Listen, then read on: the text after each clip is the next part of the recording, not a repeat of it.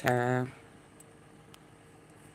There you go. There go the cups, the teapot, and the fire. Come on in. Trying to figure out where I'm gonna start. I know where I said I was gonna start, but some more stuff done popped off. Trump is now attacking the Federal Reserve. Now he mad. He trying to figure out who working against him, who telling, who snitching, who didn't let him lie in their face. That man did not let him lie in his face that time. When he tried to act like it was, he was raising the cost. I remember that. And that man said, no, no, no, you've added something. Oh, Lord, look, another short.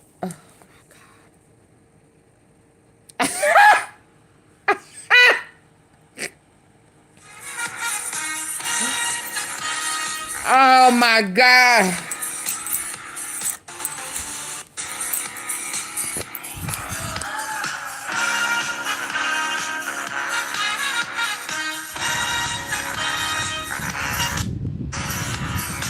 Y'all.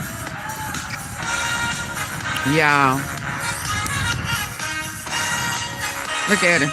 This fun thing about YMCA.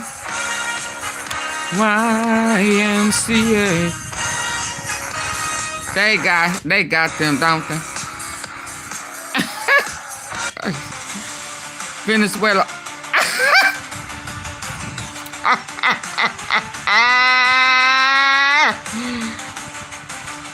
You put her out for the all? You put her out. Get out. She said, get out. I ain't want to sleep with your funky ass no way. Yo pee in the bed ass.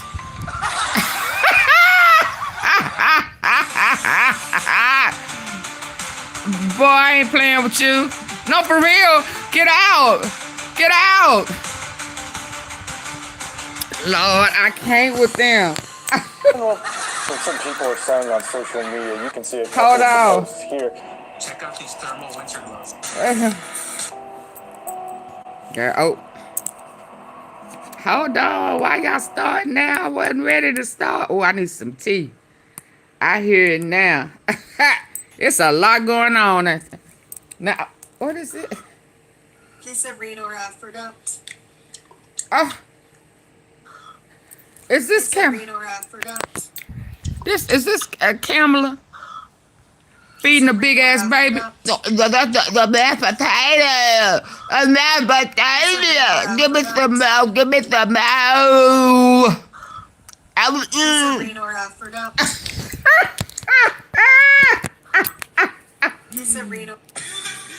They playing too much.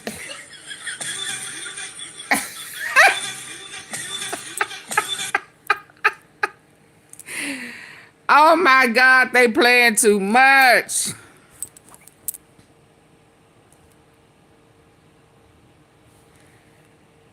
Oh my God. Oh my God. It is so much going on. You can't blink for a minute. Can this reply to? Baby, I had to stop. I can go on forever with that type stuff. So listen, I know where I ended, but this let me see what this is. Then it is just so much going on. He done filed charges, got the Department of Justice.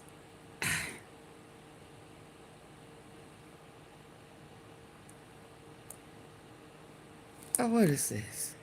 With delicious rewards, you earn points for documents unsealed. Them unsealed documents, baby, is finna tie his ass up. Hey there, welcome back into Occupy Democrats. And this breaking story on the Sunday night is going to feel a lot like Groundhog Day because Donald Trump and his collection of congressional cronies and corporate cronies are anything but consistent, especially when it comes to their disgusting level of lack of empathy.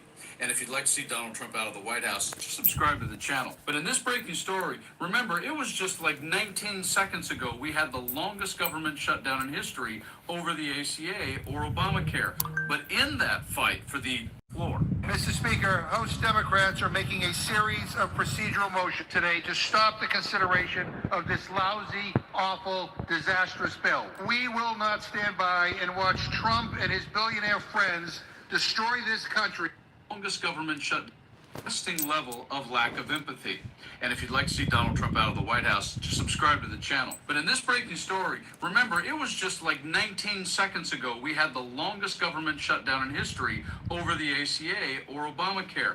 But in that fight for the big, beautiful bill, there was this from Mr. McGovern on the House floor. Mr. Speaker, House Democrats are making a series of procedural motions today to stop the consideration of this lousy, awful, disastrous bill. We will not stand by and watch Trump and his billionaire friends destroy this country. And because this resolution waives the earmark rule, it is not in order for it to be considered on the floor.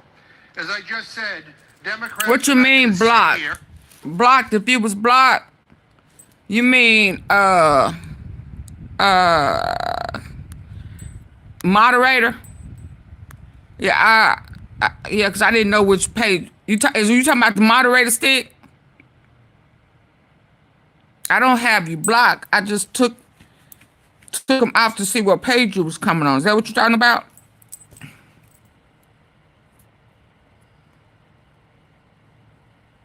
Is that what you're talking about, Janet?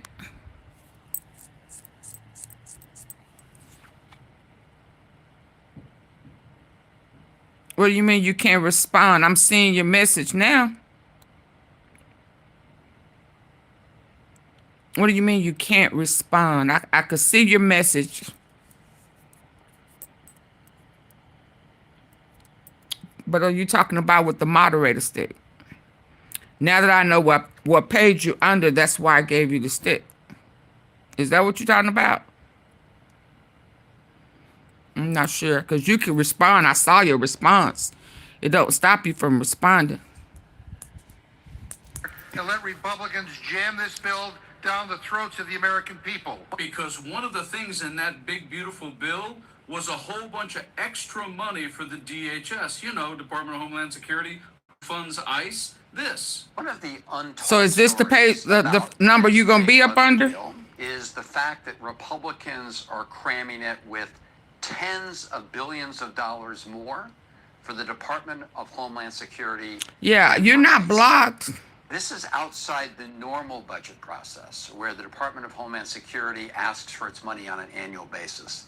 This is a huge additional infusion of money for ICE. And a little wrinkle to that is not only the money that was in the bill for it, but also where nearly half the money, a whole bunch of extra money for the DHS, you know, Department of Homeland. Not in order for it to be considered on the floor. As I just said, Democrats are not going to sit here and let Republicans jam this bill down the throats of the American people. Because one of the things in that big, beautiful bill was a whole bunch of extra money for the DHS, you know, Department of Homeland Security, who funds ICE. This. One of the untold stories about this that funds ICE bill is the fact that Republicans are cramming it with tens of billions of dollars more for the Department of Homeland Security and for ICE. Wow. This is outside the normal budget process where the Department of Homeland Security asks for its money on an annual basis. This is a huge additional infusion of money for ICE. And a little wrinkle to unalive people is not only the money that was in the bill for it, but also where nearly half the money went and the system that is corrupt in prisons. This. So in the budget that Trump just wow. signed into law, there is $170 billion for the Department of Homeland Security, and about $70 billion of that is going to ICE. And first, I want to talk about the context of that, because one of the major issues with this administration is all of the companies and special interests that are benefiting. And two major private prison companies, Core Civic and Geo Group, gave a lot of money to get Donald Trump elected to office. They have made record profits since January, and it is expected that detention center capacity may quadruple with the quotas that Donald Trump has in place. So I just say that because it's going to get a lot worse before it gets better. Yeah, look at the money prisons are making. But in this breaking story right here, Mike Johnson in the House over there is facing another potential shutdown because of the money they're trying to extract again. And it took this breaking story and the tragedy in Minnesota to have these guys finally stand down for 3 seconds. Check this breaking story out. Breaking news. Dems force GOP to abandon DHS funding for upcoming debate after ICE shooting. Republicans in Congress moved to strike funding for the Department of Homeland Security from this week's budget debates after an immigration agent shot and killed a 37-year-old mother in Minneapolis, according to a new report.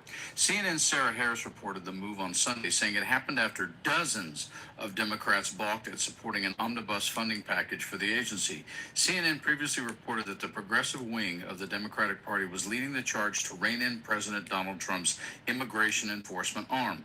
The move sets up another potential showdown ahead of the government's January 30 funding deadline. Last year, Republicans engineered the longest government shutdown in American history by refusing to negotiate with Democrats over expiring Affordable Care Act subsidies. The House of Representatives recently passed a bill to extend those subsidies for 3 years, according to reports. That is the level of lack of empathy that we are talking about. From the rhetoric out of Stephen Miller's mouth to the Caroline Leavitt's White House spokesperson lips to every single thing else we see going on in this country with ICE, and how the American people overwhelmingly are rejecting it. No, if it hadn't been for the shooting in Minnesota, these guys are going to go right down the road and spend more dollars and put us more in debt over continuing to fund ICE overwhelmingly, regardless of what's going on in the streets of America. Yeah, that's anything but we the people. You guys like and share the video, and stay frosty. Ooh. This is the conversation that ended my relationship with Donald Trump, destroyed my Oh, political wow. career. Okay, hold on. I don't know if we ready for that. I don't know if we ready for this. It's just so much stuff going on. Huh?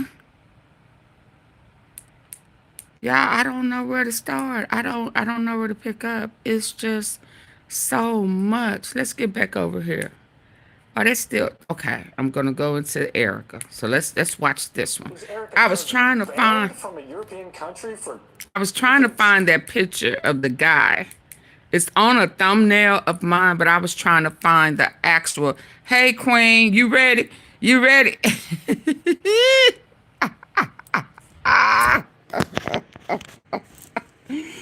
I was trying to find the actual picture of them is Erika Kirk banned from that I had this on the thumbnail, and then it brought me here, and then I'm gonna go back to trying to finish up what they got. It's just so much. Is Erika Let's go. Kirk banned from a European country for taking children? Well, so some people are saying on social media. You can see a couple of the posts here. Thank you, Queen.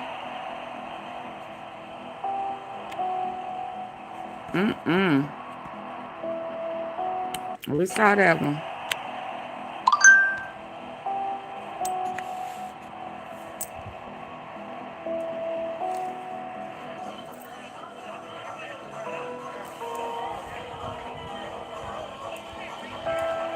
We are here today, and we are speaking, and we are not going to stop speaking. Y'all, the new Romanian investigation is literally dragging Erika Kirk's early career into the daylight, and now people are saying her alleged work around Trump's world and the modeling industry might connect her to Epstein's circle in ways nobody wanted to talk about before. And I'm sorry, at this point, it's starting to feel like way too many things lining up at once. Yeah, I'm trying to find that blow up out of picture. nowhere. This blew up because Romania stepped in and reportedly started looking at Erika's past involvement with an evangelical group that was accused of moving people out of Romanian villages years ago. And honestly, Honestly, I don't even need to spell out why Epstein's name keeps getting dragged into this conversation, because everyone already remembers how his world operated and who he surrounded himself with. So when modeling, Trump's circles, and Romania all start overlapping around the same name, people aren't reaching anymore. They're just asking why this was ignored for so long. Now this is where the timeline really starts to matter, because all of this goes back to before Erika ever met Charlie Kirk. Like way before the marriage, the politics, the rebrand, she was already in the modeling and pageant world. Back in 2012, Erika, then going by Erika Lane Francevy, represented Arizona at Miss USA. That part is locked in. That's factual. And who owned Miss USA at the time? Donald Trump. That whole pageant Big system Daddy. ran straight through his business world.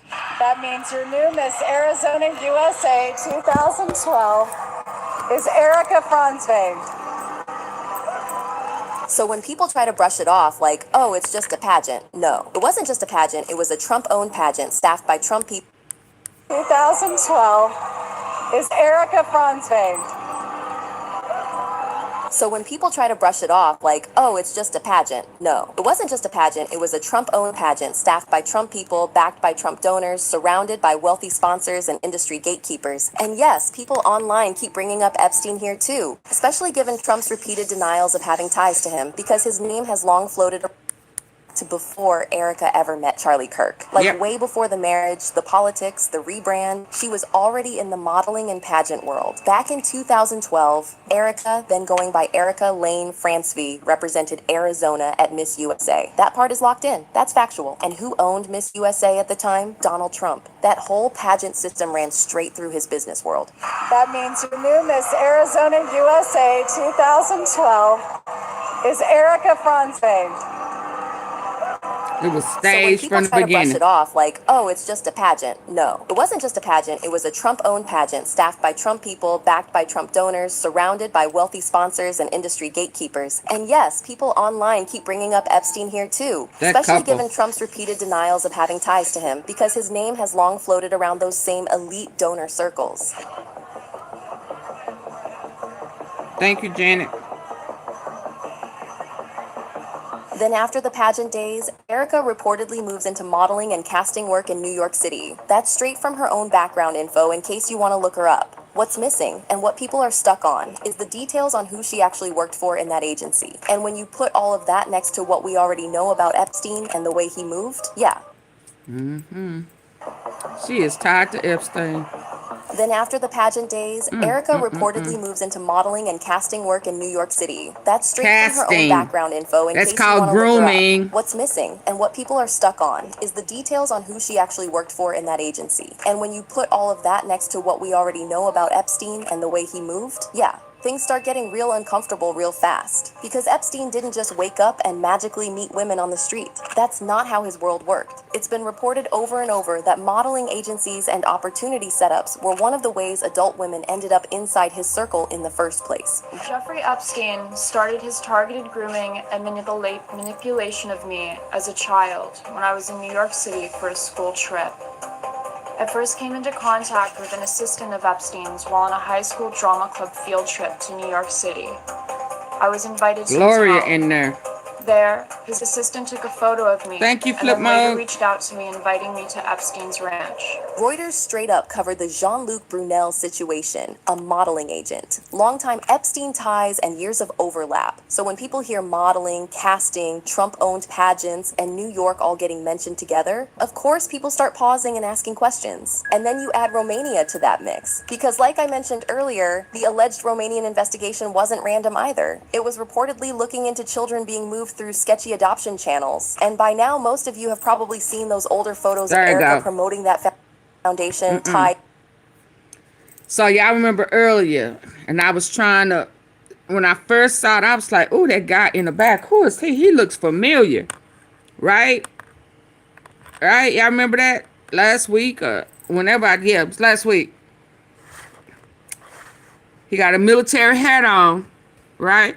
So when we was looking earlier today, thank you, Flip Mode. When we was looking earlier today, I said, ooh, he looked like the guy that was standing next to her in Romania with those adopted kids. Romania. What guy you talking about? This one right here. Him.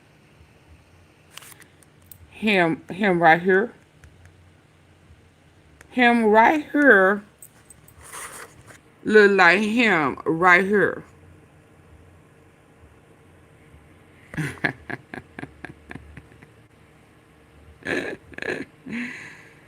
Him right here look like him right here. Am I on it? Do that look like him? Do him look like him with a cap on?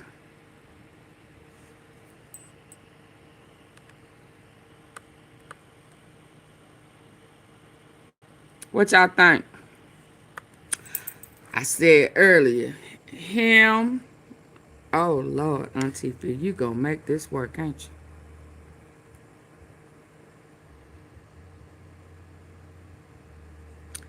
That look like him to me, y'all.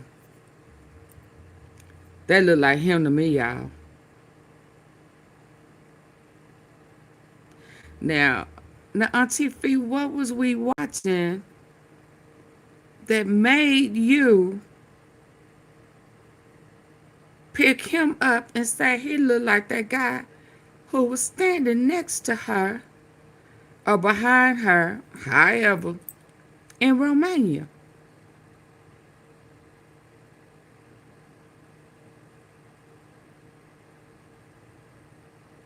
Yeah, y'all, that look like him. So let me pause right here and get back over there so y'all can see as a reminder from the show earlier. Yeah, y'all better stop missing them shows. Baby, cause ain't no telling what's gonna pop up. Okay, so here we go. This is what made me say that's the same guy that was with all her and them kids. So let me refresh y'all memory. Let's go.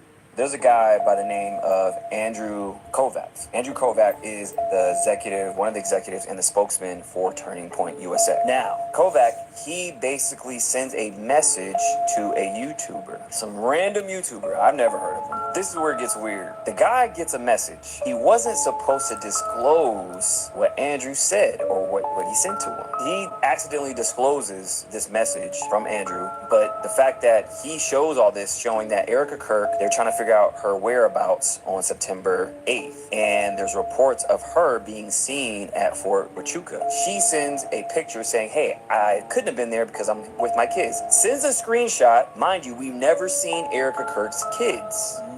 Puts her finger over the kid's face, so we can't see their face. We don't know what the kids look like. She puts her finger over the picture and sends it, and this is what Andrew sent to the random YouTuber. So, Fort Huachuca, it's the home, they call this the home of military intelligence. Now, this place, it's a massive military base where they do a lot of training, over 70,000 acres. So, I think that the reason she was there is because of a few things. For one, her mom, Lori Fronsvie. So her company, E3 Tech Group, specializes in a very particular type of weaponry. This place, Fort Huachuca, specializes in electrical warfare. I've also looked into it, and this place is greatly known for being the largest unmanned aircraft systems training facility, aka no drones. Now, what did I say that Charlie Kirk was killed by? A fucking drone. A drone.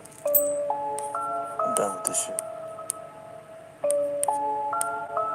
So, that's how we got to where we were before.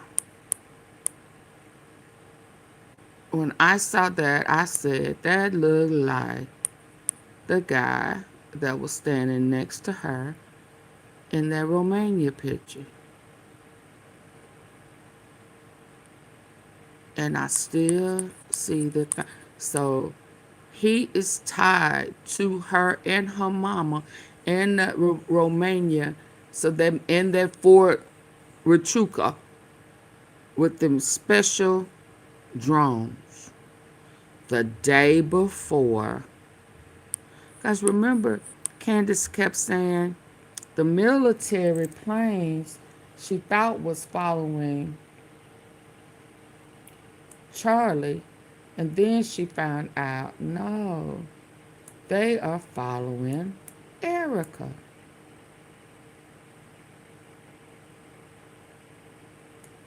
And when she hit that,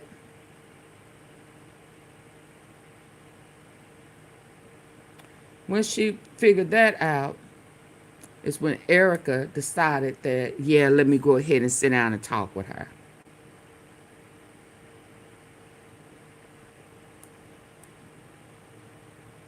And which also would mean, let me tell you what else I thought about today. Oh my God. Do y'all remember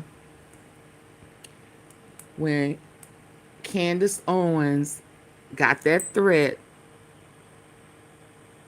that if she went live, there was going to be a red light 5 minutes in. 5 minutes in. Thank you, Janet. Thank you for the super chat, super sticker. 5 minutes in, and then there was going to be something, and her insides was going to be on the table. Was that going to be a drone too? I said, oh man. And this is her mama's operation.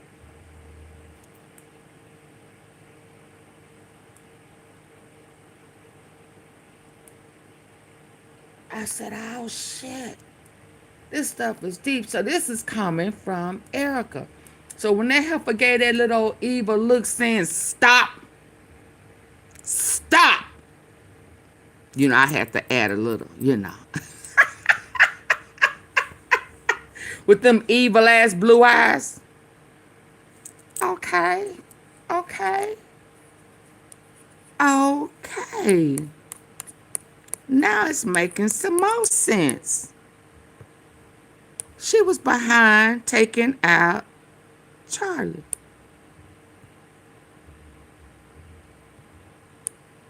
I believe it was with a drone. What y'all think? What do y'all think? Where is that at? It won't tell me where I was. Never mind. Yeah, I'm seeing Erika and her family. Not with no drone. I ain't heard nothing about no drone until... where 6 years ago...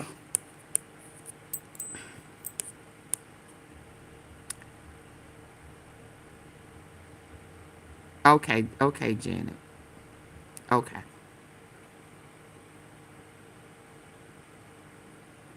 Okay, well, you didn't say it over here. Now, you may have said it on your own platform, or you may have said it somewhere else, but I have not heard that. But okay. Well, what else? Go ahead, and what else we need to know?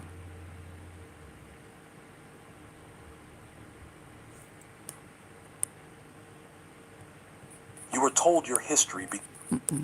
I'm not ready for that one either.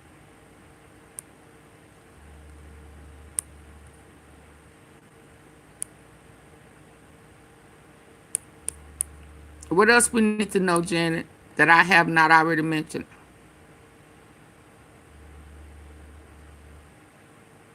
I mean, where else did you say it?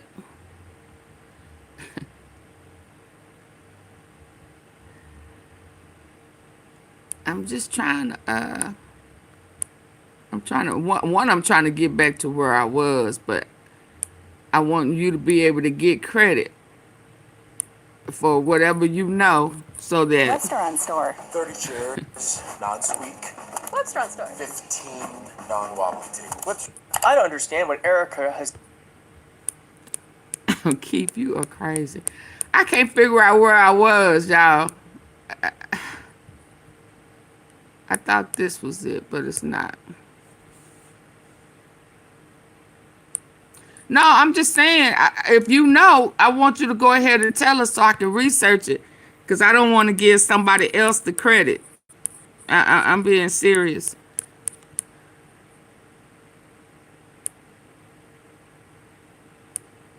and in the meantime, I'm trying to figure out where I was. That's not it. I know. I don't understand what Erika has done to be I constant. got two of these, man. Where was I could just go here and yeah. While I'm trying to. Yeah, let me get back to where I was with that guy. If you would have told me that earlier, I wouldn't have been wasting my time trying to find the guy. If to see if he was the same guy from. Was you here earlier? You wasn't here earlier, were you? Yeah, you may not have been here Adult earlier. women ended up inside his circle in the first place. We already know about Epstein and the way he I don't moved. think you was Yeah, here things earlier. start getting real uncomfortable real fast. Because Epstein didn't just wake up and magically meet women on the street. That's not how his world worked. It's been reported over and over that modeling agencies and opportunity setups were one of the ways Yeah, I adult don't women did all ended that up inside his research. circle in the first place. Jeffrey Epstein started his targeted grooming and manipulation of me as a child when I was in New York City for a school trip. I first came into contact with an assistant of Epstein's while on a high school drama club field trip to New York City. I was invited to his home. There, his assistant took a photo of me and then later reached out to me inviting me to Epstein's ranch. Reuters straight up covered the Jean-Luc Brunel situation, a modeling agent. Longtime Epstein ties and years of overlap. So when people hear modeling, casting, Trump-owned pageants, and New York all getting mentioned together, of course people start pausing and asking questions. And then you add Romania to that mix. Because like I mentioned earlier, the alleged Romanian investigation wasn't random either. It was reportedly looking into children being moved through sketchy adoption channels. And by now, most of you have probably seen those older photos of Erika promoting that foundation tied to the region. I mean, that's why people started asking questions in the first place. And honestly, it gets even uglier once you really look at the Epstein connection. Because modeling wasn't the only door into his world, not even close. Another thing that keeps popping up in lawsuits and reporting is the whole massage job situation. Women being offered what sounded like normal paid work, only for it to turn into something completely different later. Reuters has reported on multiple adult women who said that's exactly how they were pulled in. Then there's the referral thing. Court filings talk about this setup, where someone already inside the circle brings in someone new, who then brings in someone else, and it just keeps going. Same playbook over and over again. And a lot of these women weren't rolling in money. They needed help. So money, housing, travel, gifts, and vague opportunities became the hook. On the surface, some of it didn't look illegal, but when you zoom out, the pattern is hard to ignore. So when people see Erika's name anywhere near modeling, casting, international foundations, Trump's world, and now Romania, they're not saying she did something. What they're saying is if even part of this ever gets proven, it would completely wreck her reputation. And then we have to talk about that hug Erika shared with Trump at the memorial. Because I'm sorry, that moment alone had people raising eyebrows. It didn't look like two strangers crossing paths for the first time. It felt familiar. And a lot of people even compared it to that hug she gave J.D. Vance earlier on, only this time, she was the one being pulled in.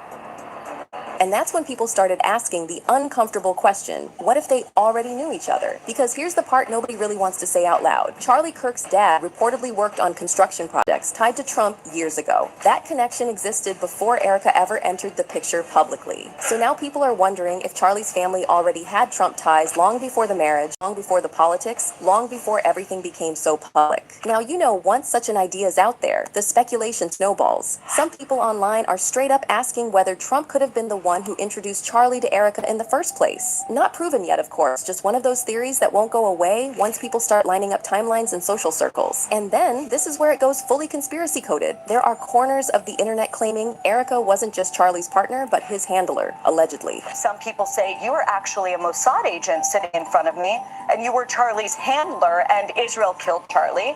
Some even go as far as throwing around intelligence agency claims, which honestly don't even fully line up with the whole MAGA branding. But people argue that if anything like that were real, it would have started way before now, not after Charlie became a public figure. Again, none of this Way is before now. Interesting that she said that. Something else I ran across.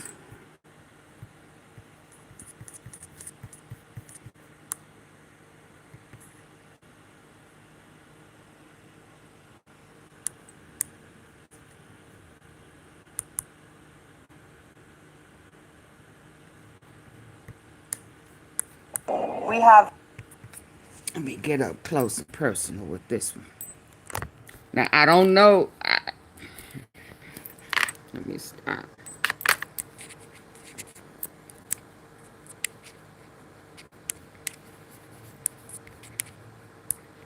Five major threats that make our grid extremely vulnerable that we've presented to congressional officials. One being cyber, two being hackers, three being physical threats, fourth one is solar EMP, and the fifth one is man-made EMP. So the concern that we have is that we put out this critical information, and when we go over this risk analysis, they hear what we're saying, but they don't want to take action. We have five major threats that make our grid extremely vulnerable that we've presented to congressional officials. This was One 2013. being cyber, two being hackers, three being physical threats, fourth one is solar EMP, and the fifth one is man-made EMP. So the concern that we have is that we put out this critical information, and when we go over this risk analysis, they hear what we're saying, but they don't want to take action. We have five major threats that make our grid extremely vulnerable that we've presented to congressional officials. Why is she debriefing in the Black Star 2013 documentary? Physical threats. Fourth one is solar EMP, and the fifth one is man-made EMP. So the concern that we have is that we put out this critical information, and when we go over this risk analysis, they hear what we're saying, but they don't want to take action. We have. Wow.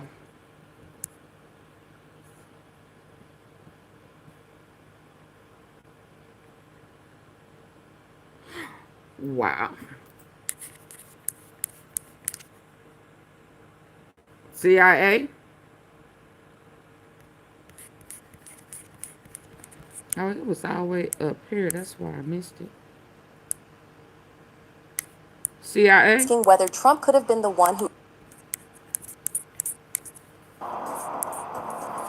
And that's when people started asking the uncomfortable question, what if they already knew each other? Because here's the part nobody really wants to say out loud. Charlie Kirk's dad reportedly worked on construction projects tied to Trump years ago. That connection existed before Erika ever entered the picture publicly. So now people are wondering if Charlie's family already had Trump ties long before the marriage, long before politics, long before everything became so public. Now, you know, once such an idea is out there, the speculation snowballs. Some people online are straight up asking whether Trump could have been the one who introduced Charlie to Erika in the first place. Not proven yet, of course, just one of those theories that won't go away once people start lining up timelines in social circles. And then, this is where it goes fully conspiracy coded. There are corners of the internet claiming Erika wasn't just Charlie's partner, but his handler, allegedly. Some people say you were actually a Mossad agent sitting in front of me, and you were Charlie's handler, and Israel killed Charlie.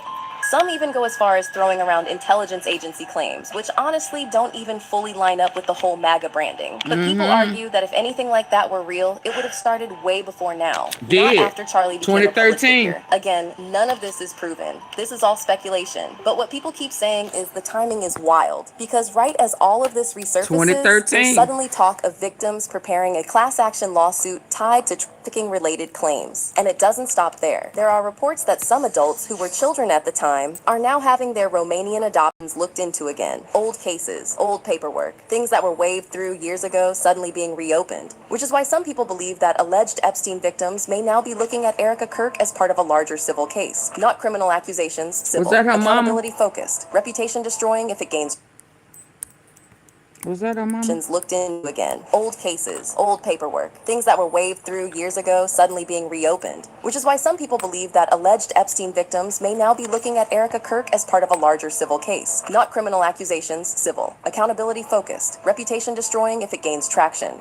We were groomed, we were manipulated, and we were taken advantage of. We will not stop or give up.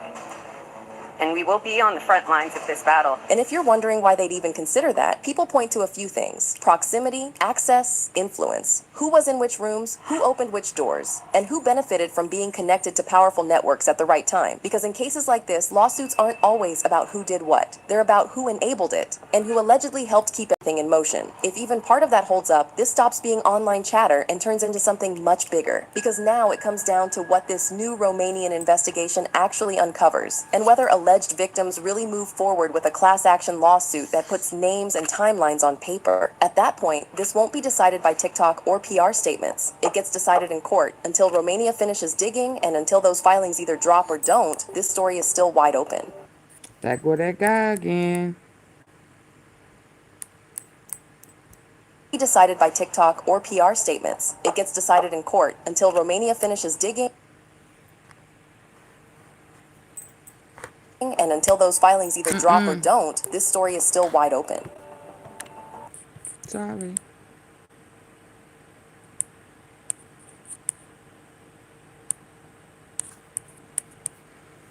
This guy back there And in the until back. those filings Why either you drop or keep? don't, this story is still Stop moving on your own. I'm gonna get there. I'm gonna show the picture, whether you want me to or not. I'm gonna lift up. That's him. Romania investigation. They tried to scrub it from the internet. They are on to her. Them. I don't know if that was her guard, but I don't know. I don't know who he was. Back then, 2013. But that guy right here is him.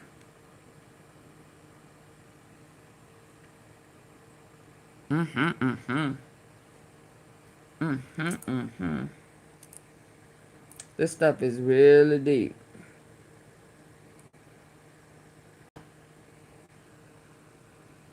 Hold on. Hold on. I got some over here.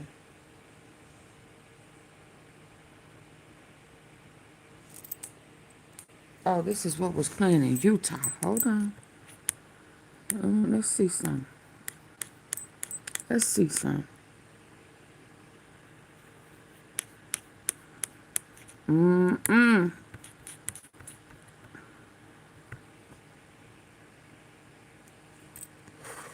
That guy right there.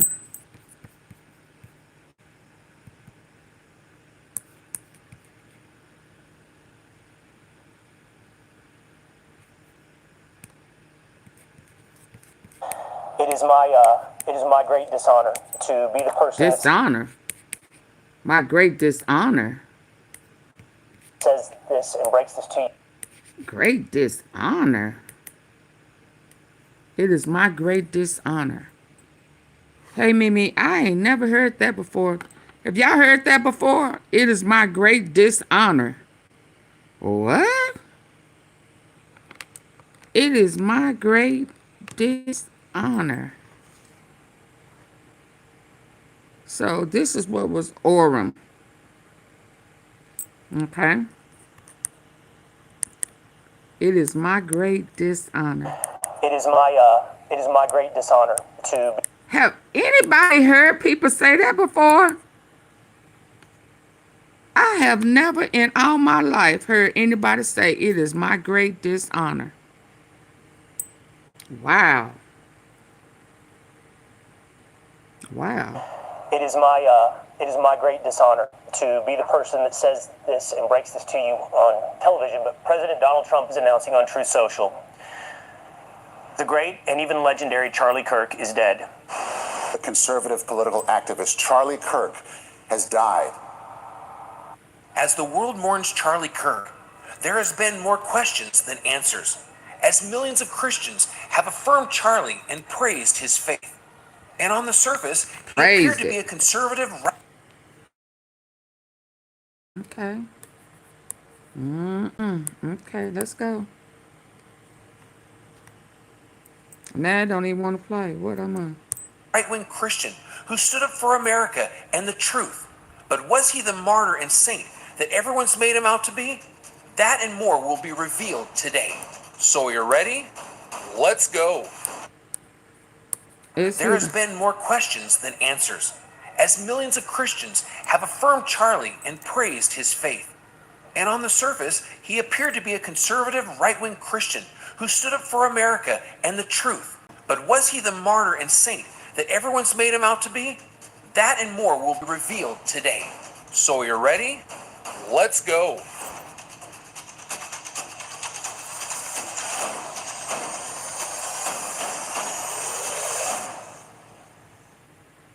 Well, thanks for joining me today on Real Talk, where the real talk does not come from me. It comes directly from Jack. My question. And Charlie was someone that I prayed for. Charlie was someone that I prayed for and tried to call him to correct his errors several times. So we need to let the facts speak for themselves as we go through this episode, and please try to keep your emotions in check. My question to you, or my claim, is that Mormonism, or the Church of Jesus Christ of Latter-day Saints, is more historically accurate than Protestantism. Prove me wrong.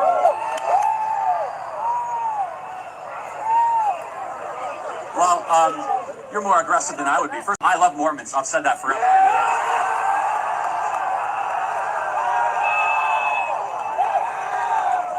And so, let's just agree, this is just going to be a fun, polite discussion. Mormons, by the way, I love how Mormons have more kids than they can afford. And I think it's time for Mormons. You got to get your mojo back. No more of this LGBT stuff. We need a strong Mormon church back in this country. We have the white shirt and tie crowd right there. Let me just continue. I love how Mormons send missionaries around the world. I love how polite you are. I have my team is Mormon. Terrell's a Mormon. Andrew's a Mormon. Mormons are great people. Oh, no, you know, I don't need to hear all of that. Charlie Security.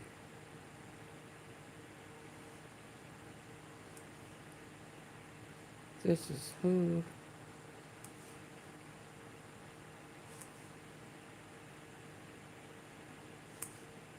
Yeah, some of these people, I need to watch it ahead of time, cause it just kind of be too much over my head.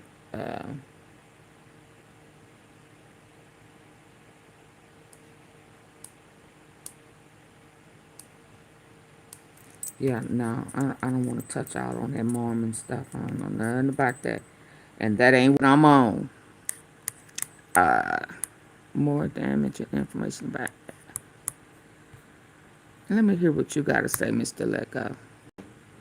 I just came up on some information that may prove that Turning Point USA may have had something to do with it. So I'm just going to play this video and we'll go from there. I'll do a separate live stream if YouTube doesn't take this down. This is crazy.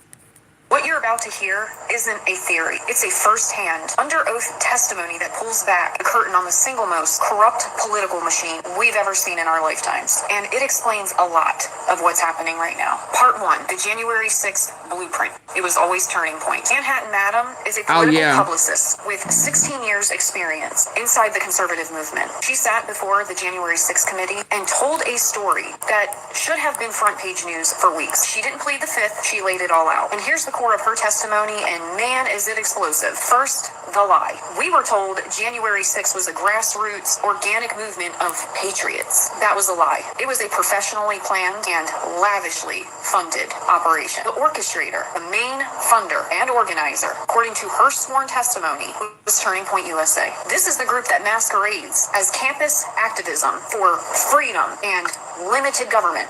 They are, in fact, the architects of an attempted coup, which brings me to the price tag. She was directly told that January 6th cost $650,000. Of that, $450,000 came directly from Turning Point, which means Turning Point was using donor money to pull off a coup?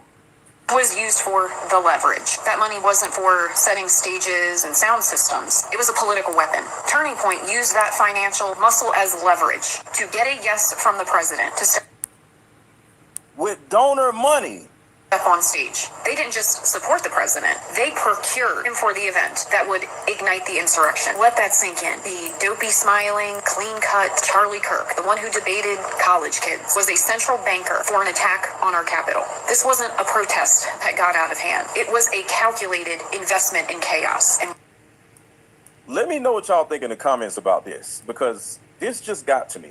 And I'm gonna do more research on this, but this is somewhere in court.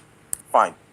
Yeah, I knew that. Now that I knew. We've heard the honeypot theory floated around before, Gavin. This is the first piece of evidence where I was like, without a doubt in my mind, this lady was a honeypot for Charlie Kirk. Yeah, it seems like there's at least something sketchy going on. The only reason I'm not fully on board the whole honeypot thing is like, Charlie Kirk could have easily been CIA himself. They could have met at a CIA potluck, right? I don't think the CIA needed to like set up a trap to ensnare Charlie Kirk. I think they could have just invited him to one of their galas, and he probably would have he would have been honored to accept the request to join their fold. You know what I'm saying? It's not like, even if he pretended to be, it's not like Charlie Kirk was in any serious way against what the CIA was up to. So again, I don't know if we need to even get that conspiratorial about the nature of the honeypot thing. Priscilla. But I definitely think this proves that there's something sketchy as far as her background is concerned.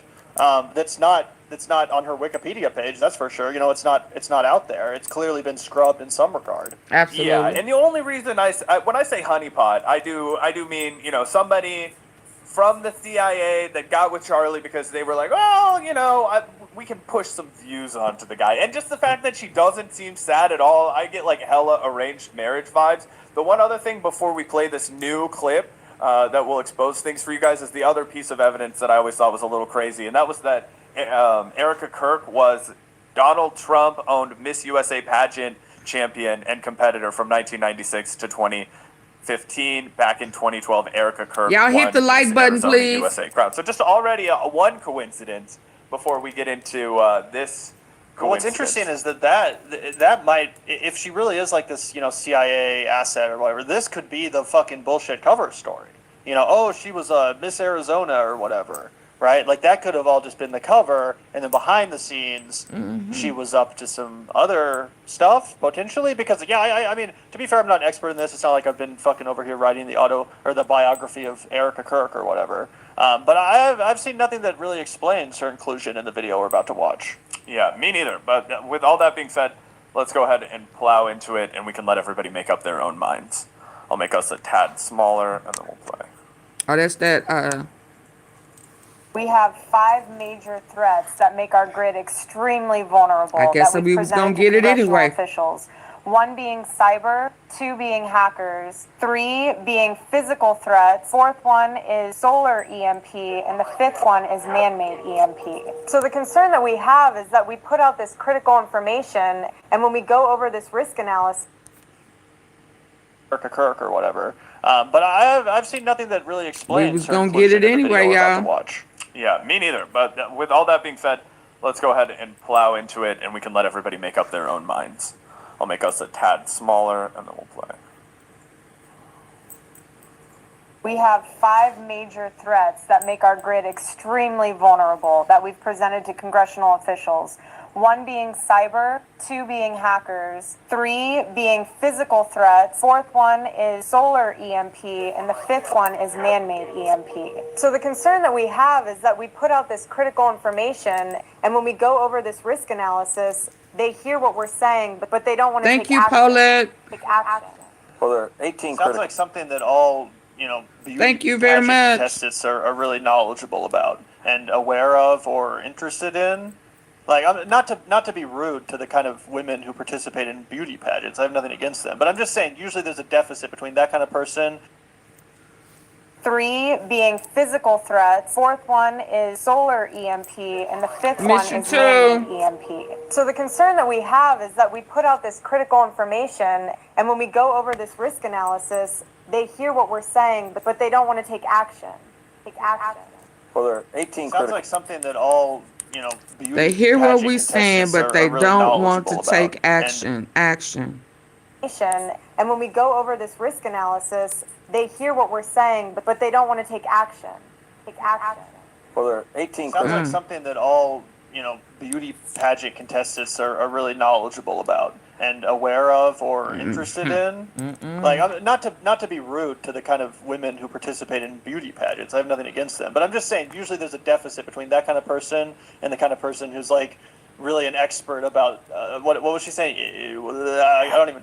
I'm not even smart enough to fucking repeat it. Cyber hacking and, attacks and vulnerabilities that the United States would have from like a cybersecurity, like a tech terrorism kind of a perspective. And what's crazy about but this her mom is very into it.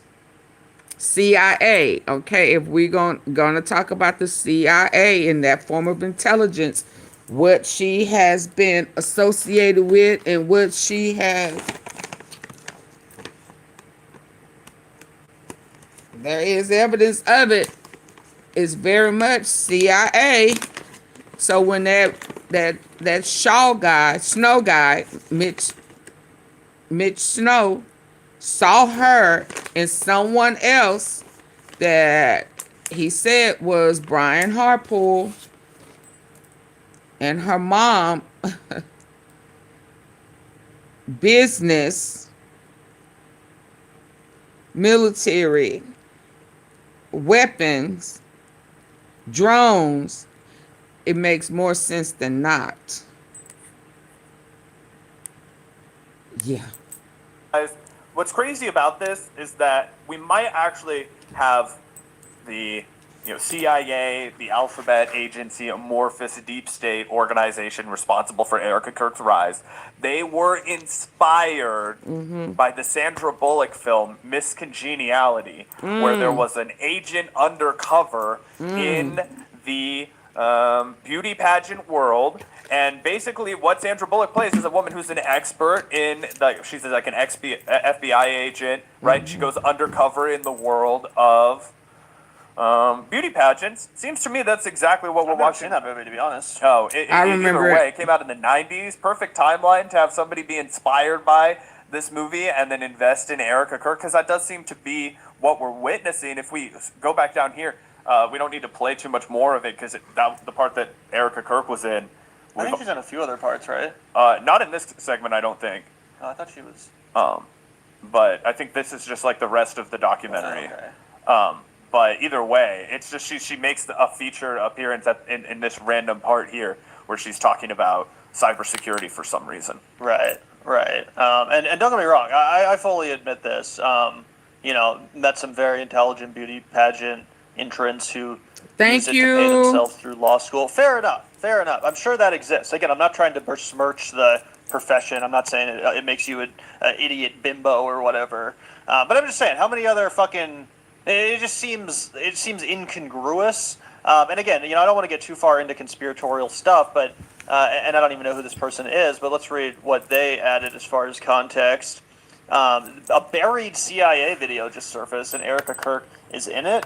So I'm not sure if this was actually a buried CIA video, but it definitely seems like it had been scrubbed and it was just resurfaced. So it seems like someone tried to get this off the internet. A 10-year-old documentary about EMP attacks and the U.S. power grid vulnerability is quietly surfaced, and buried inside it is Erika Kirk. She's not observing, she's not a host, she's in a role most civilians never get near, briefing national security professionals alongside... just surfaced, and Erika Kirk is in it.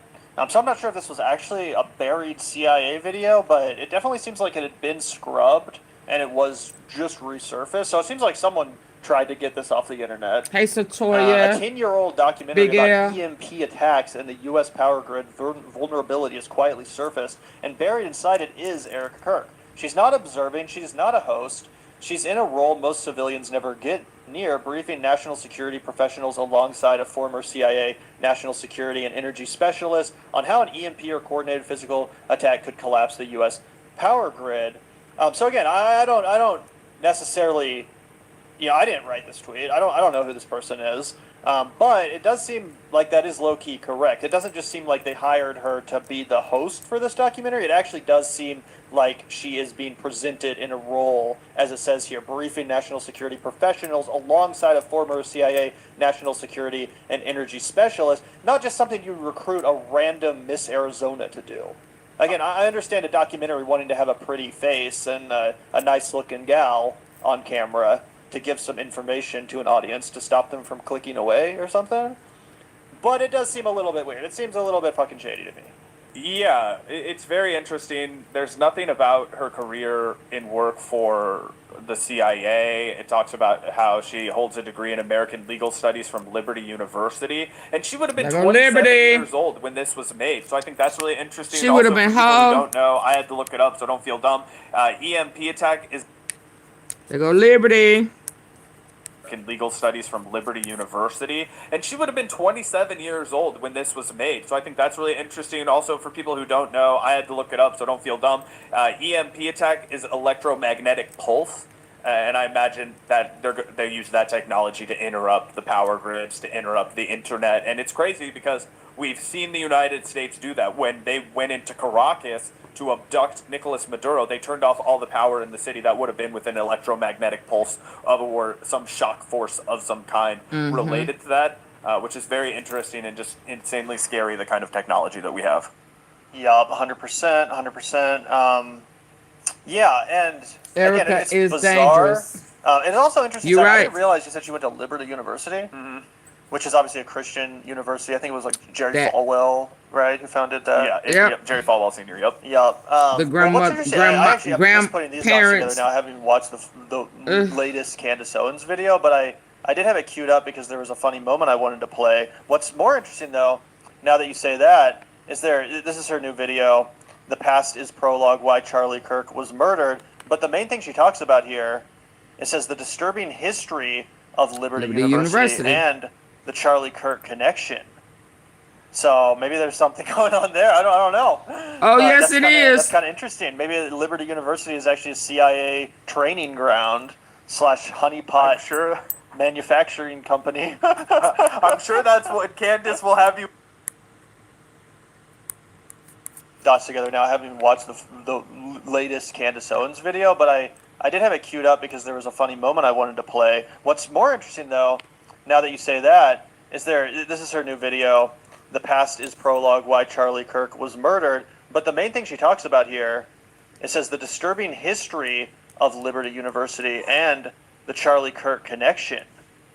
So maybe there's something going on there. That is also tied to. That's kind of interesting. Maybe Liberty University is actually a CIA training ground / honeypot manufacturing company. I'm sure that's what Candace. Grooming, baby snatching, yeah. SA. Yeah, definitely trafficking. Let's go. Will have you believing by the time this stream is over. There are a lot of curious coincidences. Can you believe, Gavin? No, we're not gonna play like that.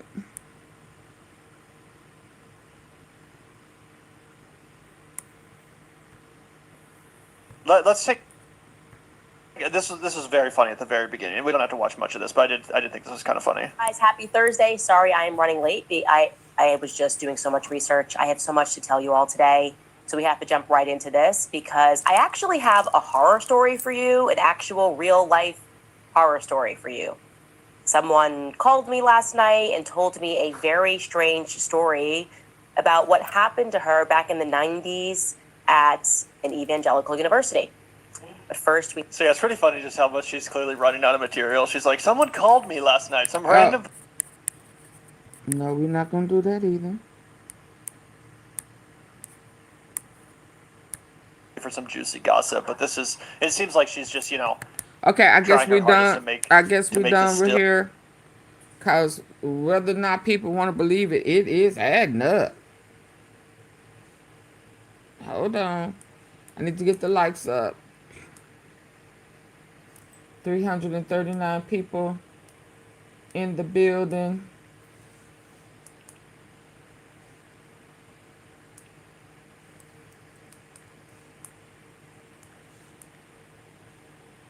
And only 47 likes. What we doing, people? Get the likes up. Double tap the face of your screen. Double tap. Get the likes up. I hit the 3 dots at the top corner right in. It don't cost a thing. It's free. It's free. It's free.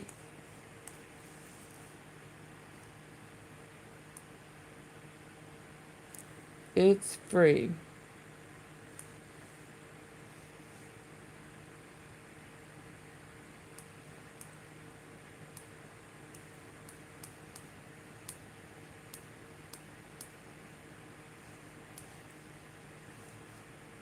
Get the likes up, people. And we get it started back. Up and popping.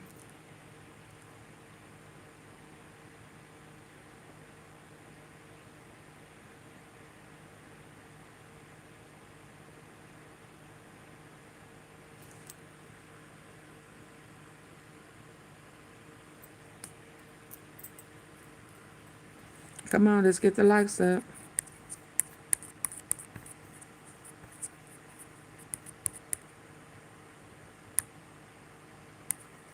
Now, as I was trying to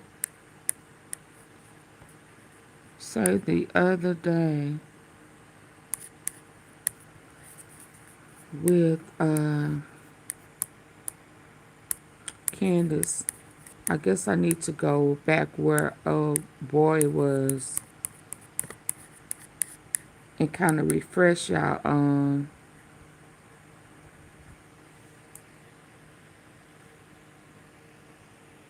yeah, that's the spot right there too.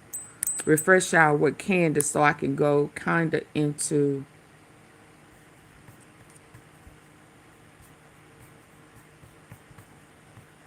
Jerry Falwell and remind y'all how they all are tied, including Trump.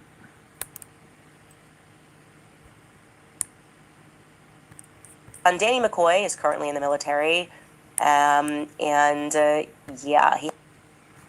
So again, I'm backstepping because I was supposed to show this Friday night, and something popped off, and it took us on a different journey, and threw me all off, and I was up until dang near 6 o'clock that morning.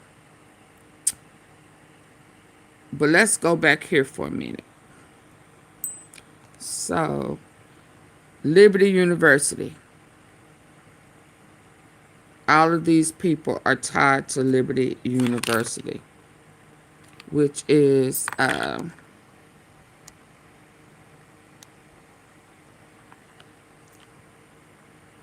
including Erika, which is the caller called in Turning Point Faith. Let's listen to Candace. Let's go.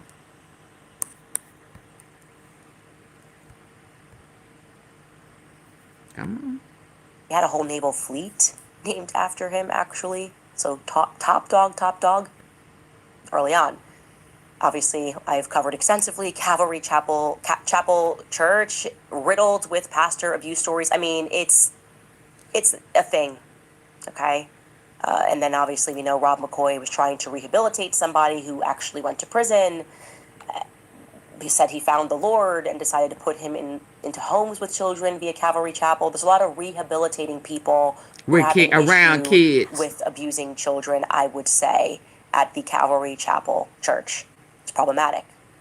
And I'm putting Glenn Beck and Tim Ballard's Operation Underground here. Actually, I learned about Operation Underground. That was introduced to me by Marissa Straight over at PragerU. She asked me to interview Tim Ballard before he had to step down from the charity, which was a child trafficking charity dedicated to rescuing children from being trafficked in war-torn areas. Glenn Beck was the initial investment, as the story was told to me when I was at PragerU, when I interviewed him. Obviously, we know Glenn Beck has interviewed Erika Kirk. We know that Glenn Beck, also his children were there at UVU when Charlie Kirk was assassinated. He was one of the first people to speak out about that on the news on September 10th.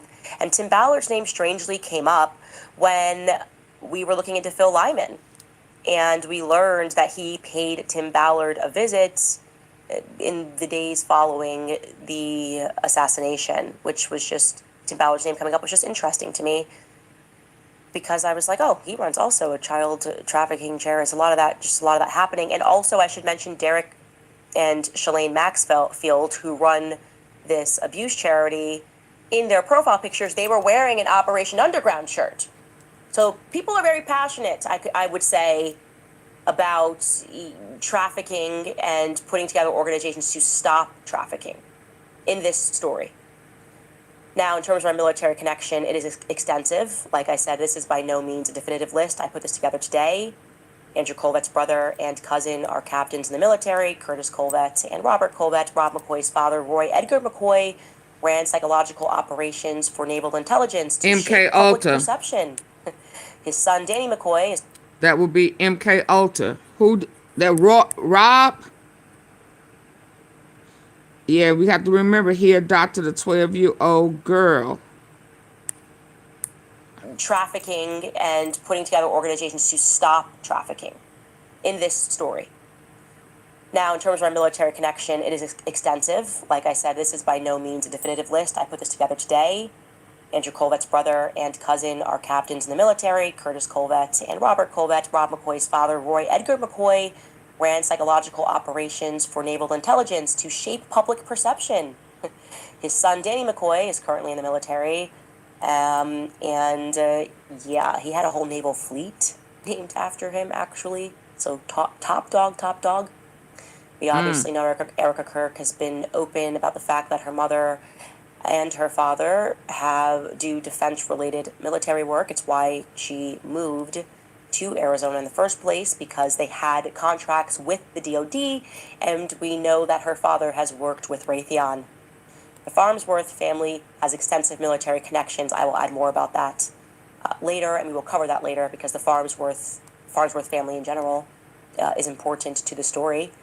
Dr. Frank Turek was a naval flight officer for 8 years. His son, Frank Turek III, is a deputy division chief, at the Joint Chief of Staff in D.C. His other son, Spencer, is an Air Force vet.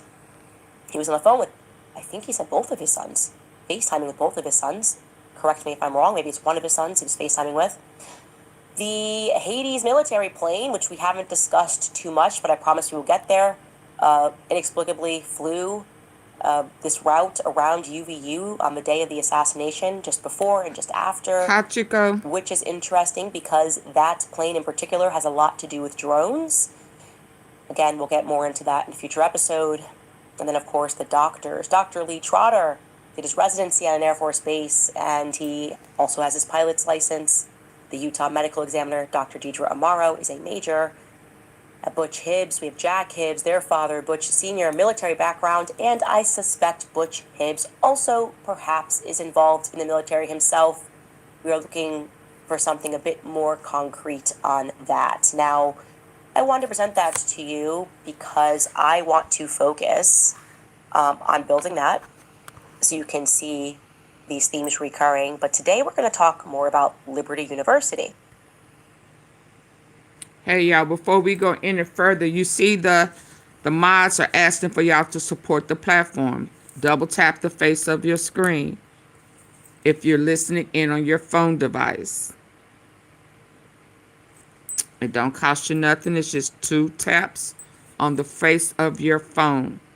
If you are on your computer, there are 3 dots at the top right corner in up there. Hit those 3 dots, it'll take you to the like button where you can hit the thumbs up. Also, memberships are available. If you hit the box at the bottom that has the $sign on it, it would take you where you'll be able to do like a super sticker, super chat, and memberships. The lives will be going on members only. Believe that. So I need you to support the platform to get the tea, because the tea is hot. The tea is absolutely hot. Yeah, let's go. Get the likes up. Get the likes up. While y'all playing over there with the likes, let me be listening to this over here. Get the likes up, y'all. On the newer TPA Action app, the seller in the App Store is... Hello and welcome back to Trigger Smart. Now, today's show is a little bit different. This is kind of a call to action. I got some information that was sent to me in a tip, and for obvious reasons, they want to remain anonymous, but it's interesting. So if you guys can dig deeper into this and verify some of it. Turning Point USA is secretly owned by a private company. Oh wow. They took that man's business. And your expertise and dig a little bit further into this and let me know if there's something here. And also let me know if any of that missing money went to this company. Right. And this is the content from the email copied over, so obviously I can hide their information. I spent the last 48 hours combing through official corporate filings and public records, and I found something interesting that I wanted to pass along to you and your team. Most people think donors and activists own the movement they support, but official records show a private, for-profit company actually owns the technology behind Turning Point USA. It's called Superfeed Technologies. Superfeed Technology. Who runs the private company? According to the 22 annual reports, the board includes TPUSA's own CEO. Can y'all hear that? And this is the Get the lights up. Copied over, so obviously I can hide their information. I spent the last 48 hours combing through official corporate filings and public records, and I found something to you and your team. Most people think donors and activists own the movement they support, but official records show a private, for-profit company actually owns the technology. For profit. Turning Point USA. It's called Superfeed Technologies, and it's a business, not a charity. Who runs the private company? According to the 22 annual reports, the board includes TPUSA's own COO, Tyler Boyer, and Erika's mother, Lori Frantzvey. This is one of the pieces I need to be confirmed as well by you guys. They essentially sit on both sides of the contract between TPUSA and Superfeed. Do y'all hear that? Sign up for the TPUSA app. You aren't giving your data to a charity. Did y'all hear that?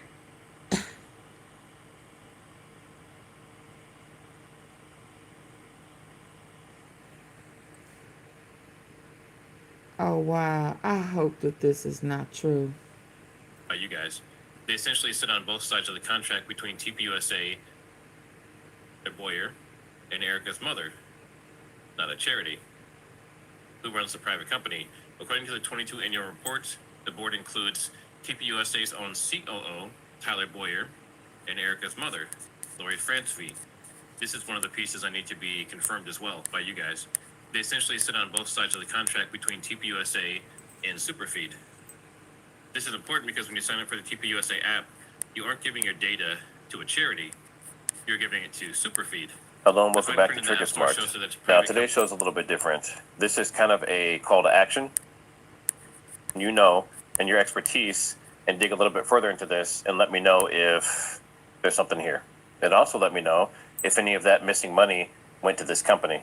And this is the content from the email copied over, so obviously I can hide their information. I spent the last 48 hours combing through official corporate filings and public records, and I found something interesting that I wanted to pass along to you and your team. Most people think donors and activists own the movement they support, but official records show a private, for-profit company actually owns the technology behind Turning Point USA. It's called Superfeed Technologies, and it's a business, not a charity. Who runs the private company? According to the 22 annual reports, the board includes TPUSA's own COO, Tyler Boyer, and Erika's mother, Lori Frantzvey.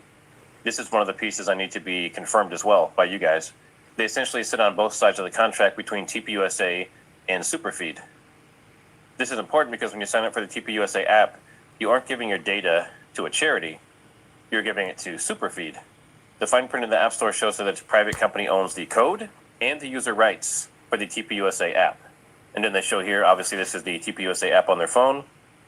And then if you come down here, so it used to be Turning Point USA Inc. Now it is Superfeed Technologies Inc.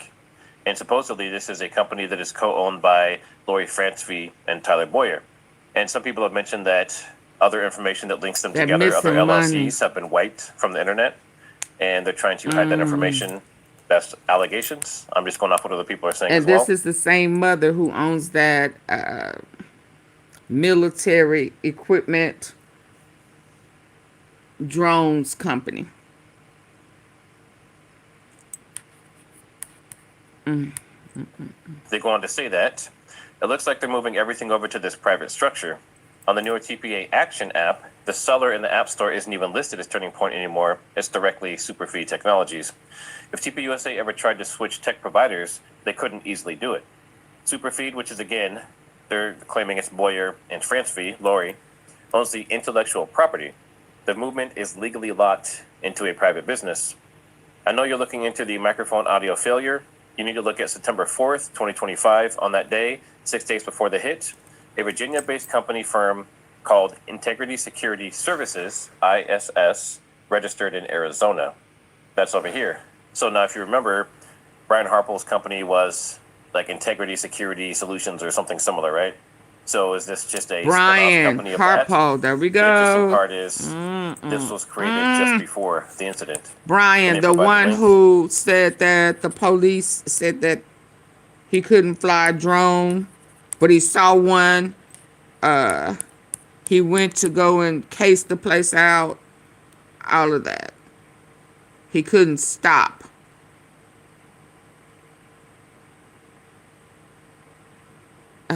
This was created just before the incident. And they provide the link. If I go over here, you can see it's listed, it's legitimate, it has its file number, it's in good standing, and it is filed in Arizona, and domestic state is Delaware. And as we know, a lot of companies use Delaware for nefarious purposes in some cases, right? They're coming over here, Integrity Security Services, LLC, Arizona Foreign.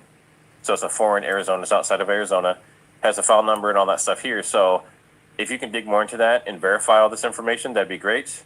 And Wilson Finance, if you can see any kind of connections to this with the financials and stuff you're looking at, that would be great as well.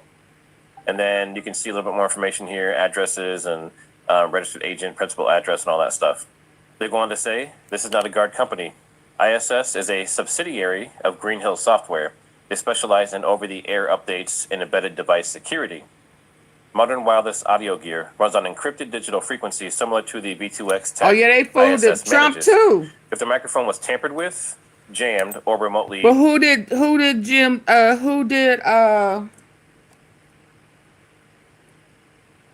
Mitch Snow say he saw there though? Who did he say he saw?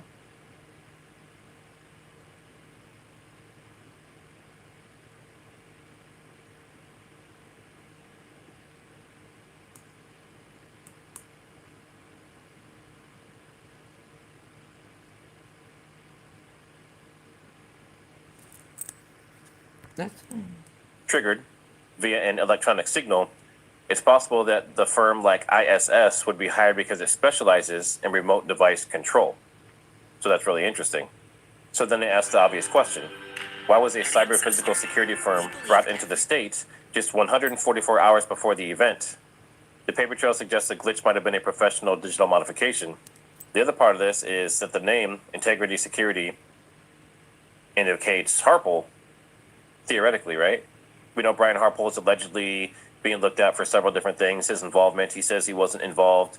But the fact that this company happens to be named the same as this or similar to his security company is very interesting. Because as far as I knew, they didn't specialize in remote device control and electronics. They were a security company. So again, I just wanted to kind of bring this up to have people dig a little bit further into this, that's more savvy in this area. So again, Wilson Finance, I know you're really good at this stuff and you've dug into the financials. Can you see if this particular company here, file number? Ooh wee.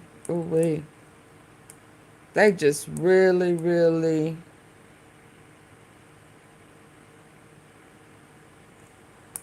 Okay, hold on. Is this what we watched earlier?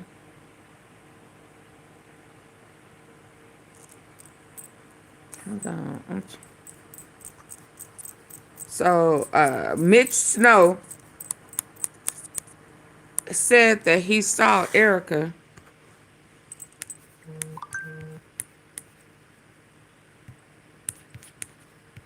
and Brian. Let me see if this is what we watched earlier. In Arizona on that military base. Missing footage. Hello, and welcome back. So today I'm going to talk about some Charlie Kirk updates, and I think they're really important. Now, I want to start out with Brian Harple and the whole situation with this interview on Sean Ryan. I have a video that I did on that, and I reviewed it, but I want to point out a few more things. Check this out. security said, "Yeah, it's all sorted. Don't worry about it." But you know. By the way, can I make a point of that, just in defense of our security team? People need to understand that they I went do past not have this. jurisdiction on the rooftops. Now, this is TPUSA, and they are defending their security team that failed to protect Charlie. The problem here is they're saying that, yes, they don't have jurisdiction, but they have the distinct responsibility to protect their client. In this case, Charlie. So where they failed is they did not make sure that the roof was secure. They also failed in a few other places that we're going to talk about here in a minute. But these guys are basically saying like, oh, we don't have snipers. Like TPUSA doesn't have snipers. Well, you don't have to have snipers. You just need to have someone on the roof. And you can see the sniper.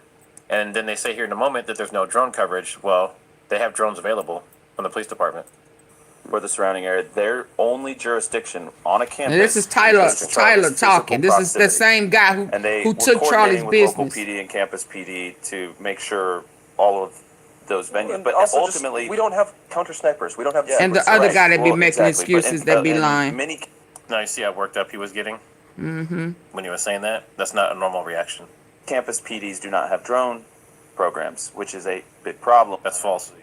Working on that because it's something they should all have. It should be mandated by some sort of law. And so, anyways, it's in quick defense of the security, they're only allowed to protect his immediate vicinity. And that, of course, is false. So it was made very clear that there were drones that could have been used, and there could have been people on the roof. They said there were supposed to be people on the roof, but where they failed is they did not verify with the police department that that was actually taken care of. And then the next thing I want to talk about, this is extremely important, is that initially there was supposed to be about 600 people coming to this event. Now, there's several layers of issues here. First of all, they didn't check tickets. It was a wide open event, meaning anyone could come and they could just walk right in. So there's no security there. There's no accountability for anyone who's coming in if they actually bought tickets or signed up for this event. And then for security, they said that it went from 600 until they start talking about her being a hooker that showed up. Now at these events, a lot of times it's Kirk's enemies. Just a little bit more with the It's sound. the left. It's the people that are anti Charlie Kirk. They call him a fascist. He gets death threats. So they left it wide open, and his security team allowed this to happen. They put him in a situation where they could have said, "We're not going to cover you. We're not going to do this event. It's not safe. We can't verify if the roof is going to be covered or not." And even when it was at 600 people that were supposed to be there and 3,000 showed up, they could see the crowd growing. In fact, they mentioned it in some of the interviews and things that I've seen, that they could tell that there was getting to be a lot of people. At that point, they could make the decision to pull Charlie for his safety. Now, did they choose optics? Letting Charlie just sit there and talk and do his thing? Did they choose that as career safety? Because they don't want to lose the TPUSA contract, and they don't want to piss off Charlie Kirk, because then they might have lost that contract with him. So did they just go along with it for job security instead of actually doing their job? Because I used to do security. So what I would have done in this situation is, number one, I would have made sure 100% that the roof was covered. I would have talked to the police department before we even pulled Charlie Kirk over the client. Y'all hit the like button. Went into the venue, especially an open air venue. The first thing I would have done is gotten on the phone and said, "Hey, you guys have someone on the roof right now. No. Are these drones that we're seeing up here, are these news or are these yours? Do we have coverage right now?" Before doing anything else. So that's a major ball that was dropped.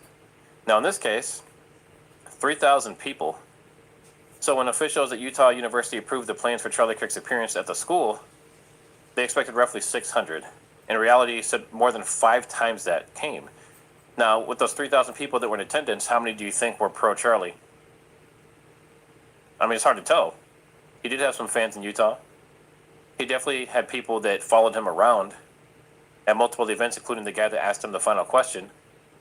He has an entire setup where all they did was went around to these different TPUSA events with Charlie, and they would force themselves in there, ask, difficult questions, and basically harass him. Right? So if those people got in, it was an open air event, what's not to say that these 5 times more people that were let in weren't there to be a part of this assassination? I mean, these are questions people need to ask. And we have this article here. Charlie Kirk security chief says, please promise to cover the rooftops. Well, again, it's his job to follow up and verify before he takes Charlie into the venue. 2 months after Turning Point USA founder Charlie Kirk's assassination at Utah University, his security director said the tragedy exposed preventable flaws in how the event was coordinated and secured. Well, no shit. Brian Harpole, a veteran law enforcement officer and founder of Integrity Security Solutions, told the Sean Ryan Show, which everyone has probably seen that video by now, that his team repeatedly raised concerns about the rooftop exposure, drone restrictions, and staffing gaps before the September 10th event. Now, I assume he's talking about staffing gaps for the university having police, because they only had like 5 officers, he said. His staff was double what they usually have. They usually have 6, this time they had 12 or 13. He mentioned this 13th person, but he doesn't really say who they were or what their role was. And he says, we're told the roof was covered. And the police department chief says, I got you covered. He took him at his word. I can tell you, you do not take someone at their word when it comes to protecting someone. When it comes to security, you don't do that. You don't trust anyone. You assume the worst of everyone, and you do everything you can to protect your client. That was not done. So, he says, we can't break the law or do what needs to be done. No one was up there. You can do what needs to be done, which could have been pulling Charlie out. Don't let him be there. It's unsafe. You can't protect him. You can't guarantee his safety. Okay, Get him out of there. I'm gonna move on. And then we have this. Investigation discovers possible missing evidence. Missing Surprise, evidence? surprise. In the Charlie Kirk murder case. Oh, wow. 2 News investigation covered a possible missing surveillance video of Tyler Robinson turning himself into the Washington County Sheriff's Office just days after allegedly shooting and killing Charlie Kirk. Because he didn't Our do job it. was not to interview. Our job was to get him there. Within the hour. Yeah, that's because there is none. Okay, so since we are having problems hitting the like button, the videos are what? Y'all are having problems hitting the like button.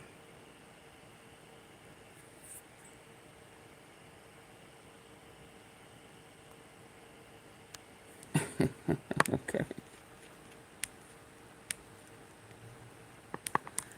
I'm gonna move on. I'm gonna keep on trying. Oh, now this is what made me bust out laughing just a minute ago, y'all. DJ Angelo.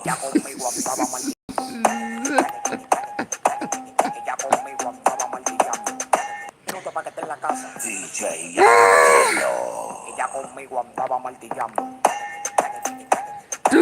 Do he have a booty?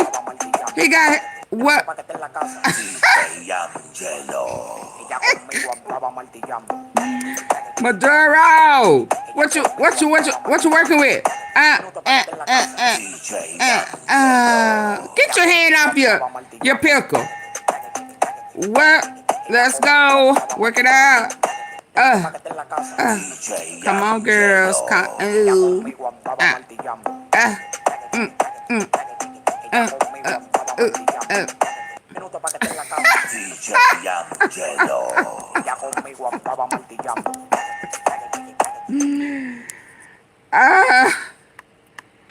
I cannot play with y'all. Y'all play too much. What in the world is this? Baby got back.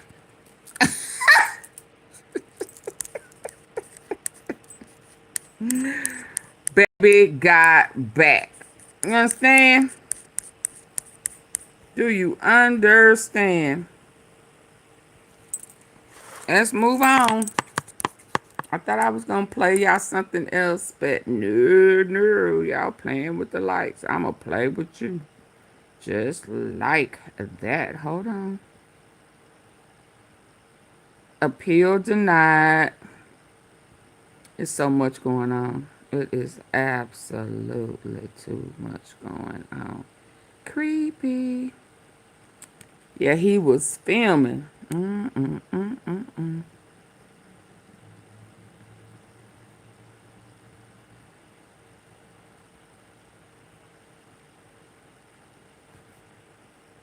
Did I take it to the top?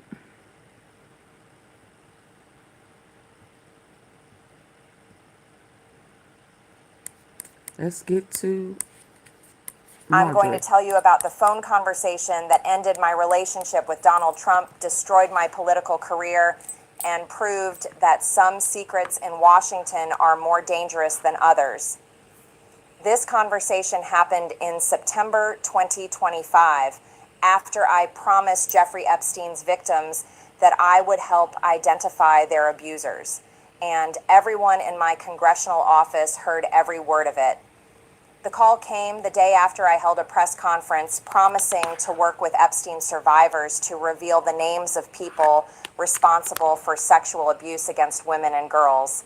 I had just finished a closed-door House oversight hearing where I listened to these women tell their stories. They were trembling, their bodies were shaking as they described being raped at 14, at 16, by rich and powerful men who thought they could buy silence along with everything else. I told those women I would help them get justice. I told them their stories mattered more than protecting powerful people who had escaped accountability for too long. I told them that transparency and truth were more important than political comfort and connected relationships. That press conference triggered the phone call that ended everything. I was in my office when my staff told me the president was on the line. I put the call on speakerphone as I usually did for official conversations. What happened next was loud enough that everyone in my suite of offices could hear Donald Trump screaming at me about the Epstein files. He was extremely angry that I had signed the discharge petition to force release of the government files connected to Jeffrey Epstein's sex trafficking case. He was furious that I had promised to help identify people who had abused these women, and when I tried to explain why transparency mattered, he said something that I will never forget. My friends will get hurt. That's what the President of the United States told me when I asked him to support victims of sexual trafficking, not this will compromise ongoing investigations, not this will damage national security, not this will interfere with justice. He said his friends would get hurt. Empress. I was so shocked by that response that I asked him to clarify what he meant. I told him about the women I had just met, how they had been raped as children, how they had spent decades waiting for someone in power to care about their suffering more than they cared about protecting their abusers. That's when he made it clear that he cared more about protecting his connections than supporting their victims. He attacked the women I was trying to help, saying they hadn't done anything to merit an invitation to the Oval Office. He said they didn't deserve the honor of meeting with the president. The women who were trafficked and abused as children didn't deserve the honor. But the people who trafficked and abused them deserved protection because they were his friends. That call lasted about 20 minutes. Everyone on my staff heard the President of the United States prioritize the comfort of Jeffrey Epstein's associates over the justice that Epstein's victims had been seeking for decades. They heard him explicitly state that protecting powerful men was more important than acknowledging the suffering of the women and girls those men had harmed. But what shocked me most wasn't just what he said, it was the tone in which he said it. He wasn't conflicted about this decision. He wasn't struggling with competing priorities. He was angry that I was creating problems for people he cared about by supporting people he didn't care about. The message was clear. Jeffrey Epstein's victims were expendable. Jeffrey Epstein's associates were not. After that call, I knew I could never trust Donald Trump's judgment about anything involving accountability for powerful people. I knew that when it came to choosing between justice and protecting connections, he would always choose connections. I knew that all the talk about draining the swamp was just talk when the swamp included his friends. But what really ended our relationship wasn't just that phone call, it was what happened afterward, when I realized that supporting sexual trafficking victims was somehow more controversial in Republican politics than protecting the people who had trafficked them. I started getting calls from other Republican members telling me to back off the Epstein files. I started getting pressure from party leadership to focus on other issues. I started getting lectured about the importance of party loyalty and political timing and strategic considerations. No one called to ask about the women I had met.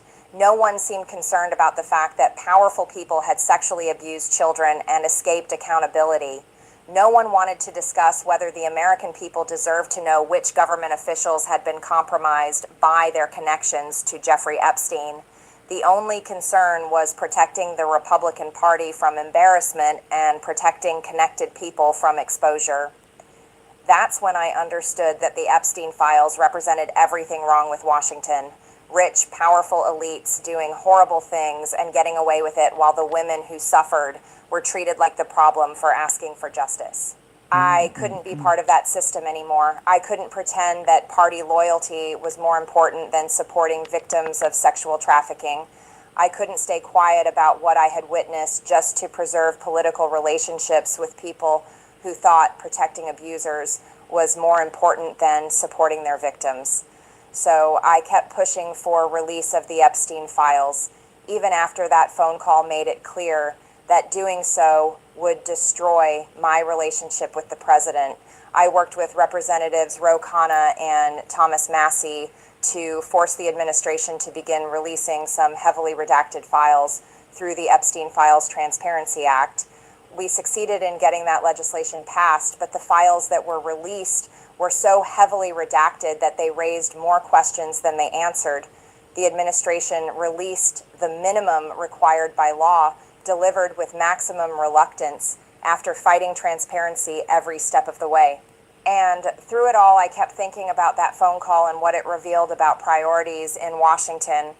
The president was more concerned about protecting his friends than supporting sexual trafficking victims.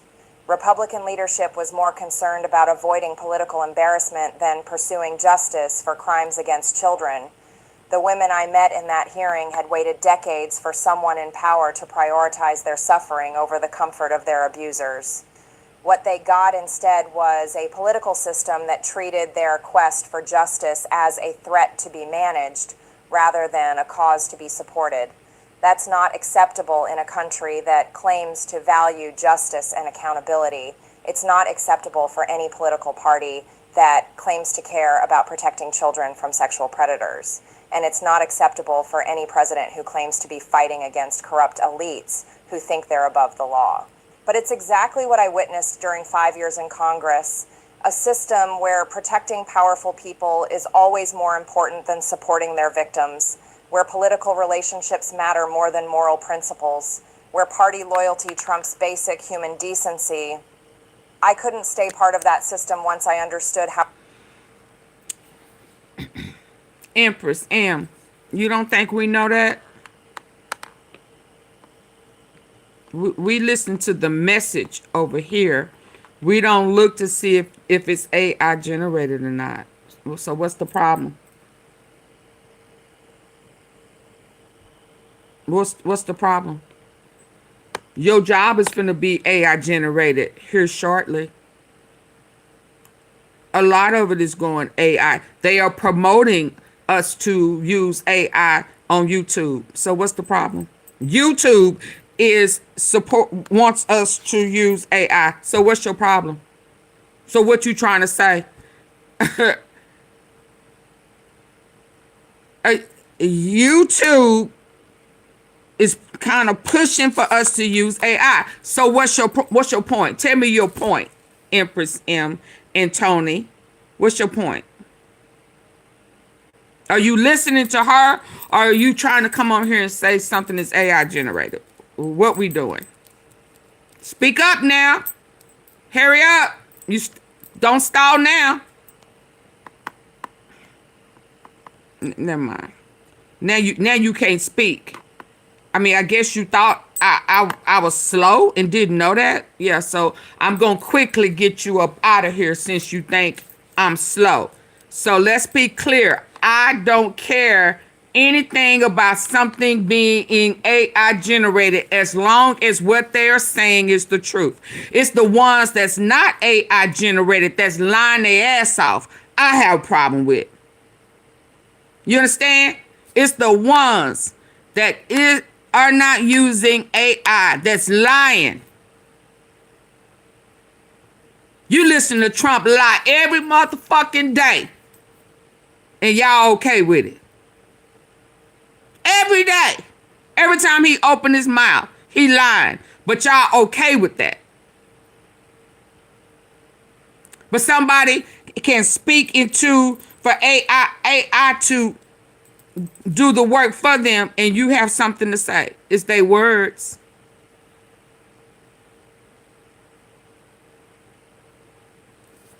Y'all better wake up.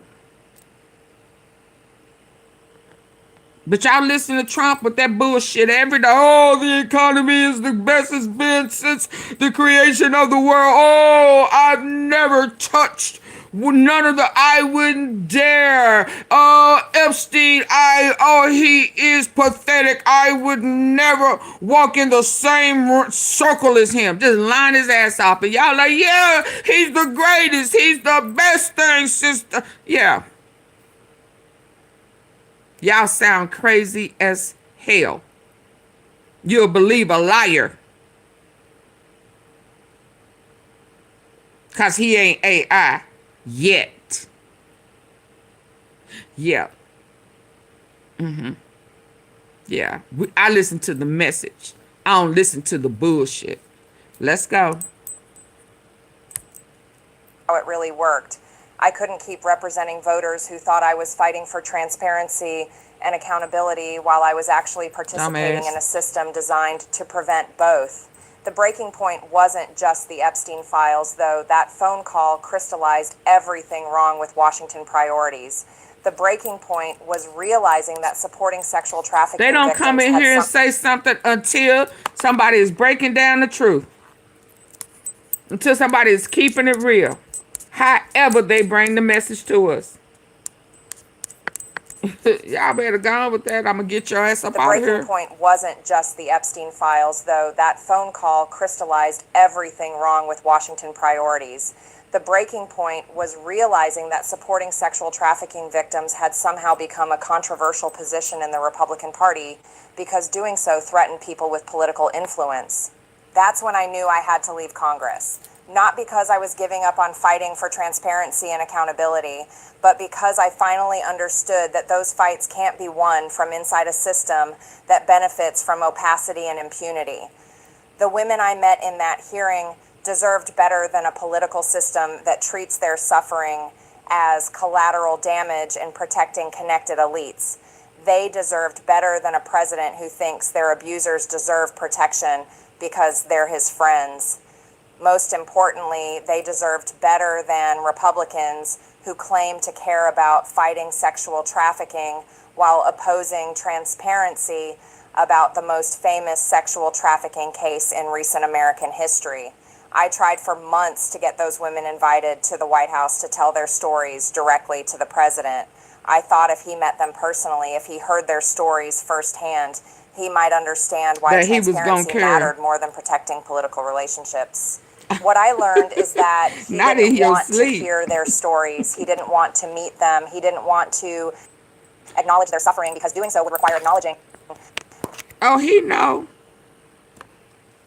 Oh, he definitely knows. I'm sorry. That people he cared about had caused that suffering. That's not leadership. That's not justice. Okay, so are you afraid to say, Marjorie, that he did it also? What are you talking about now? You're losing me. He did it also, not just his friends. He didn't want to meet them. He didn't want to acknowledge their suffering because doing so would require acknowledging that people he cared about had caused that suffering. That's not leadership. That's not justice. And it's not the kind of government that Americans deserve, regardless of which political party controls it.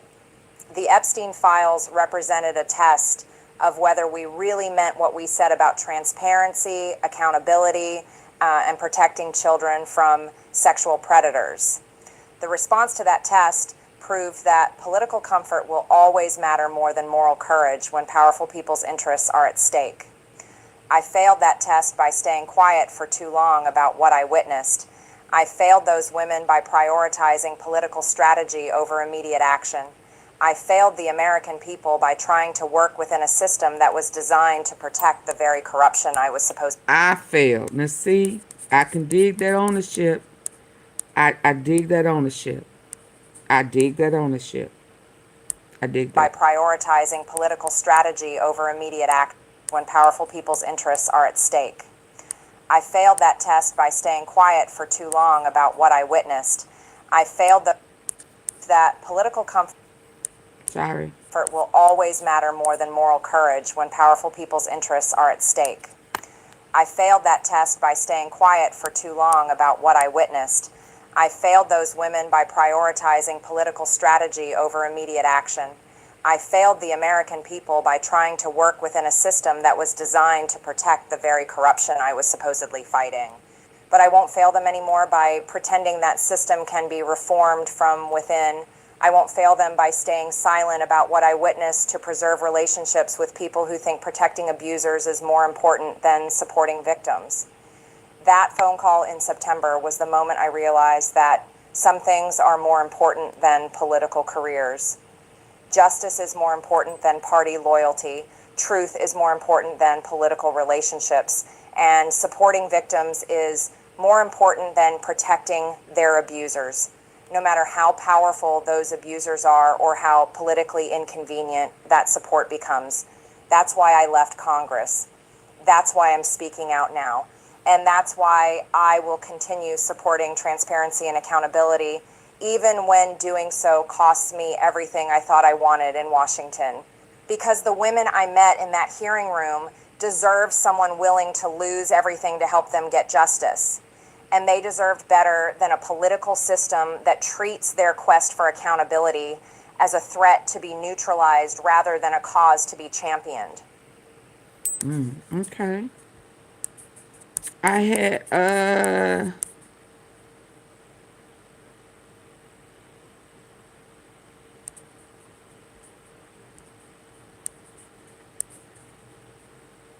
what? I don't know if I have time to. What time is it? On March 10th, 2026, the people of Georgia's 14th district will choose my replacement in Congress. Over 20 candidates have already filed to run for my seat, and I haven't endorsed any of them. But I can tell you something about whoever wins that seat. They're going to reveal secrets about the Trump administration that make everything I've said look tame by comparison. You want to know why I'm so confident? Because I know what's coming. I know what files are still classified. I know what conversations are still hidden. And I know that my replacement won't have the same reasons I had for keeping quiet about what I witnessed in Washington. Let me explain what Because yours was personal.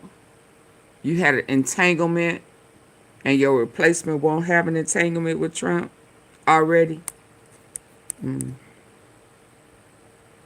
It was almost like she was groomed. Y'all double tap. Hey. I didn't get my notification. You didn't? Double click your unsubscribe and subscribe right back and hit the top bell. Do you have the top bell hit? If you want to make sure you get the notification, you got to make sure you. So quickly unsubscribe, then subscribe right back and hit the top bell. I was wondering where you were. Have the same reasons I had for keeping quiet about what I witnessed in Washington. Let me explain what I mean. I think you had an entanglement with him. You want to know why I'm so confident? Because I know what's coming. I know what files are still classified. I know what conversations are still hidden. And I know that my replacement won't have the same reasons I had for keeping quiet about what I witnessed in Washington. Let me explain what I mean. When you're serving in Congress, especially as a member of the president's party, there are things you learn that. That's how you know they AI. They provided their own message to AI to do their video. When you start hearing the pauses, or the breathing heavy, or the AI is not gonna pick up that unless whoever provided them the message. Yeah, had it in the message. Dumbasses. If y'all listen, you're going to hear her say, yeah, that ain't AI, that's her. She gave the message to them. When you're serving in Congress, especially right there. Did y'all hear it? Did y'all hear the, yeah, AI don't pause like that. Unless the message you gave them pre-recorded have that already in it.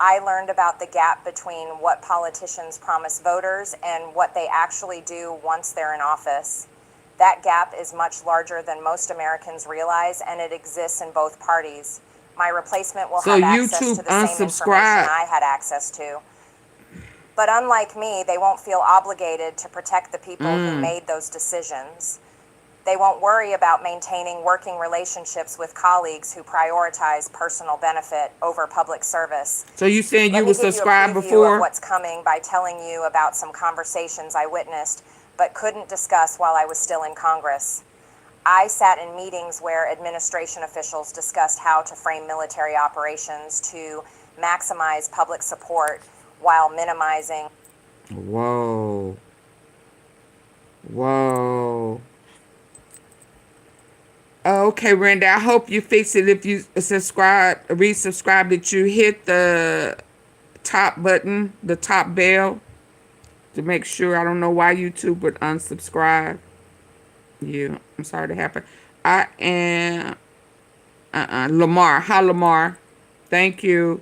She finished. Okay, so military. Okay, let's go. Let's hear this. I witnessed, but couldn't discuss while I was still in so double tap, y'all. Double tap the face of y'all phone if you're listening in, because it looked like somebody took their like away. I thought I had, yeah. So if you have not already, double tap the face of your phone, like bam, bam, if you haven't hit the like button. If you're not on your phone listening in, you're on your computer, there are 3 dots at the top corner. If you hit those 3 dots, it'll take you to the thumbs up. If you would hit that for me, I would greatly, greatly appreciate it. 7:30, 8:30. I've been on for over 2 hours, so my likes should be well up. It did me the same way. That's why I'm asking. Oh, okay. I thought you were saying that you were blocked, not unsubscribed.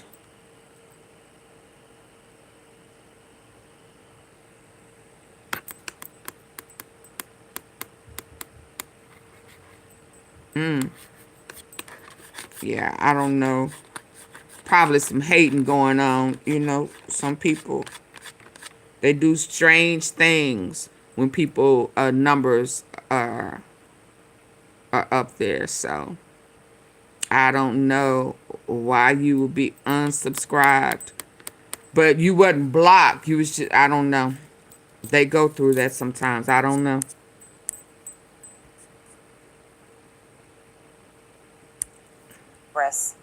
I sat in meetings where administration officials discussed how to frame military operations to maximize public support while minimizing congressional oversight. I sat in meetings where administration officials discussed how to frame military operations to maximize public support while minimizing congressional oversight. I watched policy decisions get made based on which consulting firms would get implementation contracts rather than which policies would benefit American families. I heard phone conversations where cabinet members discussed how to delay transparency requirements until after election cycles. I saw internal communications about how to structure government spending to benefit specific private interests while maintaining plausible deniability about the connections between those interests and policy decisions. All of that information is still sitting in files, emails, and recorded conversations that will eventually become available to congressional investigators who don't care about protecting the people who created those records. The difference between me and my replacement is that I thought I could use that information strategically to influence better decisions. My replacement will likely conclude that the American people deserve to know about those decisions immediately, regardless of the political consequences for the people who made them. And here's the thing about secrets in Washington. See, that sounds like somebody who was in a relationship with him, thinking that they influenced and like they really liked him. He really liked me and he really listened to me and I could be of an influence. That's what, and I'm not saying that that's what happened, But that's what that's sounding like. Like y'all had a little something, and you thought that you were special. Now, I may be wrong, Marjorie. I mean, either way, I'm glad you got out of it because he's a married man. But it sounds like that you really believe the pimp. You believe and took him for face value at everything he said, and he was hustling you to get you on his side, to vote for his side, to, to do crazy things regardless of, character. Now, I'm going to say this.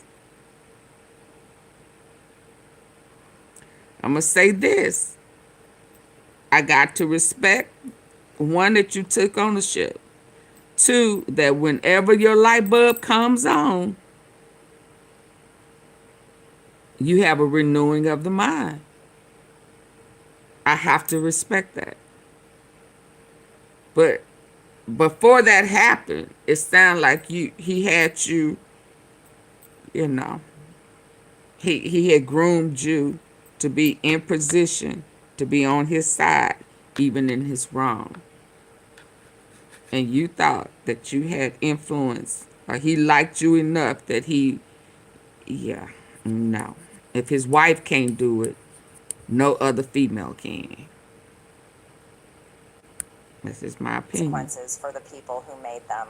And here's the thing about secrets in Washington.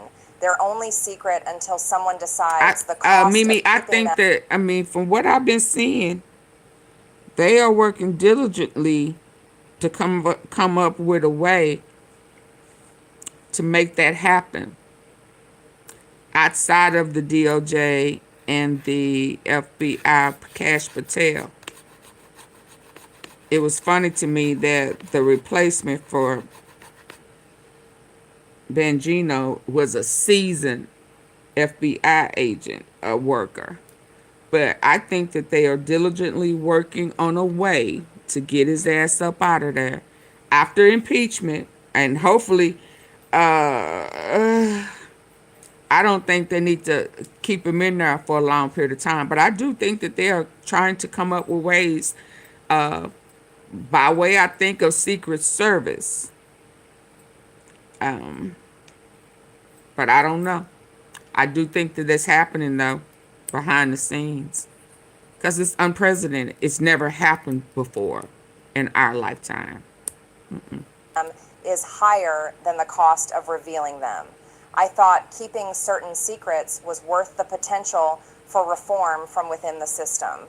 My replacement will likely conclude that revealing those secrets is worth more than maintaining access to a system that needs to be replaced entirely.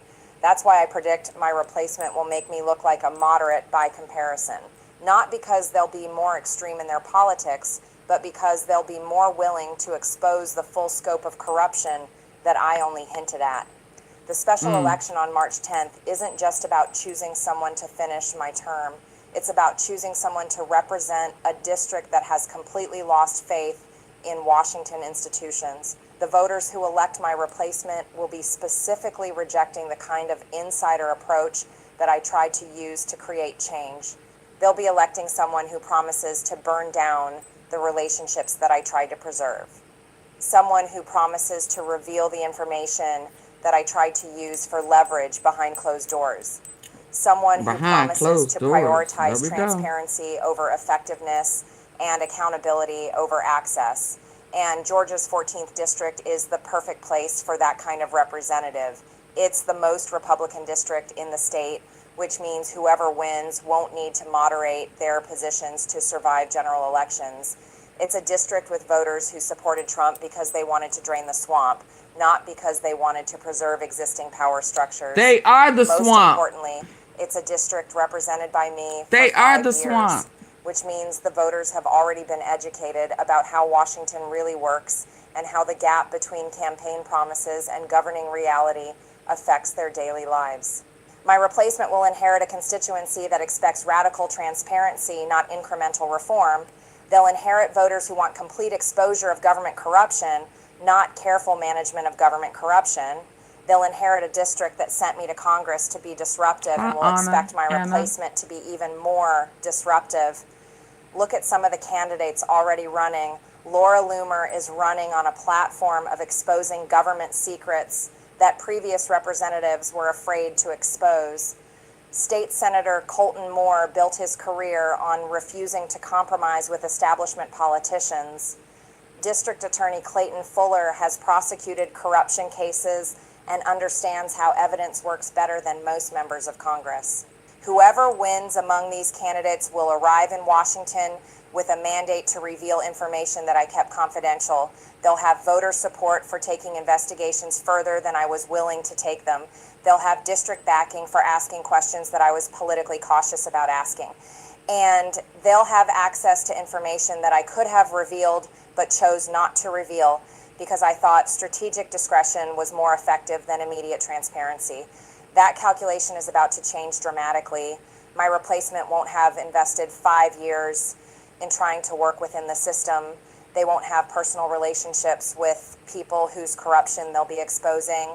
They won't have any reason to believe that gradual reform is possible when revolutionary change is what voters are demanding. The timing of this special election is also significant. Yeah, I heard they was told to leave. During a period of maximum public distrust in Washington institutions. It's happening after voters have watched both parties fail to deliver on promises that got them elected.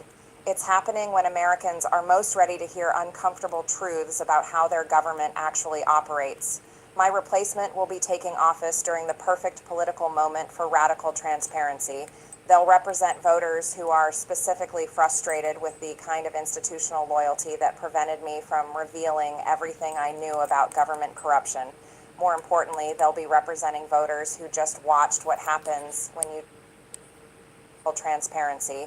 They'll represent voters who are specifically frustrated with the kind of institutional loyalty that prevented me from revealing everything I knew about government corruption. More importantly, they'll be representing voters who just watched what happens when you try to reform the system from within. I tried that approach for... Okay. Due to time, let me move on. Yes, indeed, they did tell the U.S. to leave Venezuela. Yep.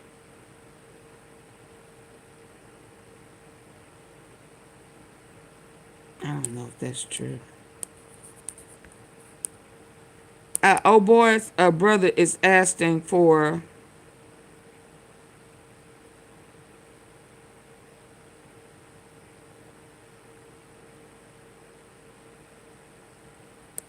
he planning to grab what? Trump planning to grab the Fed.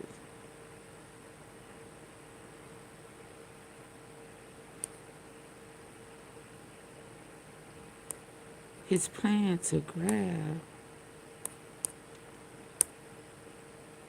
Let's hear this, y'all. Hey, Cynthia.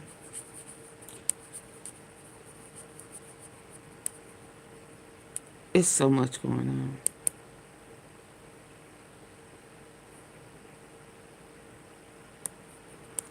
Let me go here about Jeffrey Epstein brother is requesting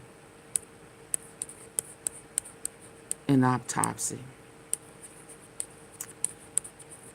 And I saw somewhere else that they may be asking for Charlie too.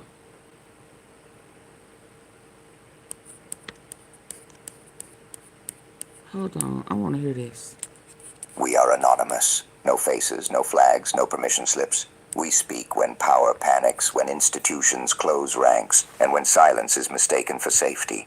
And right now, Donald Trump is panicking. Marjorie Taylor Greene may no longer sit in Congress, but her conflict with Donald Trump did not end when she walked out the door. In reality, it escalated. Because the moment she stepped outside the formal walls of power, she stopped being controllable. And Trump understands something very well. People who are no longer bound by party discipline, committee rules, or leadership pressure are the most dangerous voices of all. That is why the Secret Service is now paying attention to her. This is not about protection. This... Who did I say? Who did I just say? I felt like was working behind the scenes. That was working since he had the DOJ under his arm and the FBI. Secret Service. I'm glad to hear him say that. Because that's where my mindset was. Let's go. People who are no longer bound by party discipline, committee rules, or leadership pressure are the most dangerous voices of all. That is why the Secret Service is now paying attention to her. This is not about protection. This is not routine. This is not concern for safety. This is about intimidation. This is about containment. This is about sending a very clear message to anyone inside the mega ecosystem who might be thinking about doing what Marjorie Taylor Greene is doing right now. Speaking freely, leaking, connecting dots, refusing to shut up. Trump wants you to believe this is about a restaurant protest. He wants the story to sound small, chaotic, almost silly. Joe's Seafood, activists shouting. A public embarrassment over a $45 tuna steak. He wants laughter. He wants distraction. Because while you're focused on that, you're not focused on the real problem eating away at his presidency. The Epstein files. Trump's Department of Justice is in open violation of the Epstein Transparency Act, a law Trump himself signed. The deadline came and went in December. What did the DOJ do? They released a microscopic fraction of the files. They said about 1%. 1%. 1%. I didn't know he was going to say that. 1% is all that has been released. Justice is in open violation of the Epstein Transparency Act, a law Trump himself signed. The deadline came and went in December. What did the DOJ do? They released a microscopic fraction of the files, about 1%. 1% after weeks of claiming they had hundreds of lawyers reviewing millions of documents. 1% after insisting they were acting in good faith. Lawmakers from both parties immediately said the quiet part out loud. This wasn't delay. This wasn't bureaucracy. This was obstruction. And unlike other forms of contempt that conveniently expire with Congress, this law does not go away. Y'all, I need for y'all to double tap the face of y'all screen. Get the likes up. 1%. Typically, like with contempt, you might refer that to the DOJ, and then the DOJ never prosecutes itself. And then the problem goes away at the end of the Congress. Go away. Typically, like with contempt, you might refer that to the DOJ, and then the DOJ never prosecutes itself. And then the problem goes away at the end of the Congress because it's contempt because they're not in compliance with the congressional subpoena, which expires at the end of Congress. This law does not expire at the end of Congress, and so they've got a real problem. The contempt that the Congress refers, they could be in jeopardy of that even after this Congress expires. It follows you into the next administration. It follows you out of office. It follows you into courtrooms. That reality terrifies Donald Trump because the Epstein story isn't fading. It's growing. Every delay raises suspicion. Every excuse sharpens focus. Every partial release confirms that something is being protected. And Trump terrifies Donald Trump because the Epstein story isn't fading. It's growing. Every delay raises suspicion. Every excuse sharpens focus. Every partial release confirms that something is being protected. And Trump knows that once the full picture emerges, the narrative that he was just a bystander collapses completely. For years, Trump and his allies have tried to reduce Epstein to a series of isolated encounters. Someone bumped into him. Someone ran into him at a party. Someone once knew him socially. That language is deliberate. It shrinks systemic abuse into coincidence. It turns networks into accidents. But Epstein didn't operate like that. He moved comfortably through elite spaces. He had access to private planes, private islands, private clubs. He didn't just attend Mar-a-Lago. He operated around it. And Trump didn't just know Epstein. He surrounded himself with people deeply embedded in Epstein's world. Lawyers, fixers, political operators. People who specialized not in stopping crimes, but in managing fallout. That is why investigators are now talking openly about trafficking networks connected to Trump's social and political orbit. Not just names, not just lists, but systems, mechanics, cover-ups. And Trump understands exactly where that road leads. This is where Marjorie Taylor Greene becomes a problem. For years, she was one of Trump's most aggressive defenders. She attacked his critics. She amplified his talking points. She helped enforce loyalty inside MAGA. And then something shifted. Whether driven by ideology, ego, survival, or anger, she started speaking in ways Trump could not control. She criticized him. She challenged him. She aligned herself with issues he wanted buried. Gaza, war funding, Epstein, transparency, and she did. Y'all listen, double tap the face of your screen. I keep asking y'all to do this. Double tap, get the likes up.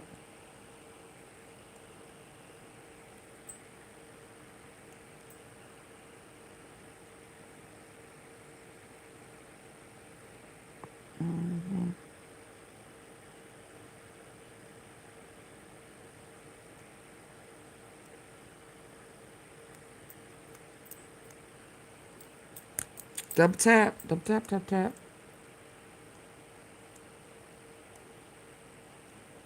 Now he bringing a criminal case. Thank you for the floating hearts, Tim Cole. He bringing on a what he believes is the most a criminal case against the Federal Reserve after you done been stealing.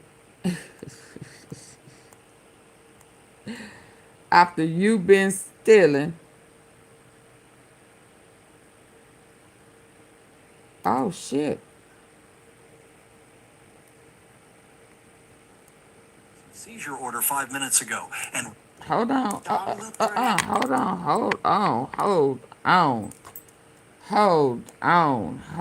on. What did I just do? Where is it at?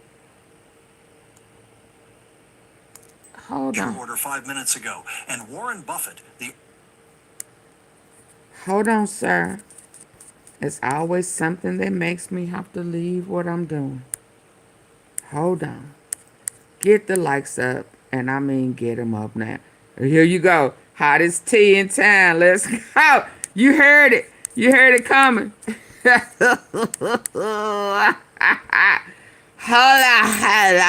Holla. Wait, what have we here? Oh my. Oh me, oh my. I need to hear his voice to make sure that what we're about to hear is true. Oh, Lord. Hit the like button. It just got hot in here. Wait, what? Do I need to bring it to the front screen? Let's stop what we doing and pause for a cause. This tea may just be real good. Oh, Lord. Where can I bring it?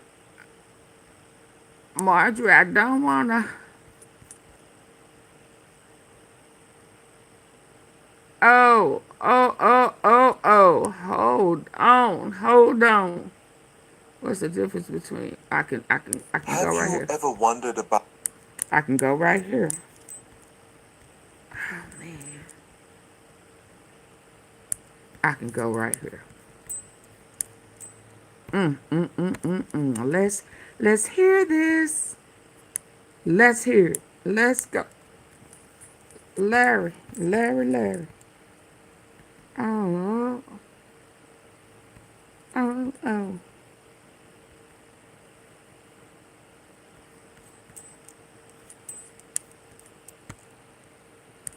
So Donald Trump just lost control of Mar-a-Lago. A federal judge issued an emergency seizure order 5 minutes ago, and Warren Buffett, the Oracle of Omaha. So Donald Trump just lost control of Mar-a-Lago. A federal. Get the likes up. Get the likes up. You said it was coming. But it wasn't official. Sound like it's official now. Risa, hello, they falling out. It's time to fall out the bushes and hit the like button. Thank you for the party hat. Thank you for the thumbs up. Auntie Fee starts singing. It's about to get spicy. Oh Lord. What have we here?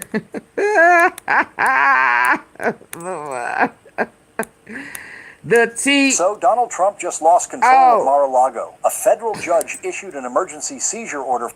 So Donald Trump just lost control of Mar-a-Lago. A federal judge issued an emergency seizure order 5 minutes ago, and Warren Buffett, the Oracle of Omaha himself, just broke his legendary silence on Trump with a response that's sending shockwaves through both Wall Street and Washington. It's honestly hard to believe this is happening, but the Manhattan District Attorney's Office, working with federal authorities, just executed what legal experts are calling the most dramatic property seizure in American political history.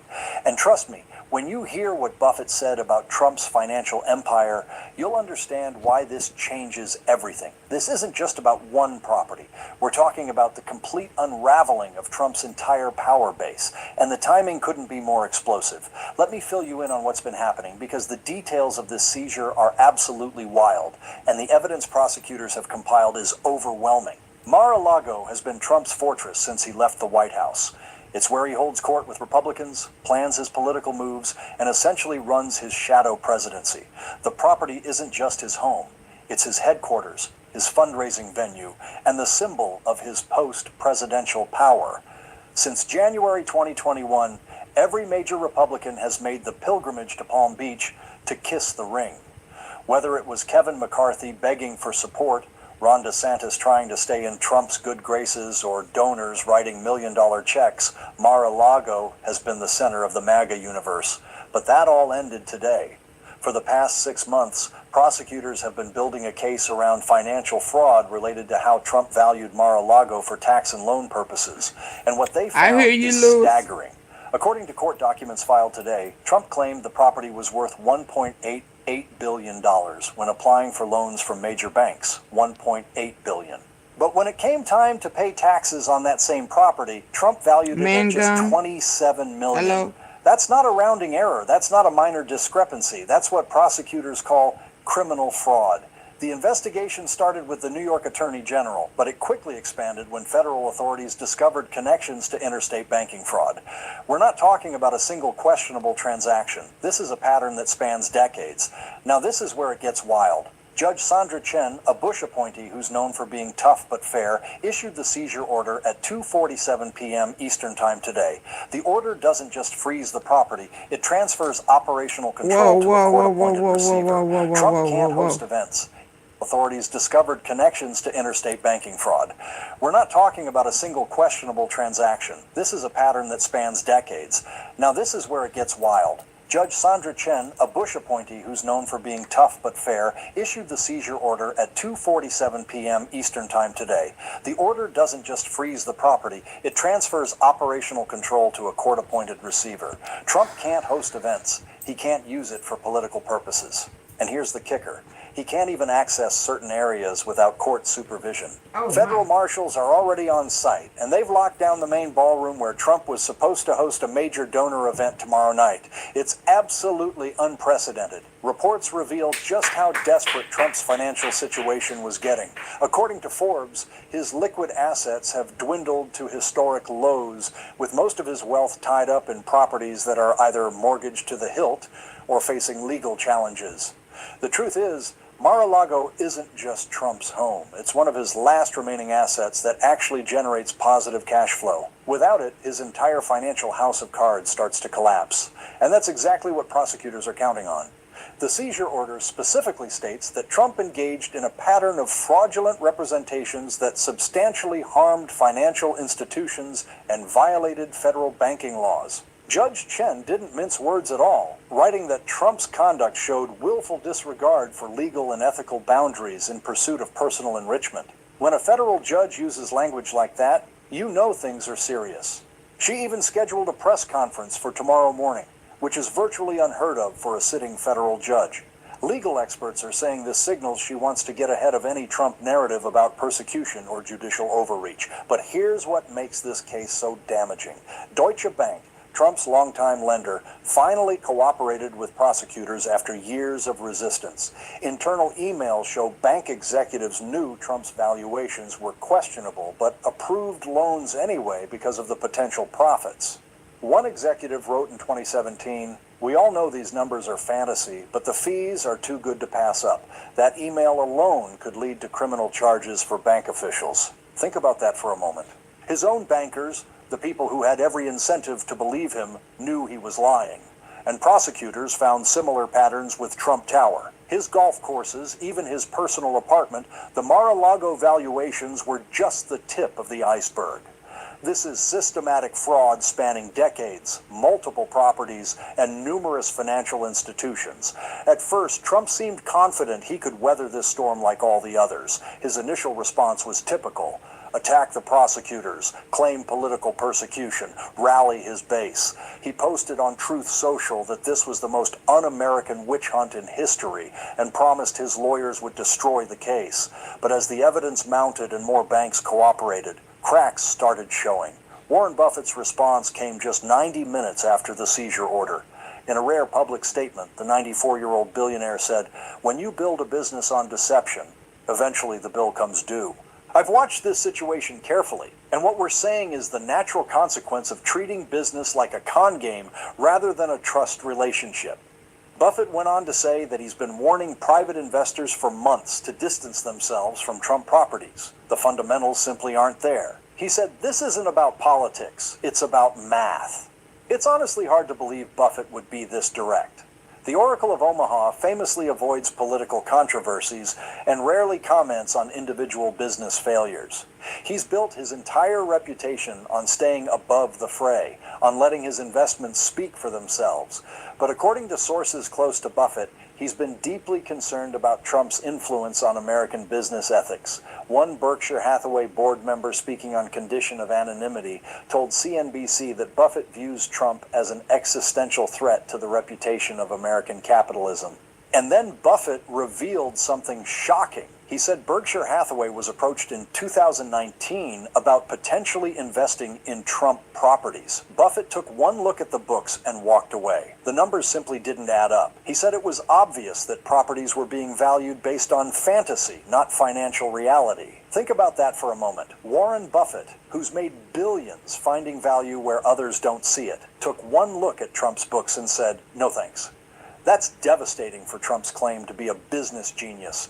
Now, this isn't the first time we've seen Trump's inner circle abandon him when legal troubles mount.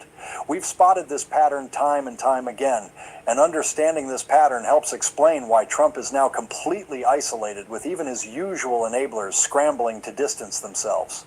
Just think about how Jeff Sessions, his first attorney general and one of his earliest supporters, ended up on Trump's enemies list. Sessions had been loyal from day one. He was the first senator to endorse Trump's presidential campaign, but the moment Sessions recused himself from the Russia investigation, Trump turned on him viciously, calling him mentally weak and a traitor. Then there was Bill Barr. Trump thought he had found his perfect attorney general, someone who would protect him at all costs. Barr even intervened in the Miller investigation and mischaracterized its findings. But when Barr refused to back Trump's election lies after January 6th, Trump branded him a disappointment and coward. Barr went from being Trump's shield to just another target of his rage. And let's not forget Mike Pence. 4 years of absolute loyalty, never contradicting Trump, always playing the perfect supporting role. But when Pence refused to overturn the election results on January 6th, Trump's supporters literally built a gallows outside the Capitol. Trump himself tweeted that Pence didn't have the courage while the mob was hunting for his vice president. Even Kevin McCarthy faced this treatment. After initially criticizing Trump for January 6th, McCarthy made his humiliating trip to Mar-a-Lago to bend the knee. He thought that would secure Trump's backing for his speaker hip. But when McCarthy needed Trump most during the speaker fight, Trump gave him only lukewarm support and later blamed him for Republican losses. Now, it looks like Trump's financial enablers are next in line for abandonment. The banks that loaned him money, the accountants who signed off on his valuations, the lawyers who drafted the documents, they're all scrambling to distance themselves. This pattern is becoming all too familiar. You can show all the loyalty in the world and defend Trump every single day. But the moment you become a liability or refuse to break the law for him, he'll toss you aside without a second thought. Legal experts are noting that we haven't seen a property seizure of this magnitude since the government went after mob properties in the 1980s. Jonathan Turley, a conservative law professor who often defends Trump, went on Fox News and made a statement that really should catch everyone's attention. He said that the evidence here is overwhelming, and defending Trump's valuations would be like defending a 3 bill. Just think about that for a moment. When you've lost Jonathan Turley, you've lost the legal argument. And this is coming from a conservative voice on Fox News. Alan Dershowitz, who was on Trump's impeachment defense team, mentioned that the seizure order appears legally sound and procedurally proper. He added that Trump's only hope might be claiming selective prosecution, but even that's a long shot given the magnitude of the fraud. This left Trump in a tight spot. On one side, he really needs to maintain his image as a fighter who never surrenders. His entire political brand depends on it. The MAGA base expects him to battle every charge, appeal every ruling, never show weakness. On the flip side, he actually has to protect his remaining assets. His lawyers were reportedly begging him to negotiate to work out a deal that might preserve some of his properties, but that would require admitting some level of wrongdoing, which Trump simply cannot do. The tricky part is, his financial survival requires the kind of compromise that his political brand forbids. So, Trump is caught in a bind. He can either keep fighting and risk losing everything, not just Mar-a-Lago, but potentially Trump Tower, his golf courses, even his plane. Criminal convictions could follow with serious prison time on the table, or he can try to cut a deal, admit to some financial irregularities, pay massive fines, but keep some assets. But that'll definitely destroy his image as a winner who's always persecuted by the deep state. Things became even more intense when 3 major Republican donors announced they were pulling support from Trump-affiliated PACs. Ken Griffin, the billionaire hedge fund manager who gave $5 million to Trump in 2020, released a statement saying, "I cannot in good conscience support any candidate facing credible allegations of financial fraud. When someone as aligned with Republican causes as Griffin starts turning against you, you know you're in a world of hurt." Griffin's not some moderate. He's funded hardite candidates across the country, but even he sees the writing on the wall. So let's break down what this means, because it's not just a captivating legal story. It has serious consequences for how our democracy operates and whether anyone is truly above the law. At the heart of the issue is whether a former president can just commit financial crimes for decades without consequences. If Trump gets away with this level of fraud, it could totally change how we think about white-collar crime. For 250 years in American democracy, we've prided ourselves on the idea that no one is above the law. Presidents have been impeached, senators have gone to jail, governors have been convicted.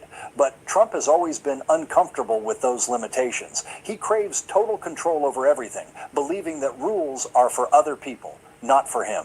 If he escapes accountability for this massive fraud, that's a significant blow to the rule of law, and it opens the door for future politicians to engage in similar behavior. So here's the deal. Donald Trump just lost control of Mar-a-Lago to a federal seizure order, and Warren Buffett essentially called his entire business empire a fraud. This isn't just about losing a property. It's about whether someone who built their wealth on decades of deception can continue to operate above the law. If Trump manages to somehow reverse this seizure or escape accountability yet again, then we're basically saying the rule of law doesn't matter anymore. That would mean we're stepping into a completely new realm where wealth and political power provide immunity from justice. It's about so much more than just Mar-a-Lago or Trump's finances. It's about whether we genuinely have a system where justice is blind, or if we're just stuck with whatever the powerful can get away with.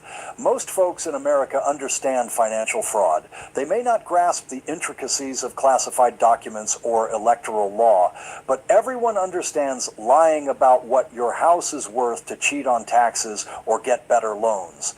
That's not political persecution, that's just crime. So keep an eye on this. Things are just heating up. The next few weeks are going to be crucial as Trump's lawyers file appeals, his supporters rally, and the justice system is tested like never before. The stakes have never been higher, the evidence stronger, and the outcome more unpredictable.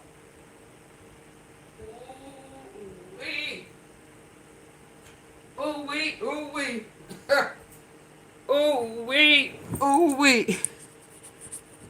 Hold on. Hold on. In his homeboy's appeal.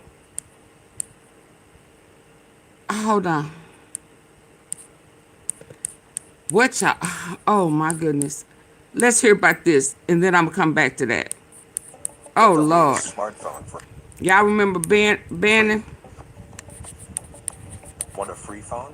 Oh, Well, friends, an appeals court just affirmed Steve Bannon's criminal conviction, and Bannon is now one giant step closer to having to serve his prison term.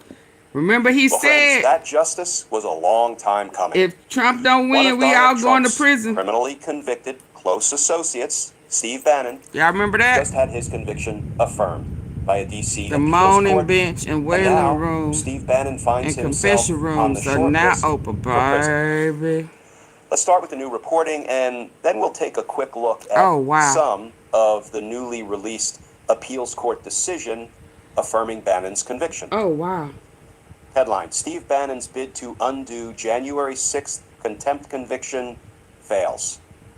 And that article begins: former Trump advisor Stephen Bannon was rightfully convicted of contempt of Congress for refusing to testify in front of the committee that investigated the January 6, 2021 Capitol attack, an appellate court ruled Friday.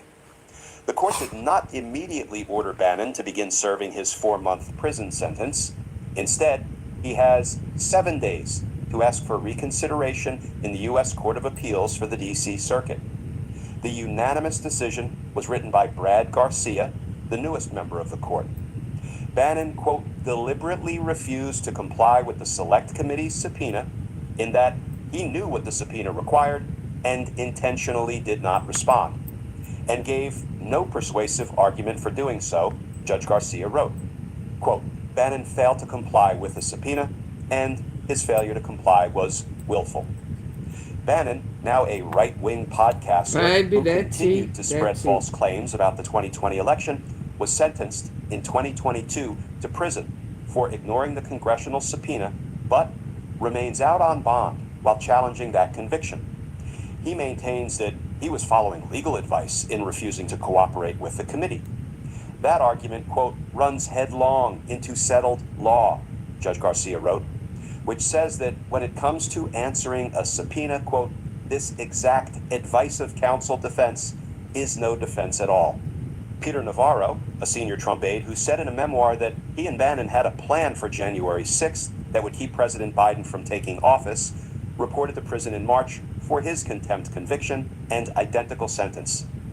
Bannon argued that his lawyer advised him not to answer the subpoena unless and until former President Donald Trump waived any executive privilege over their communications.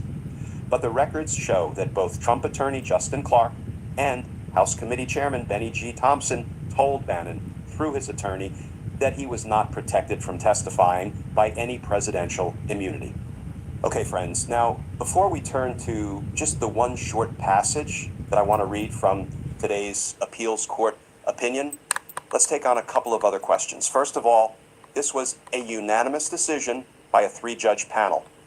Who were those judges? Well, one was a Trump appointee, one was an Obama appointee, and one was a Biden appointee.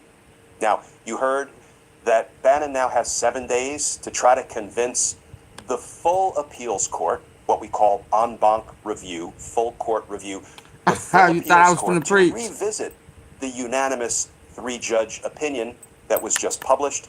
I'm going to go out on a limb and say there's no way Steve Bannon is going to persuade a majority of the appeals court judges that the unanimous 3-judge opinion was wrong. So after the 7 days expires, what happens? Well, Steve Bannon undoubtedly will petition to the Supreme Court, trying to get them to review the denial of his appeal, and I'm sure asking that he please be allowed to stay out pending the Supreme Court's decision on whether to accept his case for review, because of course he wants to keep broadcasting in his podcast things that are dangerous to our democracy, the way he has been all along.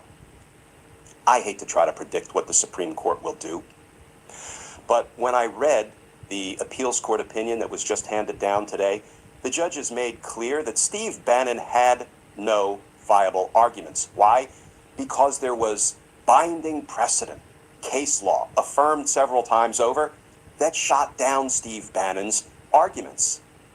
So, when Steve Bannon tries to get the Supreme Court to take this case for review, I would like to think they will be persuaded that there's all this settled precedent that easily defeats Bannon's claim. So, of course, the Supreme Court won't grant review and do Steve Bannon, a close associate of Donald Trump, a favor. Oh, wow. Oh, wow. Oh, wow. Though, then again, the Supreme Court did go against its own settled precedent of 50 years when the extreme right-wing bloc of the Supreme Court decided to revoke women's constitutional privacy rights. And that's why we're going to get out in November to the polls in numbers too big to rig and too real to steal. But I digress. I often do. So I'm not going to place a bet on whether the Supreme Court will do Steve Bannon a solid, but I don't think they will. This is not the kind of issue I believe they will feel compelled to take up. So that means within a couple of weeks, Steve Bannon could be given his reporting date to the Federal Bureau of Prisons to begin serving his 4-month sentence. He'll be in good company. His fellow criminal associate, Peter Navarro, is serving 4 months presently, maybe keeping a bunk warm for Steve Bannon. But let me take on one other issue before we turn to a very brief passage of today's opinion, and that is these convictions that were just affirmed only involve Steve Bannon criminally violating a congressional subpoena. He was served 2 subpoenas because the J6 committee knew he had potentially incriminating evidence against Donald Trump to provide, and they subpoenaed him to testify. That was one subpoena. And they subpoenaed him for documents. That was the second subpoena. Yeah, I got that and one. Bannon said, take a flying leap. I'm not complying with these subpoenas. He went to trial. The jury convicted him in a hot minute, and he was sentenced to 4 months in prison. Unfortunately, a Trump-appointed Judge Carl Nichols decided to leave him out and about pending appeal for a couple of years now, again, so he could continue to work to undermine American democracy on his podcast and elsewhere. Good job, Judge Nichols. Peter Navarro, who committed the exact same 2 crimes, who similarly went to trial and went down in flames. The jury convicted him in a D.C. minute. He was sentenced to 4 months, and a fair, impartial, independent judge, Amit Mehta, said, no, you'll be reporting to the Bureau of Prisons and serving your 4 months. You can file an appeal. That's your right, but you're going to prison, and that's where Peter Navarro is right now. Not Steve Bannon. What a difference a judge makes. Trump-appointed Judge Carl Nichols and Judge Amit Mehta. Same crime, same conviction, same sentence, dramatically different handling of those 2 cases. Equal application of our laws? Hardly. Do you know Hobby Lobby has hundreds of incredible products on sale every single week? Just check out our weekly ad to discover unbelievable savings.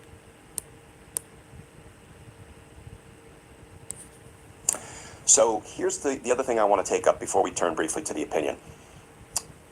Steve Bannon has only been held accountable for 2 crimes, violating 2 congressional subpoenas. What he has not been held accountable for is running the Willard War Room on and around January 6th to try to criminally keep Donald Trump installed in the presidency and to try to criminally deny Joe Biden his rightful election win, trying to criminally override the expressed will of the American voters. For all of those crimes, Steve Bannon has not yet been prosecuted. And there's something in today's appeals court opinion that maybe provides a little bit of foreshadowing of problems to come for Steve Bannon. Let's have a quick look at the opinion. Okay, let's go. This from the unanimous 3-judge panel. Quote, public accounts indicated that Bannon had predicted on a January 5, 2021 podcast that all hell was going to break loose the next day. The next day being January 6th, the day of the Capitol attack.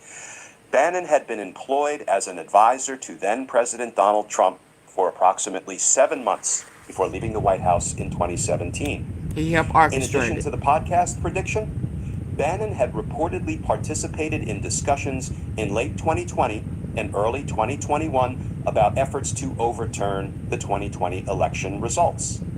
So, the court opinion continues, Congress had every right and every reason to subpoena Steve Bannon to try to extract from him the incriminating information and evidence he had about Donald Trump and others. There's a bit of an ironic twist here, friends, because had he complied with the subpoena and just shown up at the congressional hearing and pled the Fifth, invoked his Fifth Amendment right against self-incrimination, he could have been on his way, because he undoubtedly has a Fifth Amendment privilege against self-incrimination for his own criminal conduct. But you can't just blow off a subpoena. You can't just thumb your nose at a subpoena. You have to appear and invoke any privileges you might have that, might actually be recognized by the law. So Bannon just kind of cut off his nose to spite his face. Didn't want to show up and plead the Fifth, perhaps for obvious reasons, so instead committed the crime of contempt of Congress ×2, was convicted, was sentenced. His conviction has now been affirmed, and he'll be heading to prison soon. But the reason I read that passage to you, friends, was because I hope these criminal charges against Steve Bannon that were just affirmed, I hope they're just for openers. I hope Jack Smith and/or the Department of Justice Smith gonna wear their ass out. intends to indict Steve Bannon for his crimes on and around January 6th, not just for blowing off congressional subpoenas, for the fact that he was running the Willard War Room, trying to override the expressed will of the American voters. Yeah, he needs to be held accountable for those crimes as well. And let's hope that passage that I read is a sign of things to come. But there's one other problem Steve Bannon has, friends. Let's not forget, he's indicted in a big old felony scheme up in New York, for putting together that bogus We Build the Wall Foundation and then stealing from Trump's supporters. He's pending a felony trial in New York. He was actually supposed to go to trial later this month in May, but interestingly, the presiding judge is a judge named Juan Merchan. He's wrapped up at the moment, presiding over Donald Trump's criminal trial in New York. So ultimately, Steve Bannon's trial date got pushed to, I believe, September. So it's a bit of a quandary. Will Steve Bannon's September trial be able to start for his felony fraud case for bilking Trump supporters out of their money, with this fictitious We Build the Wall Foundation? Will it be able to start in September if he's serving a federal prison term of 4 months for 2 counts of contempt of Congress? Challenges. Suffice it to say, friends, at some point, okay, hold on. He will serve for 4 months. I've dealt with Congress. At some point, he will go to trial in New York. In his other felony case, he is very likely to be convicted and sentenced to prison in connection with those crimes. Maybe someday Steve Bannon will have a change of heart and say, Epstein, listen. Hooking my weapon. He in the Epstein files. So he said himself that if Trump is not placed back, this was supposed to be my thumbnail. President arrest coming, but I didn't want to be,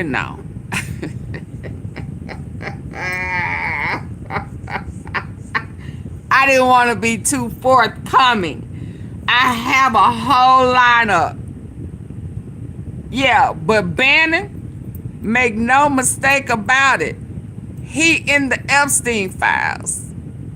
He is who Epstein was with when his brother was talking, emailing him, and he said he was with Bannon, and he asked him, do Putin still have the picture of Bubba? Of Trump tapping off Bubba's pickle.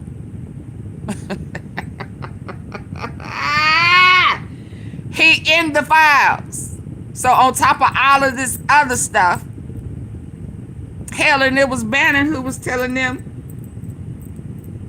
the Proud Boys or whatever they are, ICE or whoever, to go over to the Trump Tower when it was being seized. Picklegate.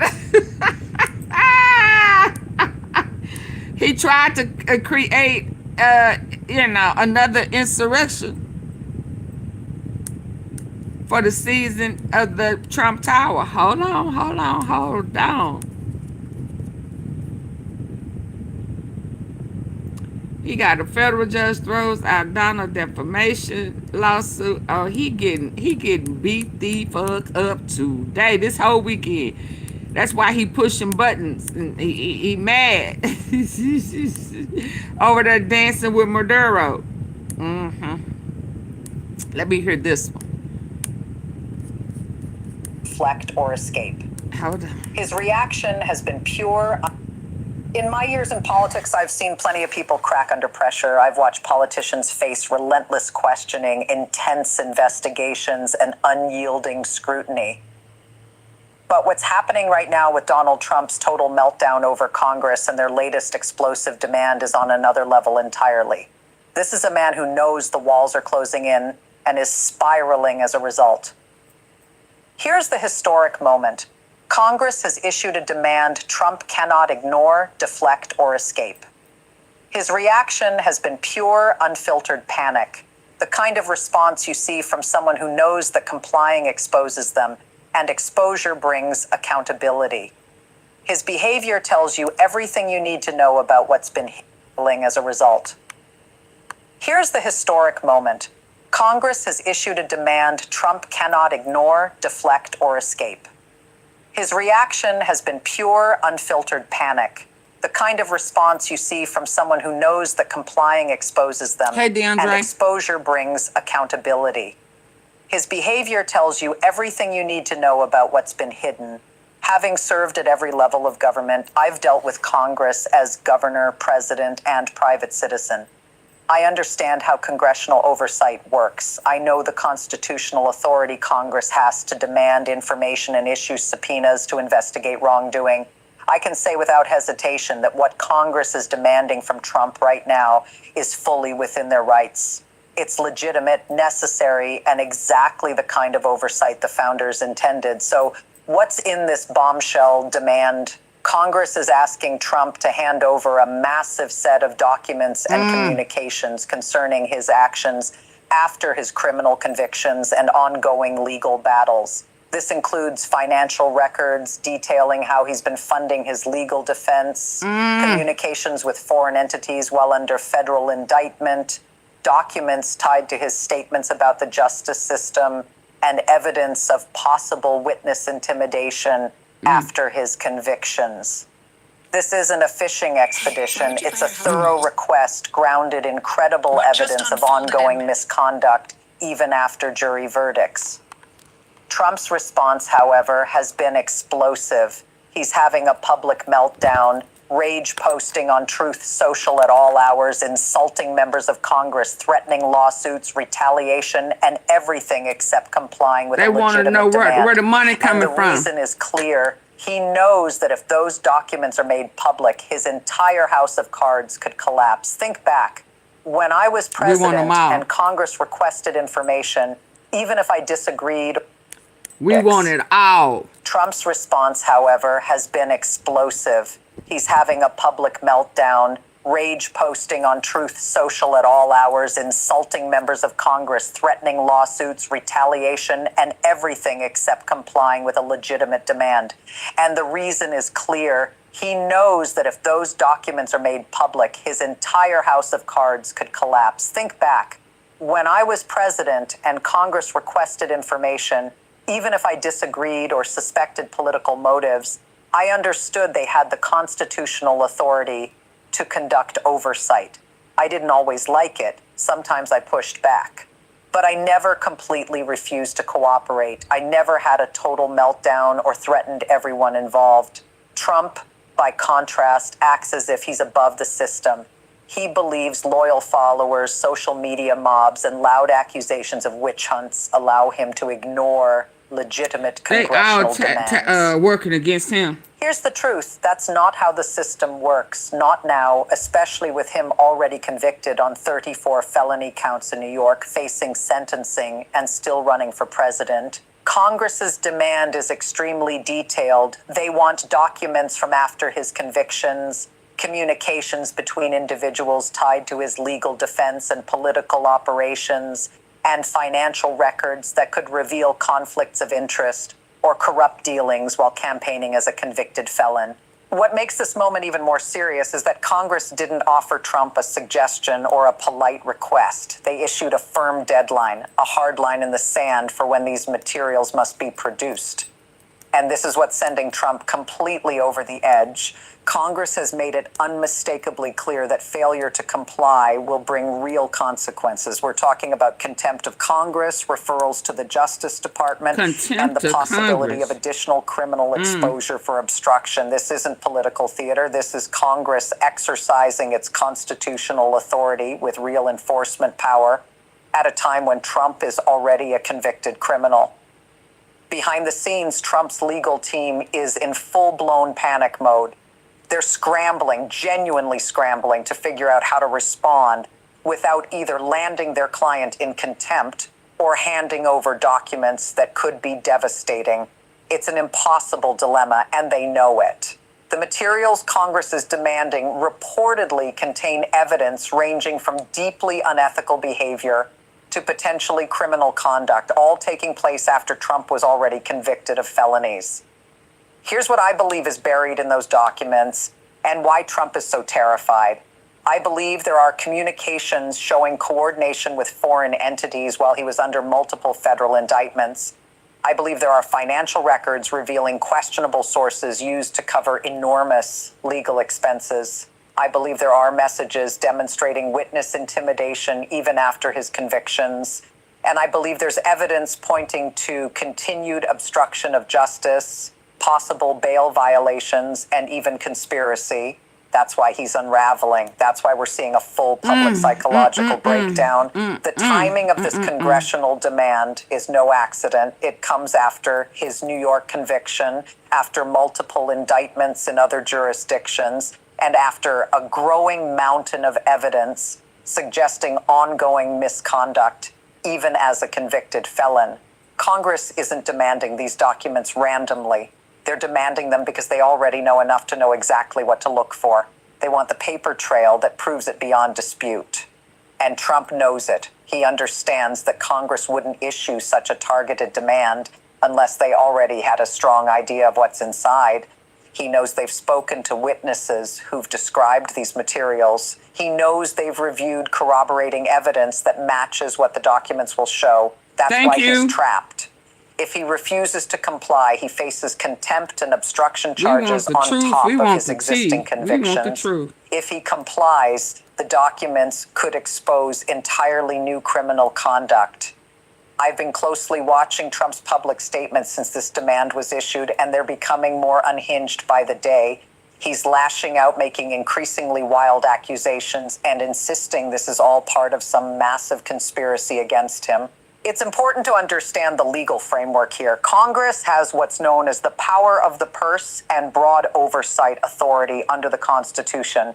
They have both the right and the responsibility to investigate potential wrongdoing, especially by a convicted felon who is running for president. This authority has been repeatedly upheld by the Supreme Court. It's not controversial. It's not new. It's a core part of our system of checks and balances. Trump, however, has never cared about checks and balances. He sees any attempt to hold him accountable as an attack, as persecution, or as evidence of some elaborate conspiracy. He fundamentally doesn't understand or refuses to accept that in a democracy, leaders are accountable to the people through their elected representatives. He acts as if being a former president and current candidate makes him untouchable. But in America, even convicted criminals are not above the law. The bombshell nature of this congressional demand also comes from what it represents. This isn't a single committee making a request. It's a coordinated effort across multiple committees with bipartisan support in some cases, all united in determining the truth about Trump's conduct after his convictions. That kind of pressure is significant. It's powerful. And it's exactly what has him rattled. I've spoken privately with members of Congress, both Democrats and a few Republicans, and they say the evidence they've already gathered is staggering. They describe it as clear proof that Trump has continued engaging in potentially criminal conduct even after being convicted. The documents now being demanded, they say, will provide the missing pieces. the smoking guns that make additional prosecution almost inevitable. Trump's meltdown is also revealing in how it's manifesting. He's not just denying wrongdoing or claiming the demand is improper. He's personally attacking every member of Congress involved, threatening their families, and encouraging supporters to harass them. That's not the behavior of an innocent man. That's the behavior of someone desperate, cornered, and dangerous. And remember, this is a man already convicted of 34 felonies.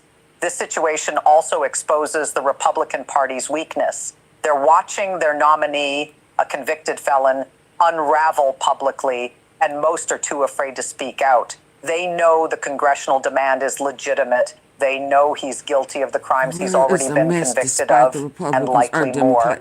Yet they're paralyzed by fear of his base, fear of viral posts on Truth Social, fear of primary challenges.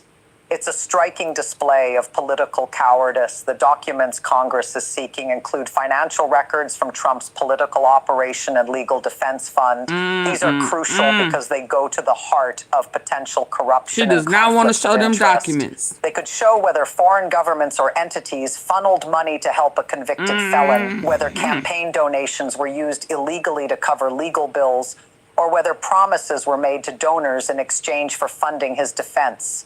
Trump has fought to keep these financial records secret his entire life. Even after his conviction, he has been extremely protective of where his legal defense funds come from.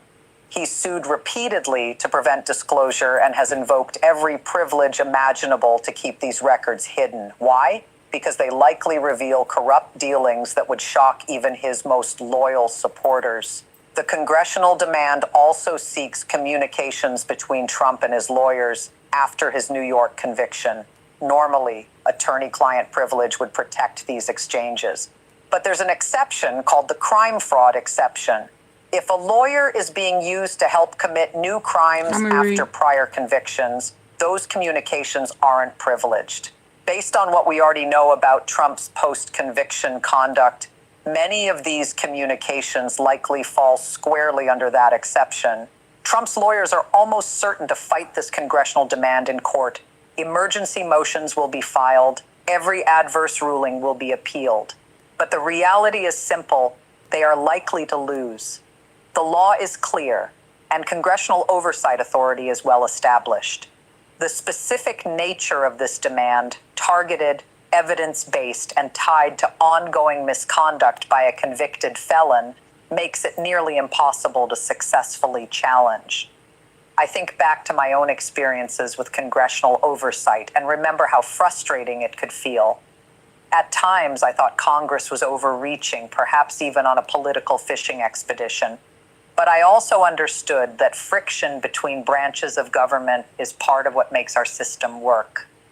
It's messy, it's uncomfortable, but it's necessary. Trump has never understood that. He has never accepted that anyone has the right to question him or investigate him, even after a jury of his peers convicted him.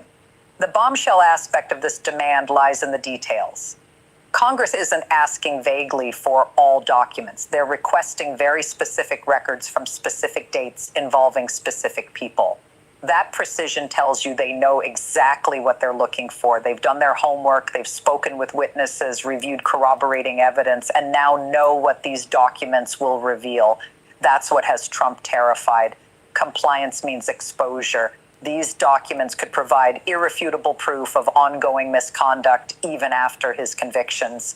So what does he do? The only thing he knows how to do: attack, threaten, and publicly meltdown. Trump's psychological state is plain to see. His rallies, his Truth Social posts, they all reveal a man cracking under pressure. The bravado remains on the surface, but underneath is panic. You can hear it in his voice when he talks about this congressional demand. He knows he's cornered as a convicted felon facing potential new charges, and he's animal. The congressional demand also seeks testimony. Trump himself is being called to appear before committees and answer questions under oath about his conduct since his conviction. That's something he spent his entire life avoiding. And now, as a convicted criminal, it terrifies him. being under oath is dangerous for him because he cannot help but lie. And lying under oath is perjury. Picture Trump sitting before Congress, answering hard questions under penalty of perjury, all while already convicted of 34 felonies. It would be a disaster. He cannot tell the truth if his life depended on it. Within minutes, he'd perjure himself. Let me hear this one. Before, oh man, I think it's two I want to hear.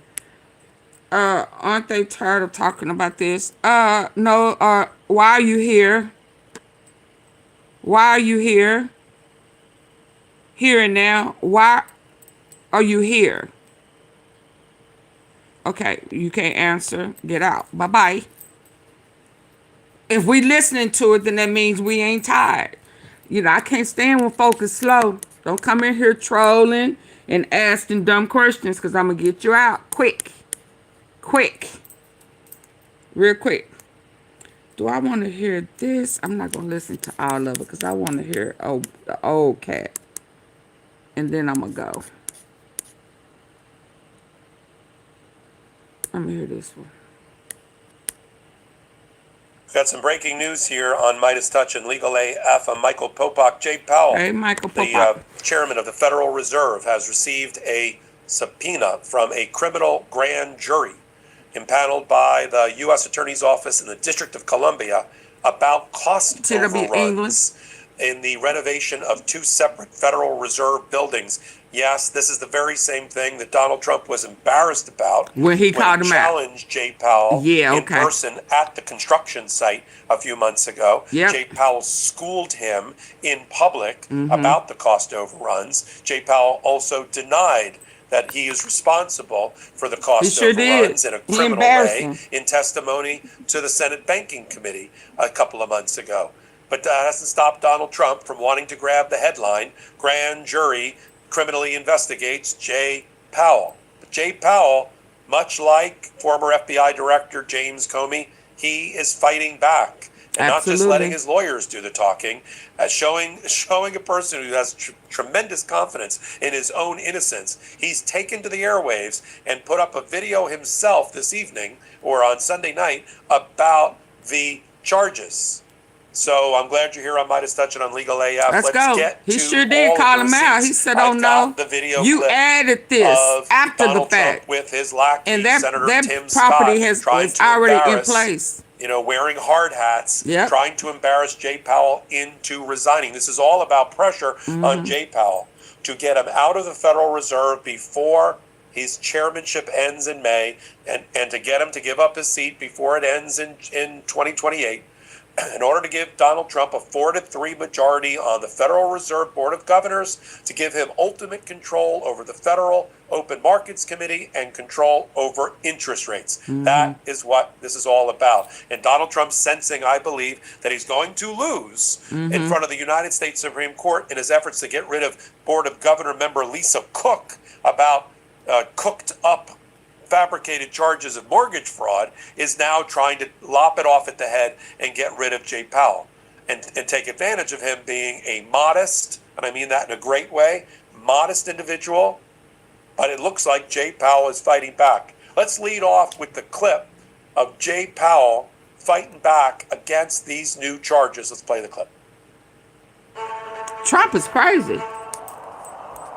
We grew up on a lot of these. He been told he can't get Comey and James. Good evening. Let's go. On Friday, the Department of Justice served the Federal Reserve with grand jury subpoenas, threatening a criminal indictment related to my testimony before the Senate Banking Committee last June. That testimony concerned in part a multi-year project to renovate his... Did y'all hear him swallow? So don't come in here saying it's AI. We know it. But it's his message that he's submitted to AI to do the recording for him. Did y'all not just hear him swallow? You want me to play it again so that y'all can hear him and see him swallow? So don't come in here saying, oh, it's AI. We know it. Okay? For whatever reason, he chose to use it. That's his business. We want to hear the message. Let's go. On Friday, the Department of Justice served the Federal Reserve with grand jury subpoenas, threatening a criminal indictment related to my testimony before the Senate Banking Committee last June. That testimony concerned a multi-year project to renovate historic Federal Reserve office buildings. I have deep respect for the rule of law and for accountability in our democracy. No one, certainly not the chair of the Federal Reserve, is above the law. But this unprecedented action should be seen in the broader context of the administration's threats and ongoing his throat pressure. dry. This new threat is not about my testimony last June or about the renovation of the Federal Reserve buildings. It is not about Congress's oversight. He made me get a drink. The Fed, through testimony and other public disclosures, made every effort to keep Congress informed about the renovation project. Those are pretexts. The threat of criminal charges is a consequence of the Federal Reserve setting interest rates based on our best assessment of what will serve the public, rather than following the preferences of the president. This is about whether the Fed will be able to continue to set interest rates based on evidence and economic conditions, or whether instead monetary policy will be directed by political pressure or intimidation. Gobble. I have served at the Federal Reserve under 4 administrations, Republicans and Democrats alike. In every case, I have carried out my duties without political fear or favor, focused solely on our mandate of price stability and maximum employment.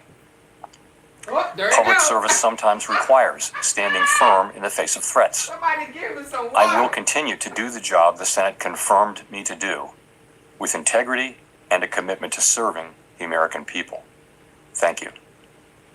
Right. Now, let's go back in time several months ago, before the East Wing was torn down, before on the wreckage of the East Wing, a cost overrun ballroom, Golden Ballroom, was built by Donald Trump at double the cost. In other words, should we be criminally investigating Donald Trump and his administration for the ballroom based on these same set of conditions? Okay. So let's start from the beginning. The Federal Reserve occupies a campus, a set of buildings along a campus, right? Many of the buildings, at least 2 in particular, were built in the 1930s. The Eccles building, another building on Constitution Avenue, and a building behind it. That was the last time they were renovated. That means they have antiquated or no fire suppression. They have antiquated electric, water, HVAC, heating, air conditioning. They're filled with lead and asbestos contamination that has to be remediated. And costs, I don't know if Donald Trump noticed, costs have gone up considerably in building supplies and building materials from COVID forward and because of his tariffs. So is there a cost overrun of $600 or $700 million? Probably.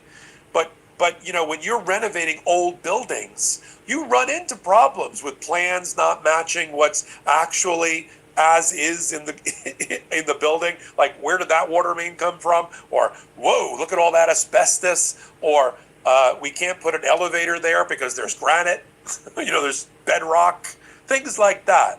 So they're trying to modernize these buildings so people can actually live in them, and they don't continue to be sick buildings where people die because they work in there.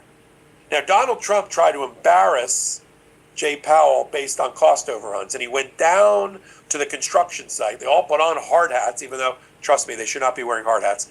It's not a good look. And, they had this little performative art piece where Tim Scott pulled out a piece of paper from his pocket. Donald Trump looked at it and said, "Yeah, right here, based on your own numbers, you're way over. You got over budget here."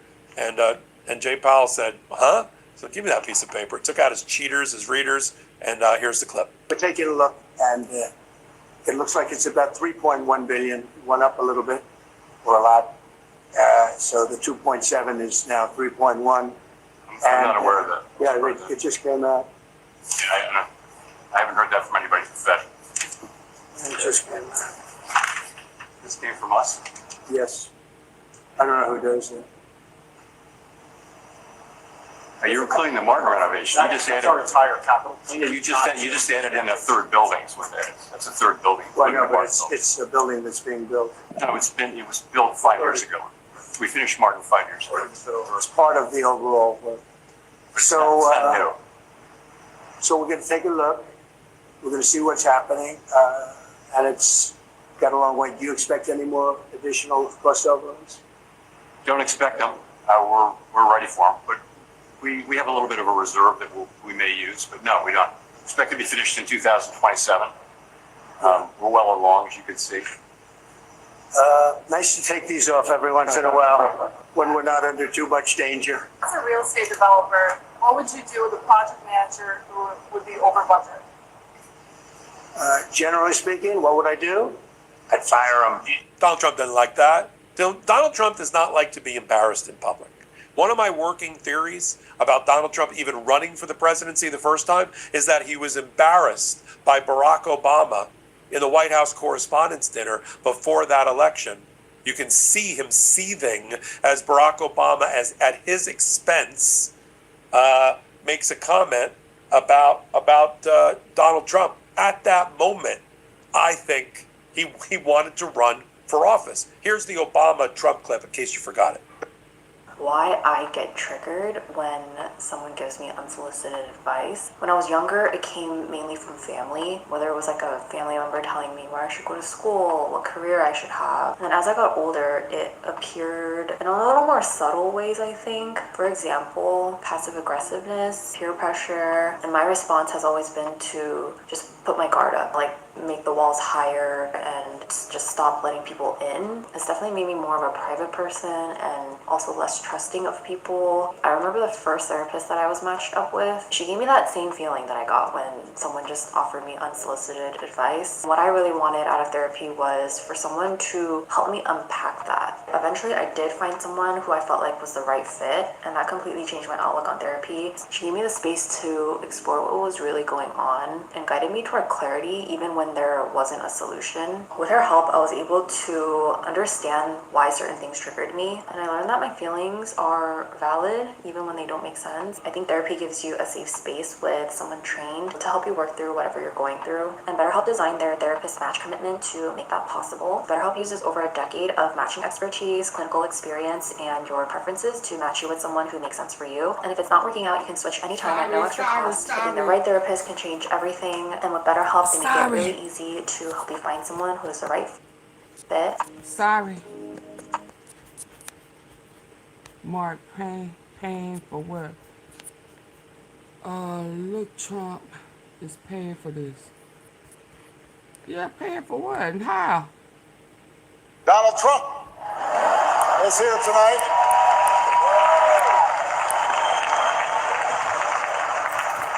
Now I know that he's taken some flack lately, but no one is happy. No one is prouder to put this birth certificate matter to rest than the Donald.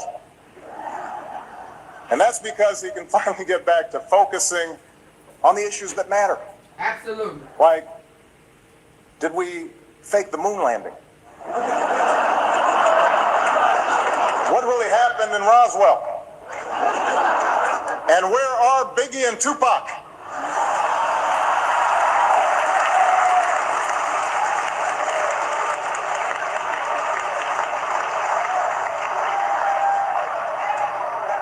All kidding aside, obviously we all know about your credentials and breadth of experience.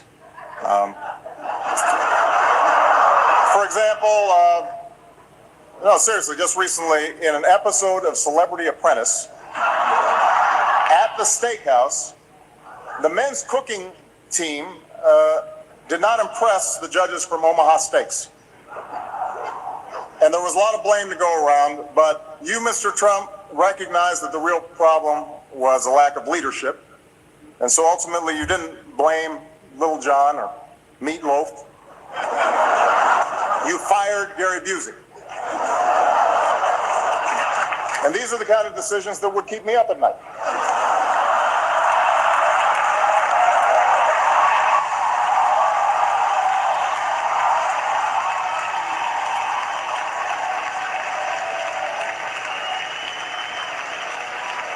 Well handled, sir. Well handled. Say what you will about Mr. Trump. He certainly would bring some change to the White House. Let's see what we got up there.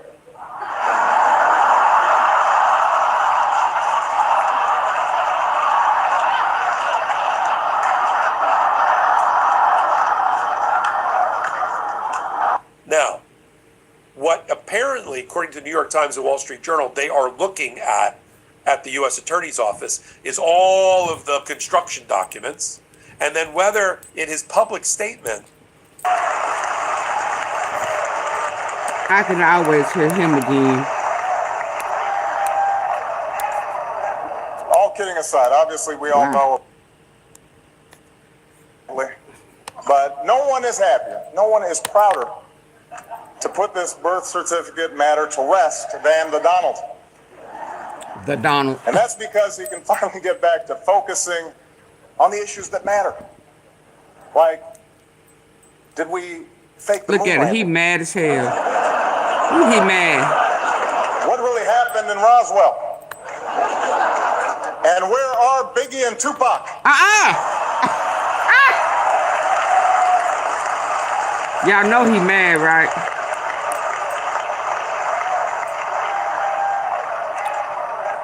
All kidding aside, obviously we all know He ain't been able to get him out of his your head since credentials then. and breadth of experience. For example, no, seriously, just recently in an episode of Celebrity Apprentice, at the steakhouse, the men's cooking team did not impress the judges from Omaha Steaks. And there was a lot of blame to go around, but you, Mr. Trump, recognized that the real problem was a lack of leadership. And so ultimately you didn't blame Little John or Meatloaf. You fired Gary Busey. And these are the kind of decisions that would keep me up at night.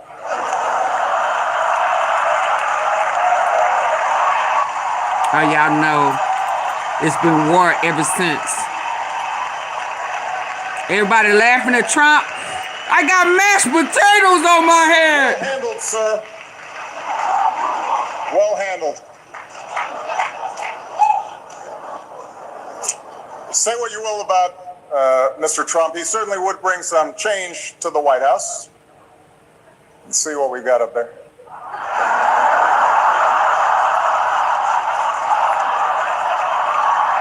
Right House. Oh, wow.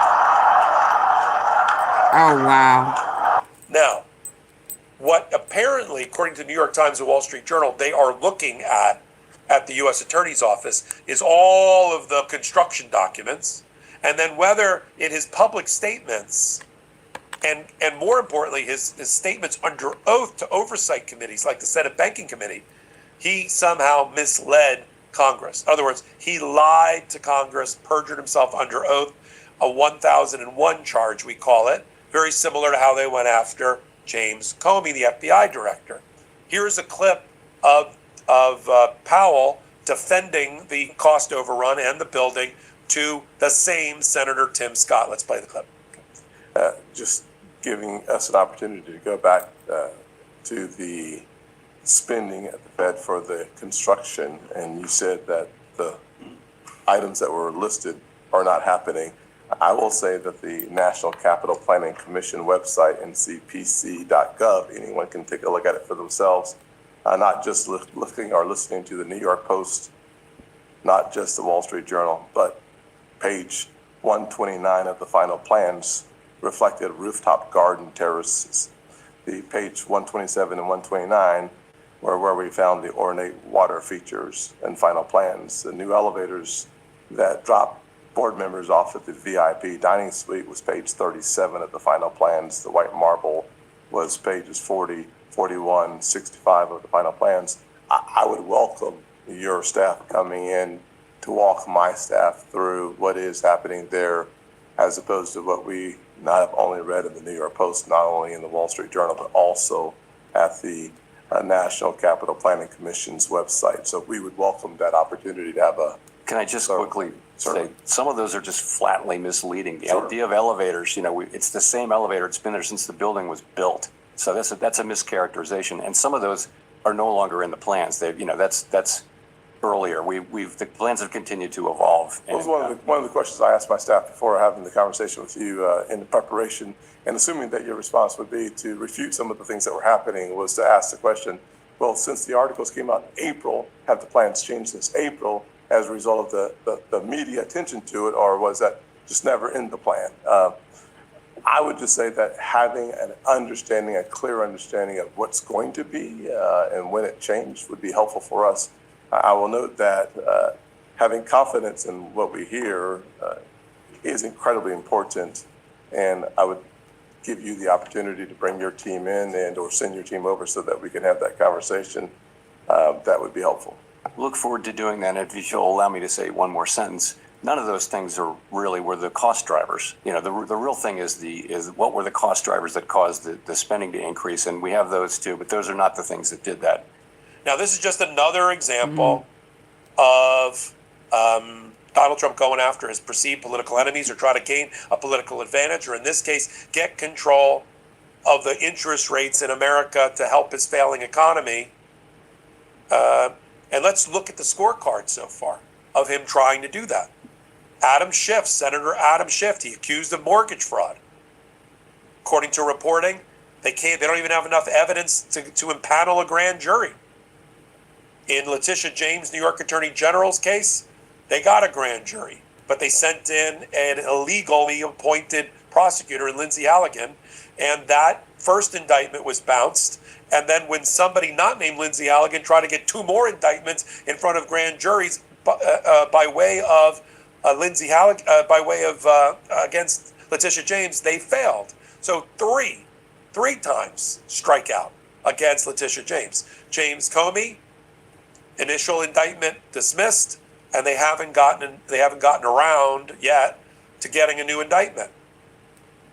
John Brennan, CIA director, they're running around the Southern District of Florida trying to get an indictment in a grand jury supervised by Eileen Cannon, the judge in Miami, but it hasn't happened yet. We've got the former UN ambassador, National Security Advisor John Bolton. He got indicted. All right, I mean, if it's appropriate, you get indicted. But just because there's a grand jury that's issuing subpoenas does not mean that leads to an indictment, nor should it.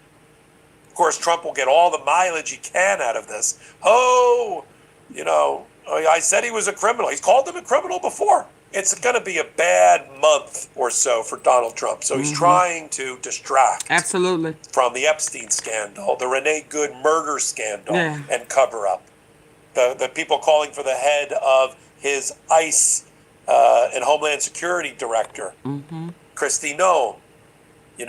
You've got tariffs probably going to be torn down by the Supreme Court. He's probably going to lose with the Lisa Cook case on the Federal Reserve. He needed something for people to talk about, but we now have broken it down for you. I'm glad you're here. We're going to cover this story. I'm glad to see Jay Powell fighting back hard as he should, calling it out for what it is, an attempt to undermine our independent Federal Reserve, and for Donald Trump to get his greedy, grubby little hands on the tiller, which we cannot allow. We'll continue to call it out here on Midas. Absolutely.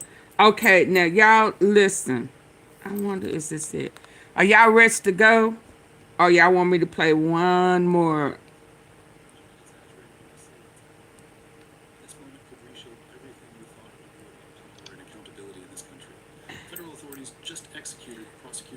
Do y'all want one more? And on legal AF, take a moment. You're going to understand exactly why this changes the game completely. We're not just watching one legal battle here. This is the beginning of the total collapse of the financial empire that's been built over decades. And the timing couldn't be more devastating. Let me break down what's actually going down right now, because details are absolutely...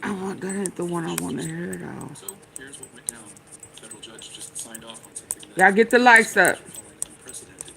We're talking about a property seizure that's so dramatic, so loaded with implications, that it's sending shockwaves through political circles and financial markets at the same time. And the property in question is your winter reminder to cover up your spigots before they bust. Because if these are left exposed, they could freeze and... And the property in question? Mar-a-Lago. Yeah, that Mar-a-Lago.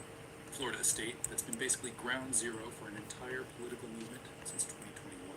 Now, before you think this is just another headline that'll blow over in a news cycle... Good evening and welcome to what can only be described as one of the most consequential legal developments in American political history.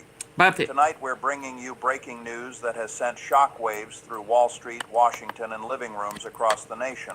The Manhattan District Attorney's Office, under the leadership of Alvin Bragg, has just unsealed 47 indictments targeting associates and former business partners connected to Donald Trump, the current President of the United States, who was inaugurated on January 20th, 2025.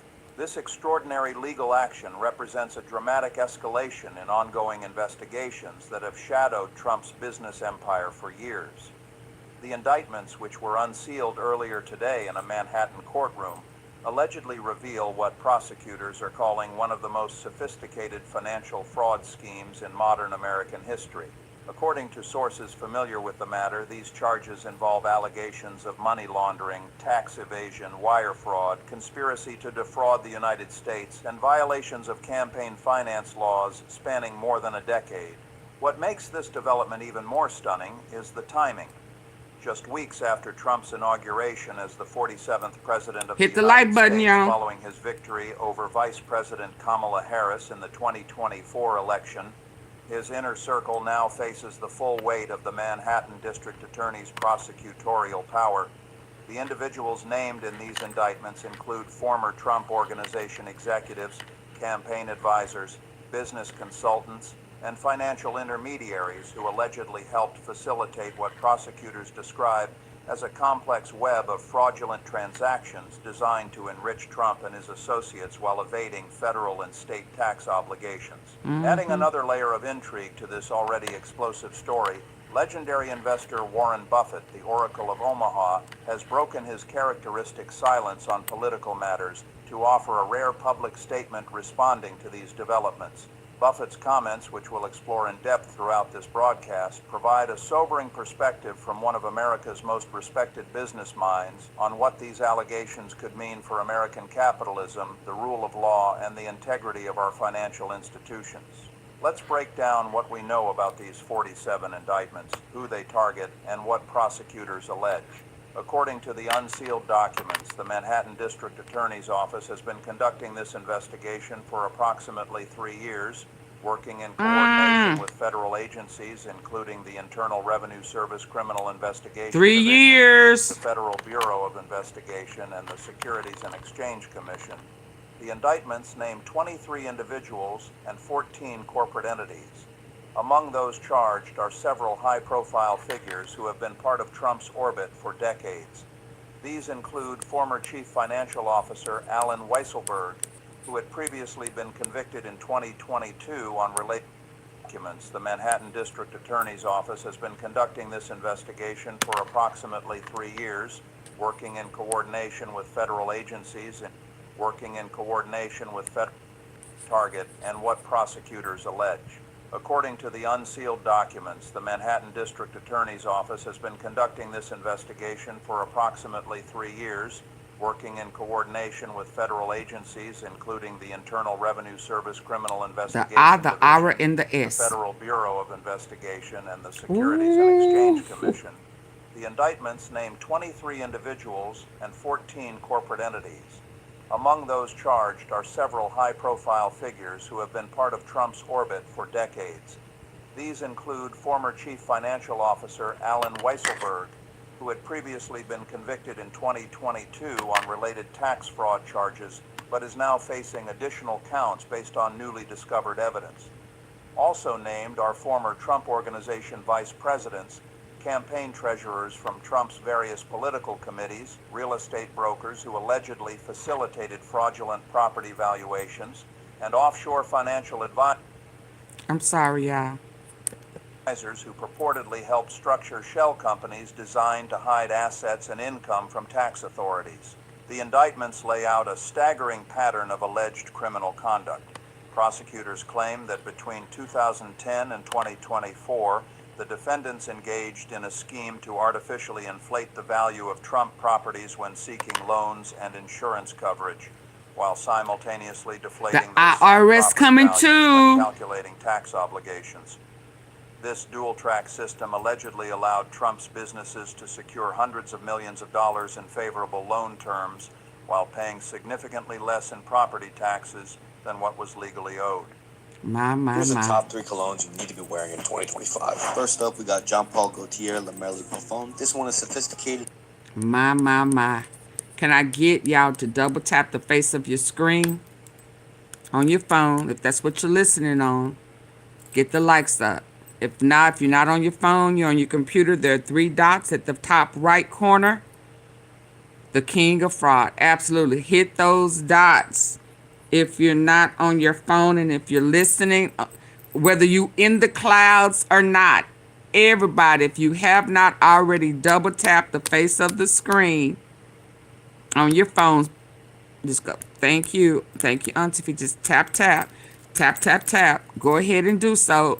If not, hit the 3 dots and get the likes up or leave. I mean, I don't want to have to say it like that, but y'all act like y'all can't hear me. Y'all steady walking, coming in. Cause the tea is hot. Say it. The tea is hot. Shit. One particularly damning allegation involves the Trump Tower property in Manhattan. According to the indictment, when seeking a refinancing loan in 2014, Trump Organization executives presented documents to Deutsche Bank valuing Trump's penthouse apartment at 30,000 square feet, making it worth approximately $300 million. However, the actual size of the apartment was approximately 11,000 square feet, representing a nearly 3-fold inflation of the property's dimensions and value. Prosecutors allege this wasn't merely an honest mistake, but rather a deliberate fraud perpetrated with the knowledge and approval of senior executives now facing charges. The indictments also detail allegations of elaborate money laundering schemes involving multiple countries and dozens of shell companies. According to prosecutors, Trump associates established corporate entities in the Cayman Islands, British Virgin Islands, Panama, and Cyprus, specifically designed to receive payments that would otherwise have been reported as taxable income in the United States. These payments allegedly included licensing fees from international Trump-branded properties, speaking fees paid to Trump and his children, and consulting fees that prosecutors claim were actually disguised bribes or kickbacks. Campaign finance violations constitute another major component of these charges.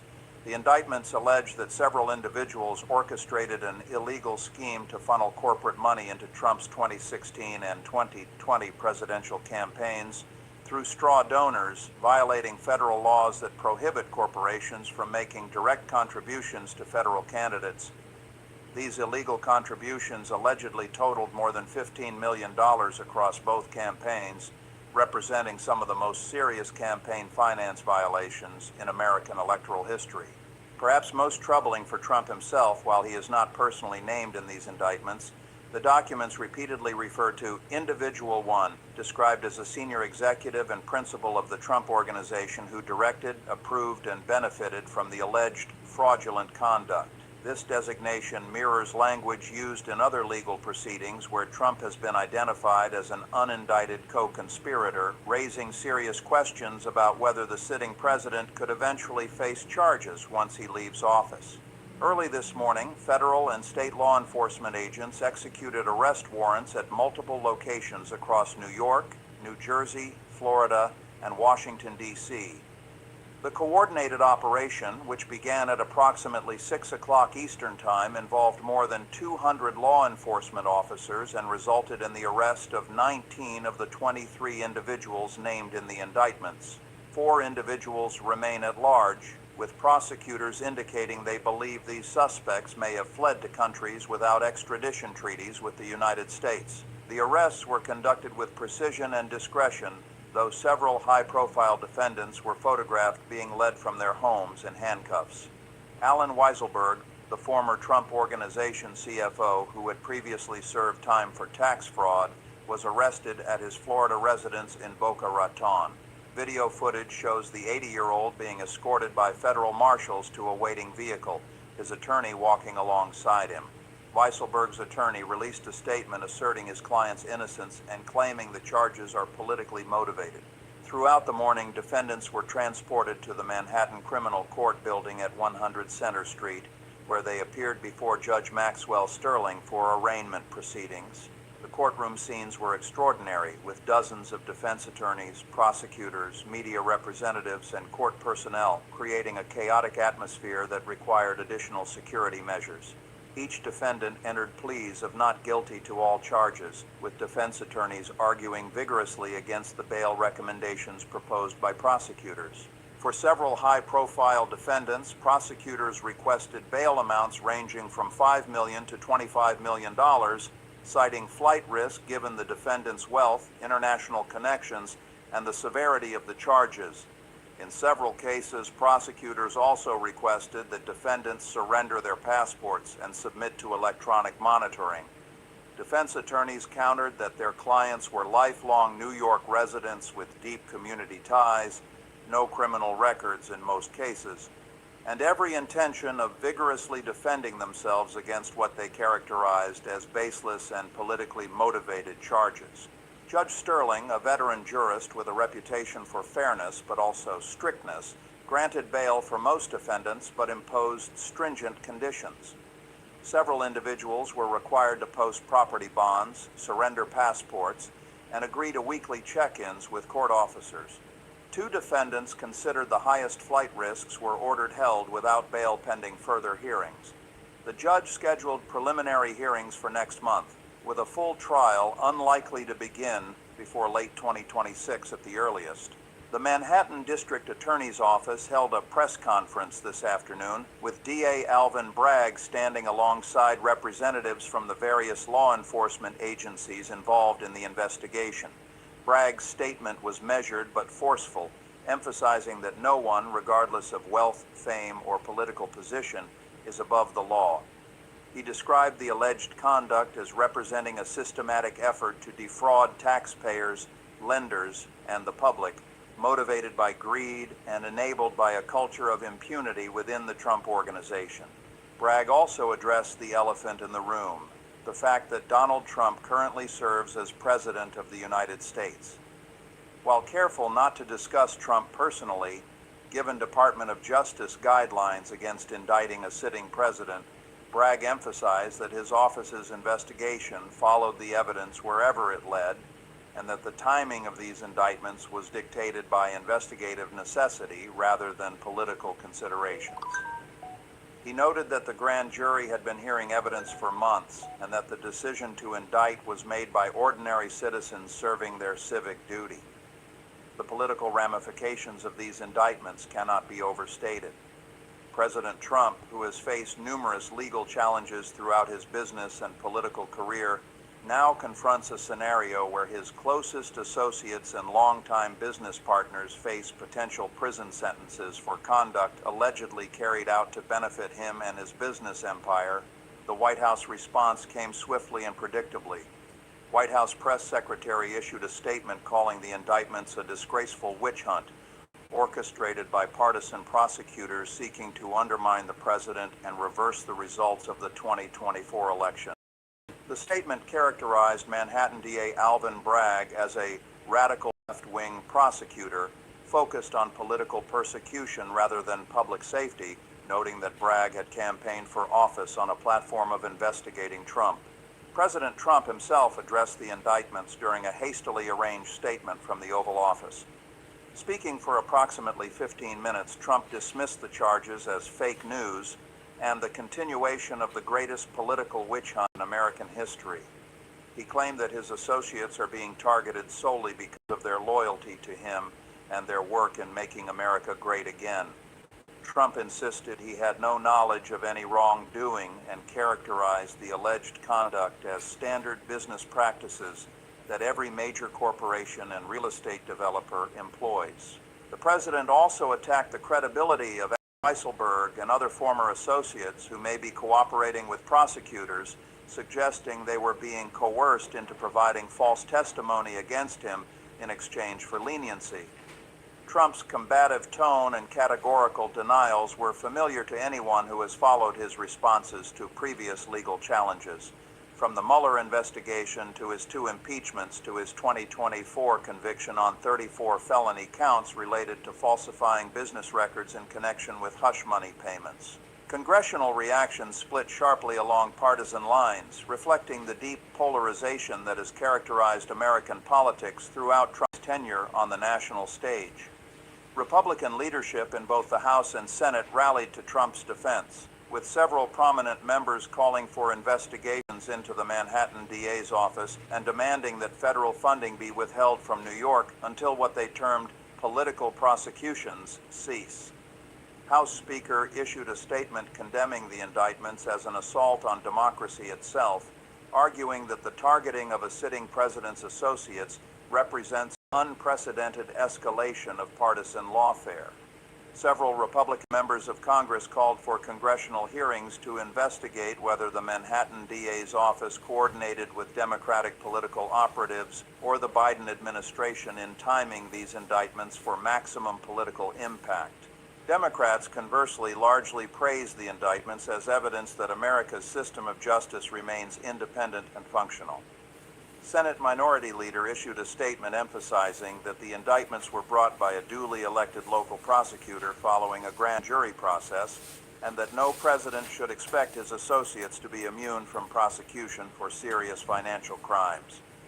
Several Democratic representatives noted the irony of Trump campaigning on a platform of law and order while his business organization allegedly functioned as what prosecutors describe as a criminal enterprise. The political center, such as it exists in contemporary America, expressed concern about both the allegations and the timing. Several moderate senators from both parties called for the judicial process to proceed without political interference, while also urging all parties to refrain from inflammatory rhetoric that could further divide an already fractured nation.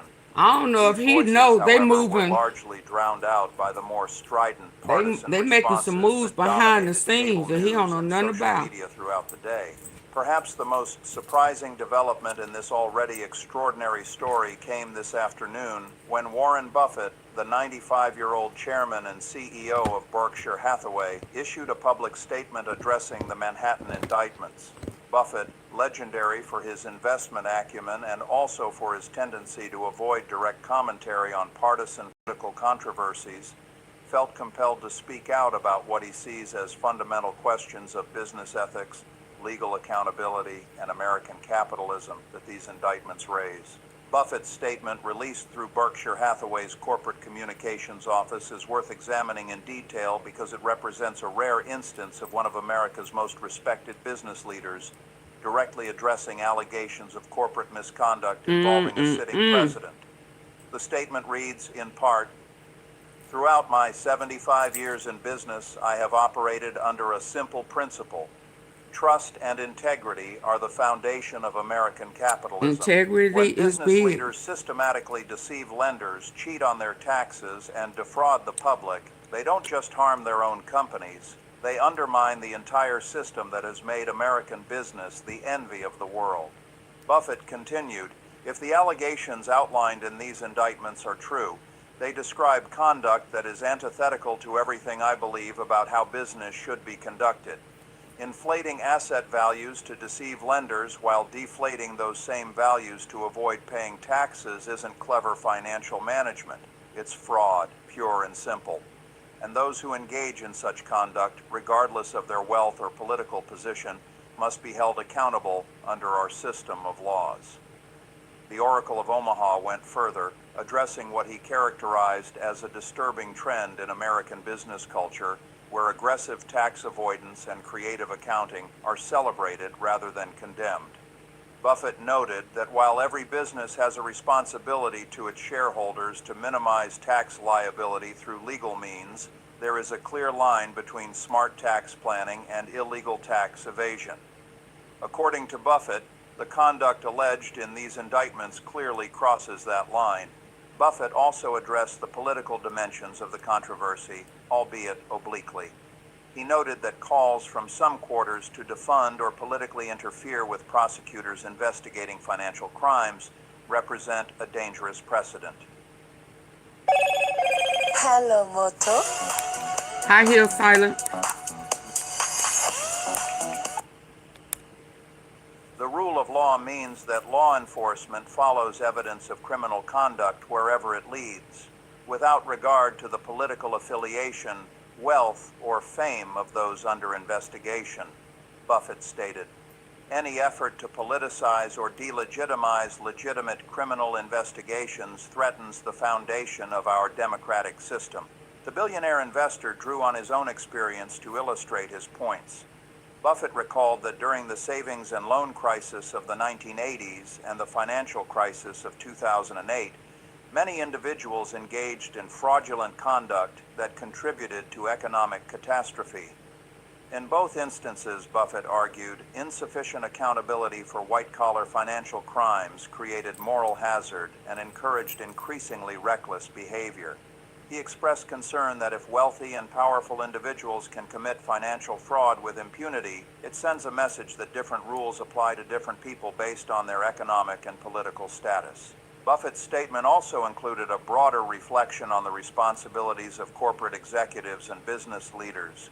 He emphasized that with great wealth and power comes great responsibility to operate with integrity, honesty, and respect for the law.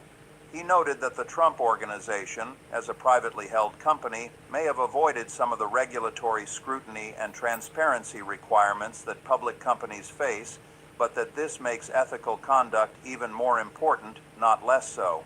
The response to Buffett's statement was immediate and predictable. Progressive commentators and Trump critics praised Buffett for his courage in speaking truth to power, characterizing his statement as the moral clarity needed from America's business elite. Conservative media and Trump supporters attacked Buffett as a hypocrite who himself has benefited enormously from tax advantages and corporate subsidies while now sitting in judgment of others.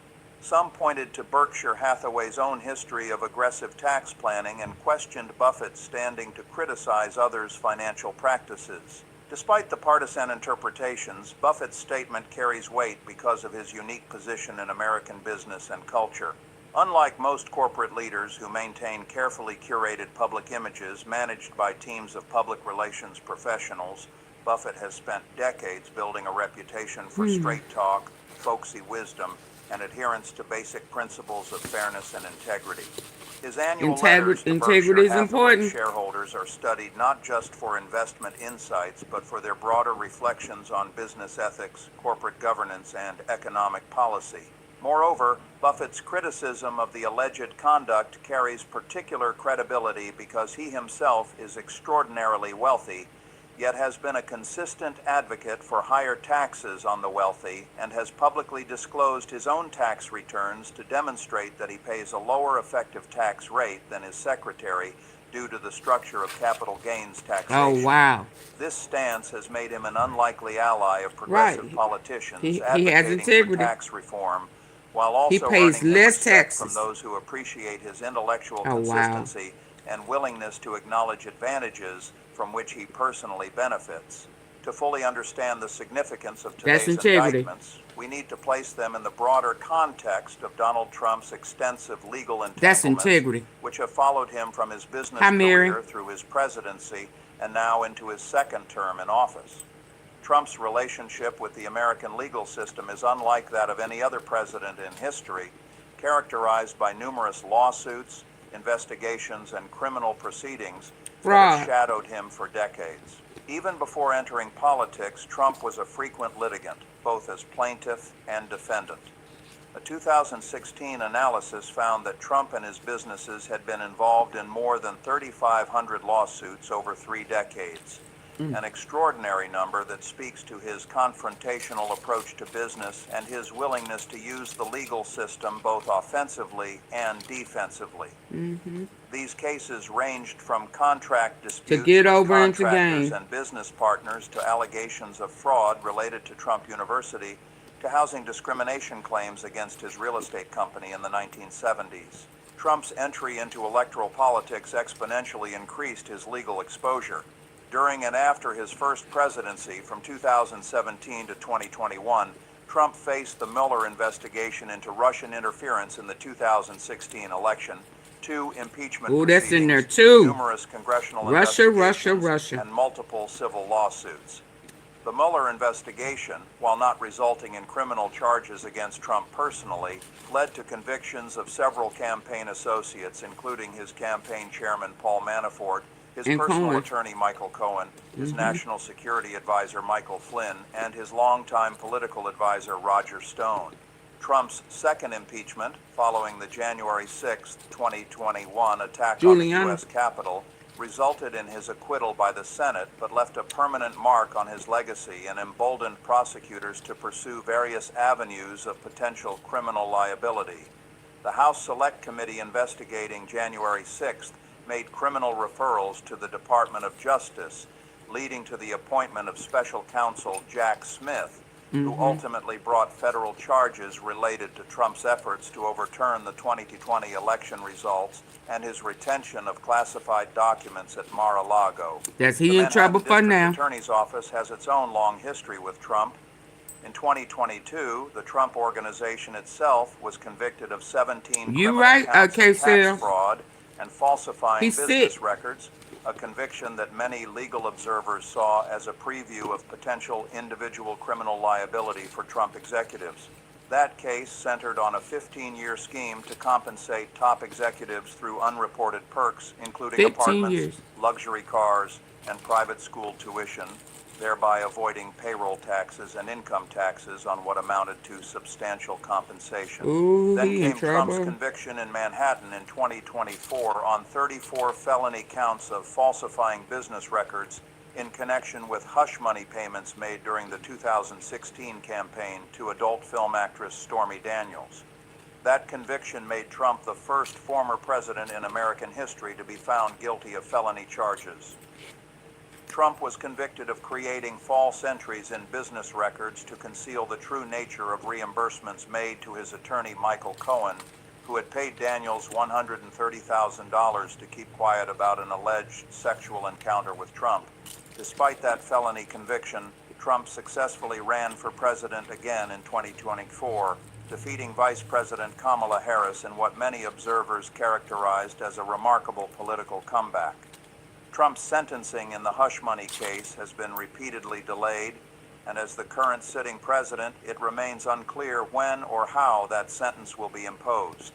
His attorneys have argued that criminal proceedings against a sitting president are unconstitutional, That's while why prosecutors maintain that Trump should face the same consequences Absolutely, he's a as criminal. any other convicted felon.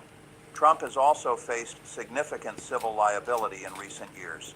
In 2023, a New York civil court found Trump liable for sexual abuse and defamation in a case brought by writer E. Jean Carroll, resulting in damages of $5 million. A subsequent defamation case brought by Carroll resulted in an additional judgment of $83 million. In February 2024, New York Attorney General Letitia James secured a civil fraud judgment against Trump in the amount of approximately $450 million, finding that Trump had systematically inflated his net worth and asset values to secure favorable Y'all know loan he terms mad and right now, right? insurance coverage. These civil and criminal cases share common themes. Allegations that Trump operated his business empire with a systematic disregard for legal and ethical norms, that he viewed rules and regulations as But he wanted everybody else to follow the law. rather than requirements to be followed, and that he cultivated a culture within his organization where loyalty to him personally superseded adherence to law and professional ethics. Today's indictments of 47 Trump associates represent perhaps the most comprehensive articulation yet of prosecutors' theory that the Trump Organization functioned essentially as a criminal enterprise. To help us understand the legal significance of these indictments and the likely trajectory of the prosecutions, I spoke earlier today with several leading legal scholars and former prosecutors who have extensive experience with white-collar criminal cases. Their insights provide valuable perspective on what we might expect in the coming months as these cases proceed through the criminal justice system. Oh, yeah, he pissed. Professor Jennifer Morrison, who teaches criminal law at Columbia Law School Better to and be formerly pissed served off as an than to assistant pissed on United you. States attorney in the Southern District of New York, characterized the You right, indictments Granny. as extraordinarily detailed and well documented. But he like According to being pissed Professor on too. You Morrison, know he the freaky fact that kinky. prosecutors felt confident Nasty enough to bring ass. charges against 47 defendants suggests they have developed substantial 47. evidence, likely including extensive documentary proof of the alleged fraudulent conduct 47. and possibly That's coming, testimony y'all. from cooperating witnesses who I have told intimate y'all the other day knowledge it's of the coming. Trump organization's internal operations. Professor Morrison explained that financial fraud cases of this magnitude typically take years to build because prosecutors must painstakingly trace money flows, examine business records, interview witnesses, and develop a comprehensive narrative that can convince a jury beyond a reasonable doubt that defendants knowingly and intentionally engaged in criminal conduct rather than merely making mistakes or engaging in aggressive but legal business practices. The fact that this investigation has been ongoing for 3 years and has now resulted in indictments against nearly 50 individuals and entities suggests prosecutors believe they have cleared that high evidentiary bar. One key question is whether any of these defendants will cooperate with prosecutors, potentially providing testimony about Trump's personal knowledge and involvement in the alleged scheme. I would not be surprised if Former Epstein is not federal working prosecutor behind the David scenes. Chen, who successfully prosecuted several high-profile corporate fraud cases during his career, noted that prosecutors often build cases from the bottom up, first indicting lower-level employees and mid-level executives, then using their cooperation to build cases against more senior leaders. According to Chen, several defendants facing these charges may have strong incentives to cooperate with prosecutors if they can provide valuable testimony about more senior Trump Organization executives or Clinton. about Trump himself. Defendants facing decades in prison may conclude that their best path forward is to accept a plea agreement involving Snitch. reduced charges Sell and a it, lighter sell it, sentence get your in draws on exchange credit. for truthful testimony against co-defendants. He ain't gonna pay y'all no hush money no way. To see several such cooperation agreements emerge in the coming weeks and months. He do not However, pay his bills, so cooperation in don't cases fall that involving he'll Trump give has you some money. historically been complicated by several factors. Many Trump associates have exhibited extraordinary loyalty to Trump personally, viewing cooperation with prosecutors as a betrayal rather than a responsible acceptance of accountability. Trump has a history of providing financial support to associates facing legal jeopardy, reportedly covering their legal fees and in some cases He providing broke right other now. forms of financial assistance to their families. This creates a financial disincentive to cooperate, as individuals may calculate that remaining loyal to Trump is more financially beneficial than cooperating with prosecutors. He can't even Moreover, Trump has demonstrated pay not to a be willingness to use for his political appeal. platform to attack cooperating witnesses, My fee would be too high potentially for him. affecting their credibility before juries and subjecting them to public harassment and threats from Trump's most fervent supporters. Former Trump attorney Michael Cohen, who cooperated with prosecutors and testified against Trump in multiple proceedings, has received numerous death threats. He's still and has alive. required security protection. This reality undoubtedly enters the calculations of individuals weighing whether to cooperate. He's Legal still analyst alive. Sarah Williams, a former criminal defense attorney who now teaches legal ethics, raised important questions about whether Trump himself could eventually face charges once he leaves office. Williams noted that today's indictments repeatedly reference Individual 1 in ways that strongly suggest Trump personally directed or approved the alleged fraudulent conduct. However, Department of Justice policy holds that a sitting president cannot be indicted, a position that has been tested but never definitively resolved by the Supreme Court. According to Williams, prosecutors may have deliberately structured these indictments to focus on Trump associates while preserving the possibility of charging Trump himself after he leaves office. The 5-year statute of limitations for most federal financial crimes means that alleged conduct occurring after 2021 could still be prosecuted after Trump's current term ends in January 2029, assuming he serves a full term. However, Williams acknowledged that pursuing criminal charges against a former president remains extraordinarily complex, both legally and politically. The financial markets reacted with surprising calm to today's dramatic news, though several sectors and individual stocks experienced notable volatility. The major indices ended the day mixed, Hello, Hawk. with the Dow Jones Industrial Average down slightly. He'll try to flee the S&P country. 500 essentially I believe that. unchanged, and the Go Nasdaq wherever actually Epstein posted is. modest gains. This relatively muted market reaction suggests that investors had either anticipated some version of these legal developments or concluded that the indictments of Trump associates are unlikely to have immediate significant impacts on economic policy or corporate earnings. However, specific sectors and stocks tell a more nuanced story. Bank stocks, particularly regional banks that have significant commercial real estate exposure in New York, experienced selling pressure as investors worried about potential ripple effects if the allegations of widespread property valuation fraud prove true. If the Trump Organization systematically inflated property values to secure loans, as prosecutors allege, it raises questions about the reliability of real estate valuations more broadly and the rigor of banks' underwriting processes. Deutsche Bank, the German financial institution that served as a primary lender to Trump and his businesses for many years, saw its stock decline by approximately 3% on heavy volume. Deutsche Bank has been under scrutiny for years regarding its lending relationship with Trump, particularly questions about why the bank continued to lend to Trump even after other major financial institutions concluded he was too risky a borrower. If today's indictments result in revelations about Deutsche Bank's internal processes and decision-making regarding Trump loans, the bank could face regulatory penalties and reputational damage. The commercial real estate sector more broadly also experienced weakness, with real estate investment trusts declining by an average of approximately 2%.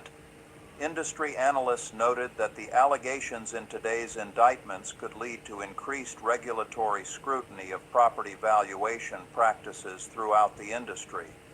If prosecutors can demonstrate that major property owners routinely present different valuations to different parties depending on their interests, it could prompt reforms in how properties are appraised and how those appraisals are verified by lenders and tax authorities. On the positive side, stocks of legal services companies Okay, yeah, I'm gonna have to get ready to get out of here. firms posted gains as investors anticipated that these criminal prosecutions will generate substantial legal fees over multiple years. Major law firms representing the defendants are likely to bill tens of millions of dollars in legal fees, representing a significant business opportunity for the legal industry. From a broader economic perspective, economists I spoke with expressed Yeah, because it was supposed to be 20. He gave him 40. Political and legal turmoil surrounding Trump could increase policy uncertainty and potentially affect business investment decisions. Okay, y'all, I gotta go. I hope that tea was hot. Was it hot? Was it hot? Was it hot? Hot. Okay, y'all, I gotta go. Hope that nonsense man leaves office before. Oh, yeah, I hope so too. Okay, y'all, peace and hair grease. Thanks for coming.